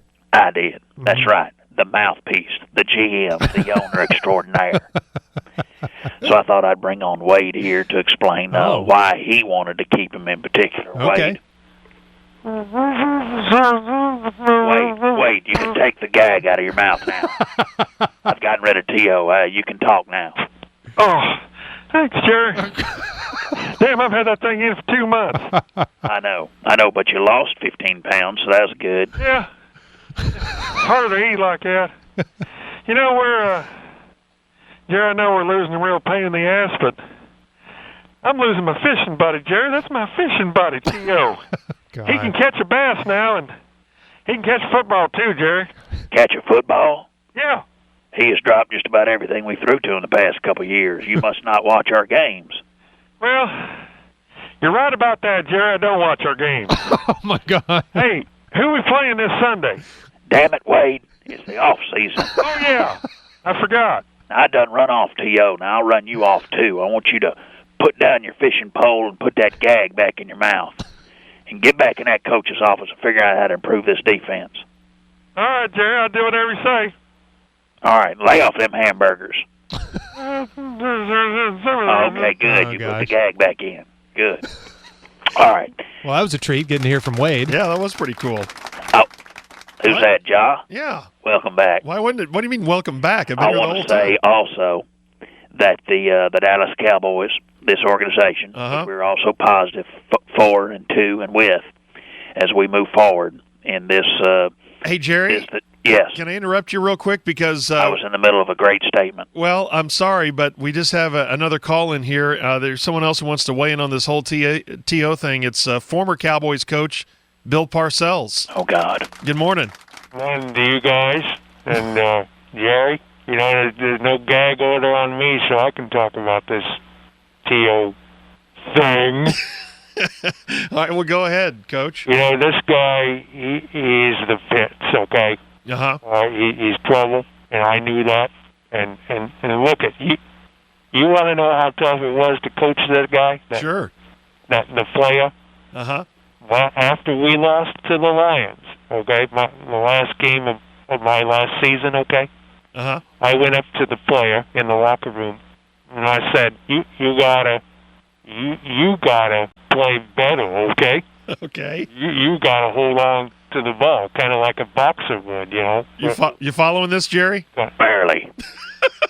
And you know what the player did? He laughed, and he turned around, and he pulled down his pants, okay? Okay. And he ripped a big fart in my face. Oh, my gosh. And so I turned around, and I unbuckled my size 52 waistcoat pants. Okay? Vomit. And you know what I did? I fired right back at him. Oh, my gosh. Oh, God. And it got ugly from there. It wasn't conducive to winning, okay? Okay. And I never wanted him on that team, okay? The hell you didn't. That is a lie. The hell you didn't. I ain't taking it in the glory hole on this one. You wanted him, not me, Jerry. You approved of that 110%, you lying tuna. That's not true. I'm not going to get into this. I got to go. We're talking to T.O.'s agent here in Miami today about signing the son of a bitch. So I got to go. Okay, see you later, Bill Parcells. Go to hell, Parcells. Jerry, wait. Good morning to you, John. Oh, gosh. Well, there goes Jerry Jones. He calls you Ja? I guess so. He does now. Cowboys owner and GM Jerry Jones, good morning. Wait, you be careful. You hear me? Good morning. Oh, okay, and also we have the Cowboys head coach Wade Phillips. Hi, Wade. Morning, guys.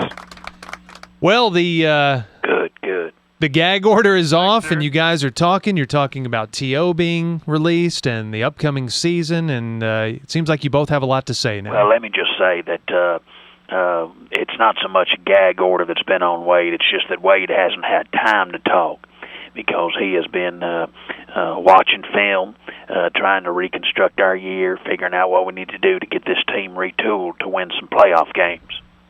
Well, actually, Jerry, I hadn't watched a stitch of football. But I have been getting caught up on my stories. You know, I spent 1 week watching nothing but Hee Haw and Andy Griffith shows.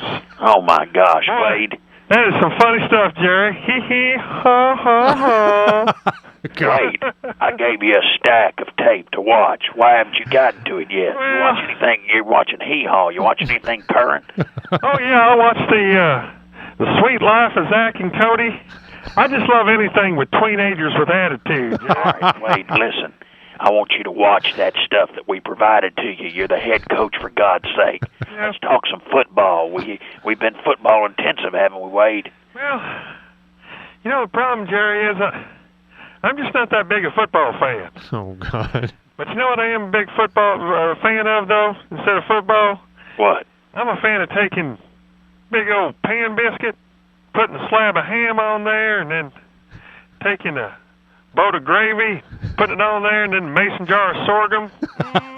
That's good, Jerry. I'm a fan of that now. Pan biscuit. Wade, could you focus on something other than food? Oh, no. Not right now. No. This is Jerry Jones and Wade Phillips with us on the ticket. What about the TO talk? Jerry, I know you addressed why you released TO. Well, we think that that what we want to do relative to what we have been doing in the future, and as we examine it and move forward with respect and regard to our past futures involved in positivity, is what we are today. And that is not to take anything away from T.O. or Miles Austin in respect to Wade and what he have done. And that's as it should be. Jerry, I thought you told me we got rid of T.O. because of his temper tantrums, his verbal attacks on teammates and coaches, and, well, the fact that he made me cry. All fair stuff, Wade. Oh. All fair stuff. Oh, okay. I carefully designed these obfuscating sentences to throw people off the trail. I don't need you speaking the truth. Oh, okay. All right, then. Well, Jerry, what about the new stadium? You always love to talk about the stadium. How's that coming along? Going well. We are selling suites and seats, and we're doing very well. We're on track. Jerry, now you told me that stadium was starting to make you sweat like a whore in church. That you were hoping for a Barack Obama bailout or something like that. Listen, Wade, I told you in confidence that I'm about 2 months from being homeless and wearing a barrel. Right. A barrel. Now, I don't need you telling the media that. Oh, I just thought that meant you were confident that was going to happen. No, Wade, listen. What? Why don't you go back to putting that sadomasochistic ball gag in your mouth? Oh, no, Jerry, don't make me do that again, Jerry. No, you put it in your mouth. I don't want to do that, I'll be in Jerry. there in 10 minutes for your session. Session. Good morning to you. Good morning. Oh, Wade, hang up. Hi, Jerry. Oh, I thought that those two titles were one and the same. I was getting pretty excited. Well, I guess you could make it that way if you want to. Well, good morning to you. Good morning. Well, now, I don't know if it's made the papers yet, but we passed out of that second round. Did you hear about that? Yeah, passed and then traded down, or traded down and reported as a pass. That's right. Well, that's as it should be. The bottom line is we were taking a different tack than other teams. We were trying to not get better. I don't understand. Why would you do that? We weren't trying to get better. We were trying to get significant. Significant is important if you are to get betterer. And I'm smiling when I say that, of course. Not significant, but significanter. What? And the thing that happens is when you get those guys in that room, and one of them has a cat, and it goes meow meow, and the others have pet puppies, and they go ruff ruff, and then you strangle them because people aren't allowed to have pets in the war room, and then someone will bring in a pig, and here's an oink here, and then there's an oink there, and everywhere an oink oink, and then pretty soon old McDonald will have that place a farm. Jerry? Wait, I'm beginning to sound like you. I don't know what's happening. No, I got all that, Jerry. Oh, morning, Coach. Hey, morning there, Norm. Yeah, it's Craig, but that's okay. Well, I'm certainly glad we have Wade on here. Wade, you got us? I got you, Jerry. Sure do. Jeez. Well, how did you both feel about the way the draft went? Jerry, I thought we was going to have a good draft, and then you haul off and pass out of the first and second round. Didn't you tell me that's where you get the good players, Jerry, in the first and second round? Well, we didn't pass out of those rounds. We traded out of the first round, and then we traded out of the second round, too. Oh. Oh, well, and actually it was Stephen who thought we should trade out of them first couple rounds, which kind of ticked me off. I tell you, I'm about ready to fire all these so-called sons I have working for me. Oh, no. About time. Well, Stephen had us pass there, and had us trade out of them first couple rounds where you get them good players. And then Jerry Jr. had a huge miscalculation recently that really ticked me off. What was that? He convinced me to move the dadgum game broadcast off the #1 station in the market to some station I never heard of. Ranked like 36 or something. He said, Daddy, they have a 100,000-watt signal. And I said, yes, but they got 3 listeners. We might as well go to their houses and do our shows from there. It's about listeners, not watts, but he didn't understand that. And to be quite honest, he wasn't even paying attention because he was already off in his Superman costume playing in the sandbox that point. Well, I can see why you're upset. All right, Wade, now tell me about this draft. What are you talking about that we didn't have a good draft? I just don't think it's a good draft, Jerry. Well, what do you think is a good draft, Wade? Well, Miller Genuine, that's a good draft. You know, I like to drink that when it's good and cold and I'm eating barbecue. I tell you what, Jerry, you take a cold mug, put some Miller Genuine Draft, an ice cream scoop of mayonnaise in there, crumple up some cornbread. Now, that's a draft, Jerry. Gross. That's a draft. I've never even heard of any of these guys we drafted, Jerry, except for that Stephen McGee. Well, don't worry about him. We just took him because he's an Aggie, and we needed some of these dumb Aggies to buy seats out there at that Jerry Palooza Normo Dome. Oh, that's genius, Jerry. Good job. Now, Wade. Yeah? I don't mean to out you right here on radio. Uh-huh. But I told you, we have a rule. No pigs in the war room. He was the one that brought the pig, Jim. Oh, sorry, Jerry. Wow. You know, and I cooked him up later, and he was good, too, but am I going to get swine flu now, Jerry? I ate that entire pig by myself. See, that's the problem. I tried locking you in that room and have you focus on football for a while, but the whole time you're thinking about food. Hey, I had a productive weekend, Jerry. I got a lot of things done this weekend. Well, yeah, what'd you do? Certainly nothing football related. No, but I summarized my bass boat. What do you mean you summarized your bass boat? I mean, I got it, I summarized my bass boat. How? Well, I guess to summarize it, it's good. It's about 18 foot long. Okay, that's unbelievable. Wrong kind of summarizing. Wrong station for that. I swept out my garage. I cooked that pig, but I'm not feeling too good about that. I had a good weekend, Jerry. All right, Wade, listen. What'd you do? We got a lot of work to do here, okay? It's time for us to get off the phone and get down to business. All right, then. All right, then. See ya. All right, thank you, guys. That's Jerry and Wade joining us to recap the draft. Good morning, Jerry. Good morning to you. Well, just wanted to check in with you. Hope you had a good weekend off. Well, we have so far. We're certainly trying to be productive and get this team ready to play the Falcons and to hopefully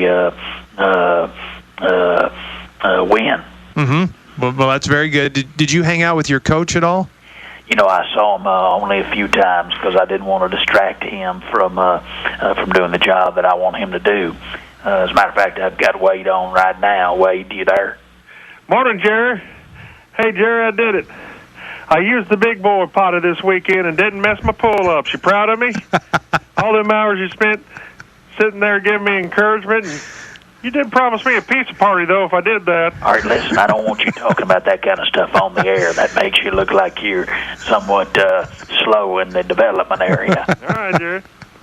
Now, I instructed you to keep busy this week. Did you keep busy? Oh, yeah.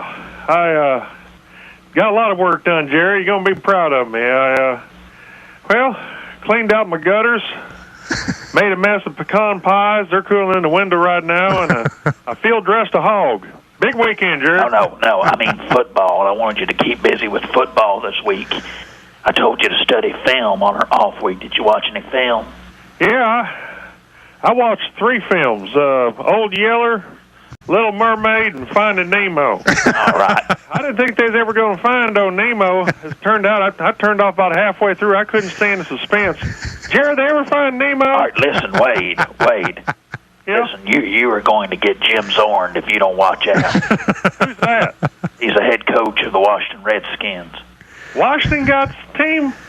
Yes, Washington's got a team. They're in our division, you idiot. Dang, that's going to be a long road trip up there to the Northwest. At least we can get some apples, though. No, Washington, D.C., not the state of Washington. Washington, D.C., it's our nation's capital. Not Austin? No, that's our state capital. Oh, all right. Listen, Wade, I'm trying to be nice to you. I'm trying to play hardball with you and be distant from you. I've tried to buddy up to you. I took you to the big concert we had there at the Cowboy Stadium. Oh yeah, the 2U show. It's called U2, and it's the band of the singer Bono. Yeah, Bono and the Egg. That's right. I think it's Bono and the Edge, but that's okay. I don't know about that, but it's a good concert though, Jerry. It was, wasn't it? Yeah, it was. That was good stuff. And Jerry, I got to tell you, I'm getting really excited about what's coming up. Oh, the Falcon game? No, Halloween. You bet. We want you going as a girl vampire, or I don't know, maybe a ghost. Get me a sheet and cut a couple of holes in it. Think that'd look good, Jerry? Just a sheet with my Wade leg sticking out from the bottom of it. All right, listen. I want you focused on that Falcon game. I want you to get off this phone here, and I want you to start concentrating on what we like to call football. All right then, Jerry. All right, Wade, hang up the little phone. All righty. All right, hang it up. Good morning to you. This is a Monday morning tradition, the day after a Cowboys game, win or lose. We talk to the owner and general manager and the head coach. First up, it's the Cowboys owner and GM Jerry Jones. Congratulations, Jerry. Good morning. Good morning to you. It was a great win. We're very excited. Got one in Philly, a division rival, and we're just real proud. It was the battle of the minority quarterbacks, Hispanic American and Black American. Yeah, I guess it was. But we proved to Philly that you can win with a Mexican quarterback. And oh my gosh! Speaking of Mexico, old Ron Mexico really didn't make too big a dent in the game when he came in. No, he didn't. We showed him we could win this dog fight. Oh, I get it. Yeah. Do you get it? Because Michael Vick was in prison because he was fighting dogs. Got it. Good one. Okay, good. All right, let's bring Wade on here. Our winning head coach, Wade Phillips. Wade, you there? Jerry, we did it. We won the World Series, Jerry. How about that? That's baseball. Oh wait, no, you gotta win. You gotta win the World Series. Super Bowl. Then you get to the World Series, right? Oh, you're very confused. Listen, Wade, we have 16 regular season games, and we're still in the regular season. Oh. I'll tell you, we're in that GD Super Bowl, okay? All right, Jerry. Hey, Jerry, I gotta tell you something this morning. That was something else last night. That was. Yeah, wasn't that just something? And I'm not talking about the game either. I'm talking about finding out that a Philly cheesesteak will go right through you. I had one of them before the game. Did you hear that foghorn go off about 10 minutes before kickoff last night, Jerry? Yeah, and I didn't remember Philly having a foghorn out there on their stadium lawn there. Oh, well, they don't. That was me echoing through the stalls of the locker room. Man, that thing went right through me. I knocked a hole in that standard, Jerry. Coach. Yeah, but we got out in that field and we won it, and boy, that's something else that way that team's playing now, Jerry. And I got to tell you, I'm so wrapped up in the emotion that I want to thank you this morning, Jerry. What do you want to thank me for? Well, I want to thank you for giving me an opportunity to coach this team. In fact, I put it down in a poem. I wrote it down on my big chief tablet here, Jerry. I got it. Can I read it to you real quick? You wrote me a poem. I wrote you a poem, yeah. Okay. Jerry, thank you for being a friend. Traveled down the road and back again. Your heart is true, you're a pal and a confidant. And if you threw a party, invited everyone you knew, you would see the biggest gift would be from me. Wait, and a card attached would say, thank you for being a friend. Wait, that's the lyrics to the Golden Girls theme song. Oh. Yeah, I thought that sounded kind of familiar. Well, here, let me get you another. I wrote another one here, too. Hold on a sec. Flintstones. Meet the Flintstones. Okay, wait, listen. That's the Flintstones theme song. Dang it. I thought that sounded too good to be true. Anyway, Jerry, I love you. I just want you to know that, Jerry. Well, nice. Thank you, Wade, but I don't want you to get too cocky after this win here. There's still several things that we can improve upon. Yeah, I guess. But my plan worked, Jerry. What was your plan? I wasn't aware that you had one. Yeah, boy, my deer feeder worked good this weekend, Jerry. I put some rock candy and sorghum, and them deer came from miles around. I got a 20-pointer this weekend, Jerry. Please focus on football, would you? First weekend of deer season. That's a big, big time. Begging you. Congratulations. Now, thanks. Speaking of football, there's one thing I want you to work on. What's that? Right? Now, I know we had some challenge flag, little controversy this weekend, but I want you to throw that challenge flag a little more aggressively when we tell you to, okay? Well, I'm tired of you throwing it when we're not authorizing you to, and when you do, you just kind of toss it out there about 4 inches from your feet. Well, Jerry, I would, but there's a problem. My jelly beans are stowed in that gunny sack. Oh my God! And not just jelly beans either. I got Skittles, I got Sweet Tarts, candy corn, Six Licks, M&Ms. And I'm afraid if I throw it, they're going to come unstowed. That's the challenge flag. You're not supposed to be putting your candy in that red flag. Well, where else am I going to put it, Jerry? Well, don't you have pockets? Well, I didn't think of that. Oh God! Good. And by the way, Yeah. the equipment people say they've been cleaning your windbreakers and you've been having half-eaten hamburgers in your pocket. Yeah, well, I will have a hamburger on you, Jerry. I love hamburgers. You like hamburgers, Jerry? Yeah, I like hamburgers. I don't want to talk about hamburgers right now. I just want to apologize for your head. Well, what happened? Well, what happened was after the game, I took Wade out for a little sightseeing, Mm-hmm. and I took him to see the Liberty Bell. Oh, that's nice. Yeah, that's pretty cool. And I waited until all the tourists had cleared out and nobody was around. And I told Wade to get right in there and get right up on it and really look at that Liberty Bell closely. And when he had his nose about 2 inches away from it, I reached over and grabbed a fistful of that white hair in my fist and just started slamming his head repeatedly into the Liberty Bell.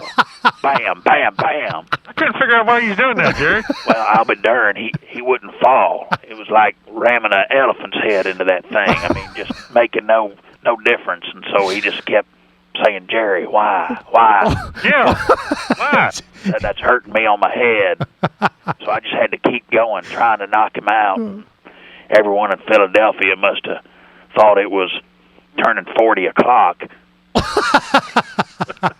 When we got done, I was so tired I fell down, and I looked up at Wade, and he said he was hungry, so we walked over and got him another cheesesteak. Boy, he's a tough old boy, isn't he? It's good cheesesteak. And you know what, Wade? I looked at that thing, and we about near doubled the size of that crack in that Liberty Bell.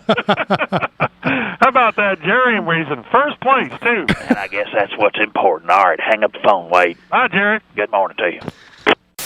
As we do every Monday morning after a Cowboy game, win or lose, we talk to the owner and general manager and the head coach. And joining us now on the ticket hotline is Cowboys owner and GM Jerry Jones. Morning, Jerry. Hey, good morning.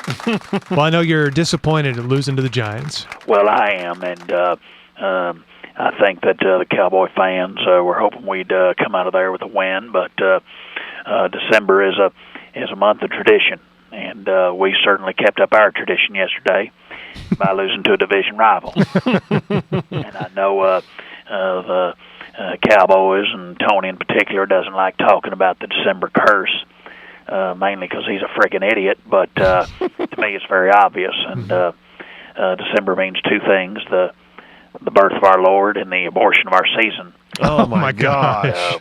We're looking Jerry. to change one of those. Oh, yeah. Man. But the good news for the Cowboy fans is that this brings us one step closer to getting a real coach in here. So let's go ahead and bring on our outgoing coach, Wade Phillips. Thanks, Jerry. Is that a compliment? Sure, you don't. That's another compliment. Oh, well, thanks so much, Jerry. Damn, Jerry, I'm mad. Well, I'll tell you what, I'm pretty mad, too. I'm not too happy about that loss. Well, and we need better security, Jerry, down on that sideline.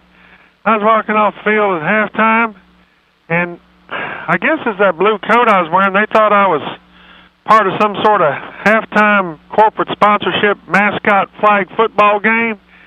They thought I was a Michelin man, Jerry. And I didn't think I looked like the Michelin. I guess we both have blue eyes. Maybe that's it. Anyway, they ushered me off and got me in this flag football game with these mascots, and well, I went ahead and played and scored 3 touchdowns, Jerry. Why did you play? Well, it was fun. It was me, the Chick-fil-A cow, Hamburglar, dancing cell phone from some car stereo place, and spark plug from O'Reilly Auto Parts. He was pretty good, and of course, Minnie, Mo, and Jack from Pep Boys. They was in it, and we got together and we won that flag football game, Jerry. Good Lord, why don't you take the L out of that word there? And I think that better describes the game you played. Well, I don't know why you want to do that. It'd still spell football, just one less L in it. Oh, not that word, the other word. What word? Forget it, you flag it. Hey, listen, I want you to tell me what went wrong. Well, I don't know, Jerry. I'm starting to think that A, our team's not very good, and B, I've got some problems, Jerry, that I got to warn you, they're digestive in nature. Oh, no. Here we go. Who would have figured? I had some of them turkey legs they have there at the Meadowlands. You know, I had them stored up under my coat. Under your coat? And I'm afraid that meat had turned, Jerry. You were wearing meat under your coat during the game. Yeah. Well, you know, just take a nibble when you get a chance. And, Jerry, I'm afraid I set an NFC East record for diarrhea on that sideline yesterday. Good Lord, do I want to hear about this? No. That's about all there was to it, Jerry. But speaking of sideline questions, Jerry, what was Magic Johnson doing on that sideline? I guess he was just visiting the Giants. I got a secret for you, Jerry. What's that? He's got the AIDS. Well, that's not a secret. It was a huge national story. I didn't know if you knew that or not. I don't know about you, but I kind of avoided him a little bit. Why's that? Well, I didn't want to catch, the AIDS. You can't catch AIDS from just casually shaking someone's hand or being near them. Oh, really? Yeah, you catch AIDS by having sex with them. Uh-oh. Coach. No one ever told me that. What do you mean? I wish you would have discussed that before the game, Jerry. Oh, Lord. Well, we done had us a double disaster then yesterday, Jerry. Oh, my goodness, Wade. Are you done? I think so, Jerry. Hang up the phone, Wade. Good morning to you. That was a very disturbing ending. Well, we do this every day after a Cowboys game, win or lose. We talk to the owner and general manager and the head coach. So joining us first is the Cowboys owner and GM. We say good morning and congratulations to Jerry Jones for getting the monkey off your back. How are you? How about them Cowboys, huh? Congratulations. Who says we can't win a playoff game, huh? I tell you what, let's all say it together. Here we go.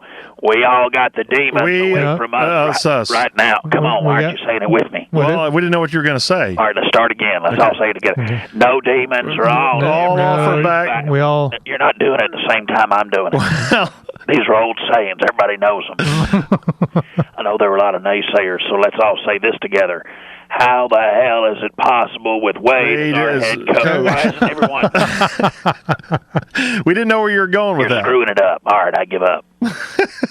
Let's go ahead and bring on the most winningest coach in the past 16 years of our organization. The love hammer himself, Wade Phillips. Wade. Hi, Jerry. Hey, Wade. Congratulations. Well, congratulations to you too, Jerry. How about that? Let's see, we won a district title, and now we won a by-district playoff game. Hot dang. No, Wade, no. That was the wild card round. Yep. And now we get to go to the divisional round of the NFC playoffs to play the Minnesota Vikings. The Vikings are in our division? No, they're not. It's the divisional round of the playoffs. Oh. I don't even think they have Vikings anymore, do they, Jerry? I mean, didn't they go away like in the 1100s or something like that? No, it's just a mascot. It's just a team. Oh, well, yeah, I don't understand all that. You know what else I don't understand, Jerry? What's that? Everyone's been saying, hey, Wade, you got a monkey off your back. Hey, Wade, you got a monkey off your back. Jerry, I didn't want to be rude to tell him. I've never had a monkey on my back. When you notice something like that, I mean, I have had a possum jump out of a tree and land on my back and hold on to my dress shirt for all it's worth. Man, it's hard to get off my back, too. I was running in the back of a telephone pole and skittering around on the ground and across a gravel driveway and took him into a ditch to try to drown him, and that possum just hanging on back there, Jerry. All right, it's just a thing. Finally, Bum got a shotgun and blew him the hell off my back. Jeez, that sounds dangerous. Anyway. It's just a saying, Wade. Oh. Yeah, it's just monkey off your back. It's just a saying. Well, that's a possum story I want to tell you, Jerry. One other thing I want to tell you, Jerry. What's that? How about that contract extension now, Jerry? Well, now, Wade, let's not mention the CE word, okay? CE word like cornbread eating? No, contract extension. You just said it. Well, you just said it. What? Well, yeah, I was saying what we're not going to say. Well, what? I'm confused. Can I not say cornbread or contract extension? Neither. Let's just talk about neither of them, okay? All right, then. No contract extension. I've got something better than a contract extension for you, Wade. Ice fishing? No. Oh. How about a gift basket of fine soaps and Red Bull? That sounds good, Jerry. No, don't take that, Wade. You'd rather have the contract. Yeah? Yeah. Yeah, but I like Red Bull. Listen, is Red Bull, is that what's responsible for your aggressive demeanor? I think so, Jerry. I feel like a new man out there. You're riding the bull? I'm riding that bull and waving off field goals and jumping up and down when that Felix guy scores. It's good times, Jerry. All right, well, I'm glad you're excited because we're advancing the playoffs, and it's time to get excited about this. I think we're going to beat the Vikings. Our stadium's better. Yeah. Our video board is better. Their coach looks like that weird guy, Mr. Noodles from Sesame Street. Yeah, now I like Mr. Noodle. I learned a lot from Mr. Noodle over the years. All right, listen, let's not focus on Sesame Street. That was just a passing comment. Are Ernie and Bert brothers, Jerry, or are they just friends? Look, that's a complicated relationship I don't have time to explain to you. Are they trying to pull something over our eyes, Jerry? Hang up the phone, Wade. All right, now. Good morning to you. Morning. But first, it is time to visit with the owner and general manager of the Dallas Cowboys, who joins us now on the ticket hotline as we say good morning to Jerry Jones. Hey, good morning. Hey, Jerry. Morning, Jerry, and I know you're upset about last night. Upset is something of an understatement. I'm full-blown pissed. I should have stuck to Wildcat and oil. I've realized my heart can't take this football crap. Football's tough business, isn't it? I'm already on my second heart. A lot of people don't know that. Oh, really? Yeah, I have a waiting list of homeless people ready to resupply me every time I have an organ that fails. Huh. So they're on waiting list, and we keep GPS bracelets on their ankles so we know where to get them anytime. The privilege of the rich. Figured we'd go ahead and bring on our failed head coach, Wade Phillips. Wade, you there? Don't call me that, Jerry. Morning, Coach. Wade. Hi, Craig. Wade, I did not order you to take a dive yet. Why are you taking a dive in week one? I told you we were going to do that when the Lions came here so I could win some stadium money. I hadn't placed my bets yet. Well, wasn't that something last night, Jerry? I mean, I know we lost, and it's sad, and we made a lot of mistakes, but when you really sit down and think about it, Jerry, it's kind of funny, isn't it? That fumble right before halftime, I mean, that boys running down the sidelines, that was kind of funny, and another holding call on Alex Barron. I mean, when you think about it, it's just kind of funny. I mean, nothing funny about it. Well, I mean, if you don't laugh, you'll cry, Jared. I've been crying all night, Jerry. Oh, God. Because of that, I'm so sorry, Jerry. Jeez. But I'm not just crying because we lost. You hurt my feelings, Jerry. How did I hurt your feelings? Did you have to make me wear the dunce cap all the way back on that airplane last night? Hey, you're lucky I let you ride back on that plane last night. I should have made you and that Alex Byrne walk from Maryland to Valley Ranch. There we was, me and Jason Garrett with dunce caps all the way home last night. That idiot Jason Garrett. What was I thinking there? Well, I don't know. You sure he's your coach in waiting, Jerry? I mean, if you're going to fire me, you better get a better coach than that. I mean, at least we play some defense. His offense only put 7 points on the board last night, Jerry. Oh, my God. He's gone so country. Do you know how hard it is for me to lose to Daniel Snyder? I know. After he criticized my video boards. And he got my beloved Mike Shanahan. Why can't you be more like Mike Shanahan? Is that coach that has rat teeth? Yeah, he's got the rat teeth and the 2 Super Bowl trophies. Yeah, remember him? Oh, well, maybe I'll have some dental work done, Jerry. Maybe I'll have some big old beaver teeth or something like that. No, it's not his teeth that caused him to get 2 Super Bowl rings. Maybe I could get some walrus tusk or something like that. I think you're missing the point. The point is to coach like him, not get some Oh, okay, Jerry. Well, yeah, I may be able to do that. I can coach him up, but I got to ask you a question, Jerry. I'm kind of embarrassed I don't know the answer. We lost last night, right? Does this mean we can't host a Super Bowl? No, we're still going to host a Super Bowl. We're just not going to be in it. No. Well, that's not so bad, Jerry. We can get some good seats and go to the Super Bowl and don't have to work. Well, that's not the goal, Wade.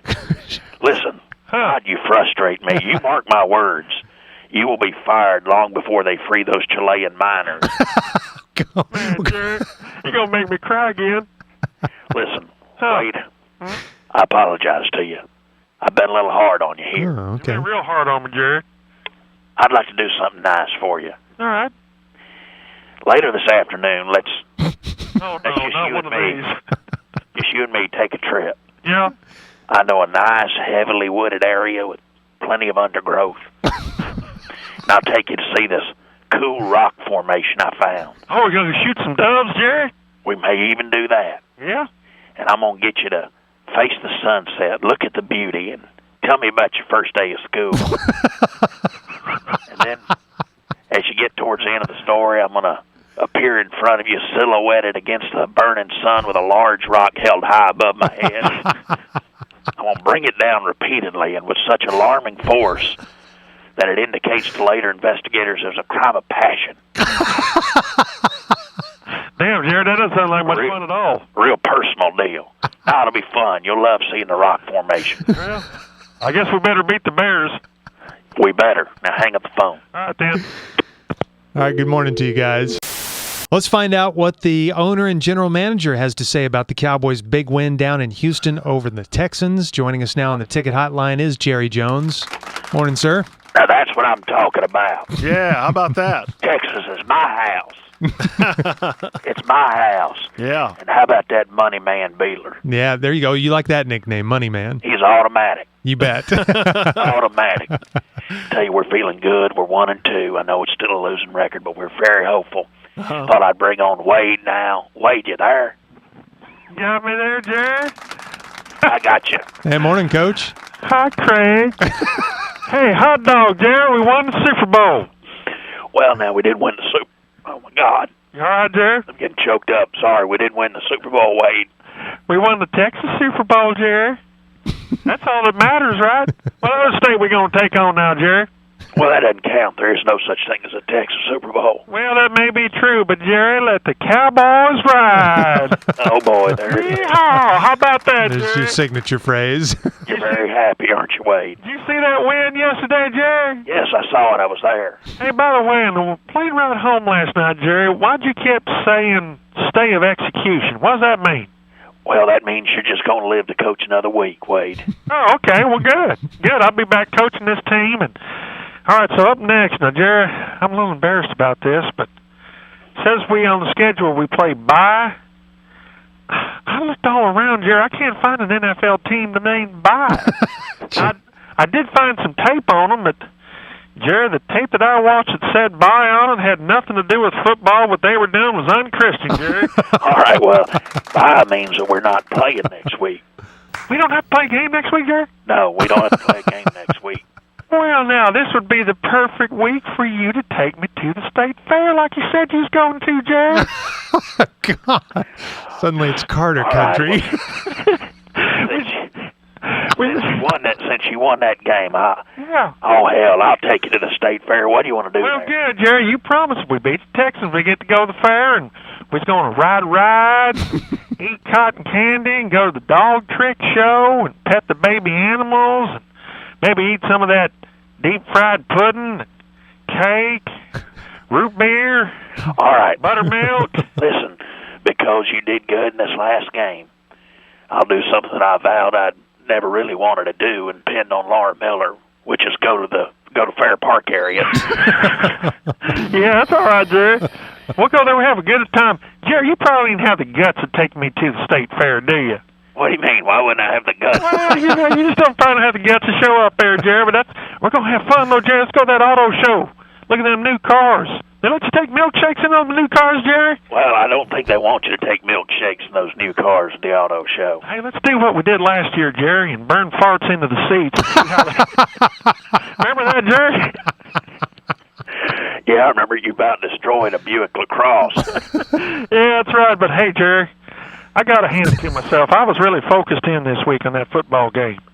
I mean, I was locked in. I wasn't even listening to music on my headsets, Jerry, and I had the best of Jerry Reed CD to put in there. I was listening to the coaches yesterday, Jerry. Well, that's good. You should be focusing on the coaches, not listening to music that you bought out of a Stuckey's.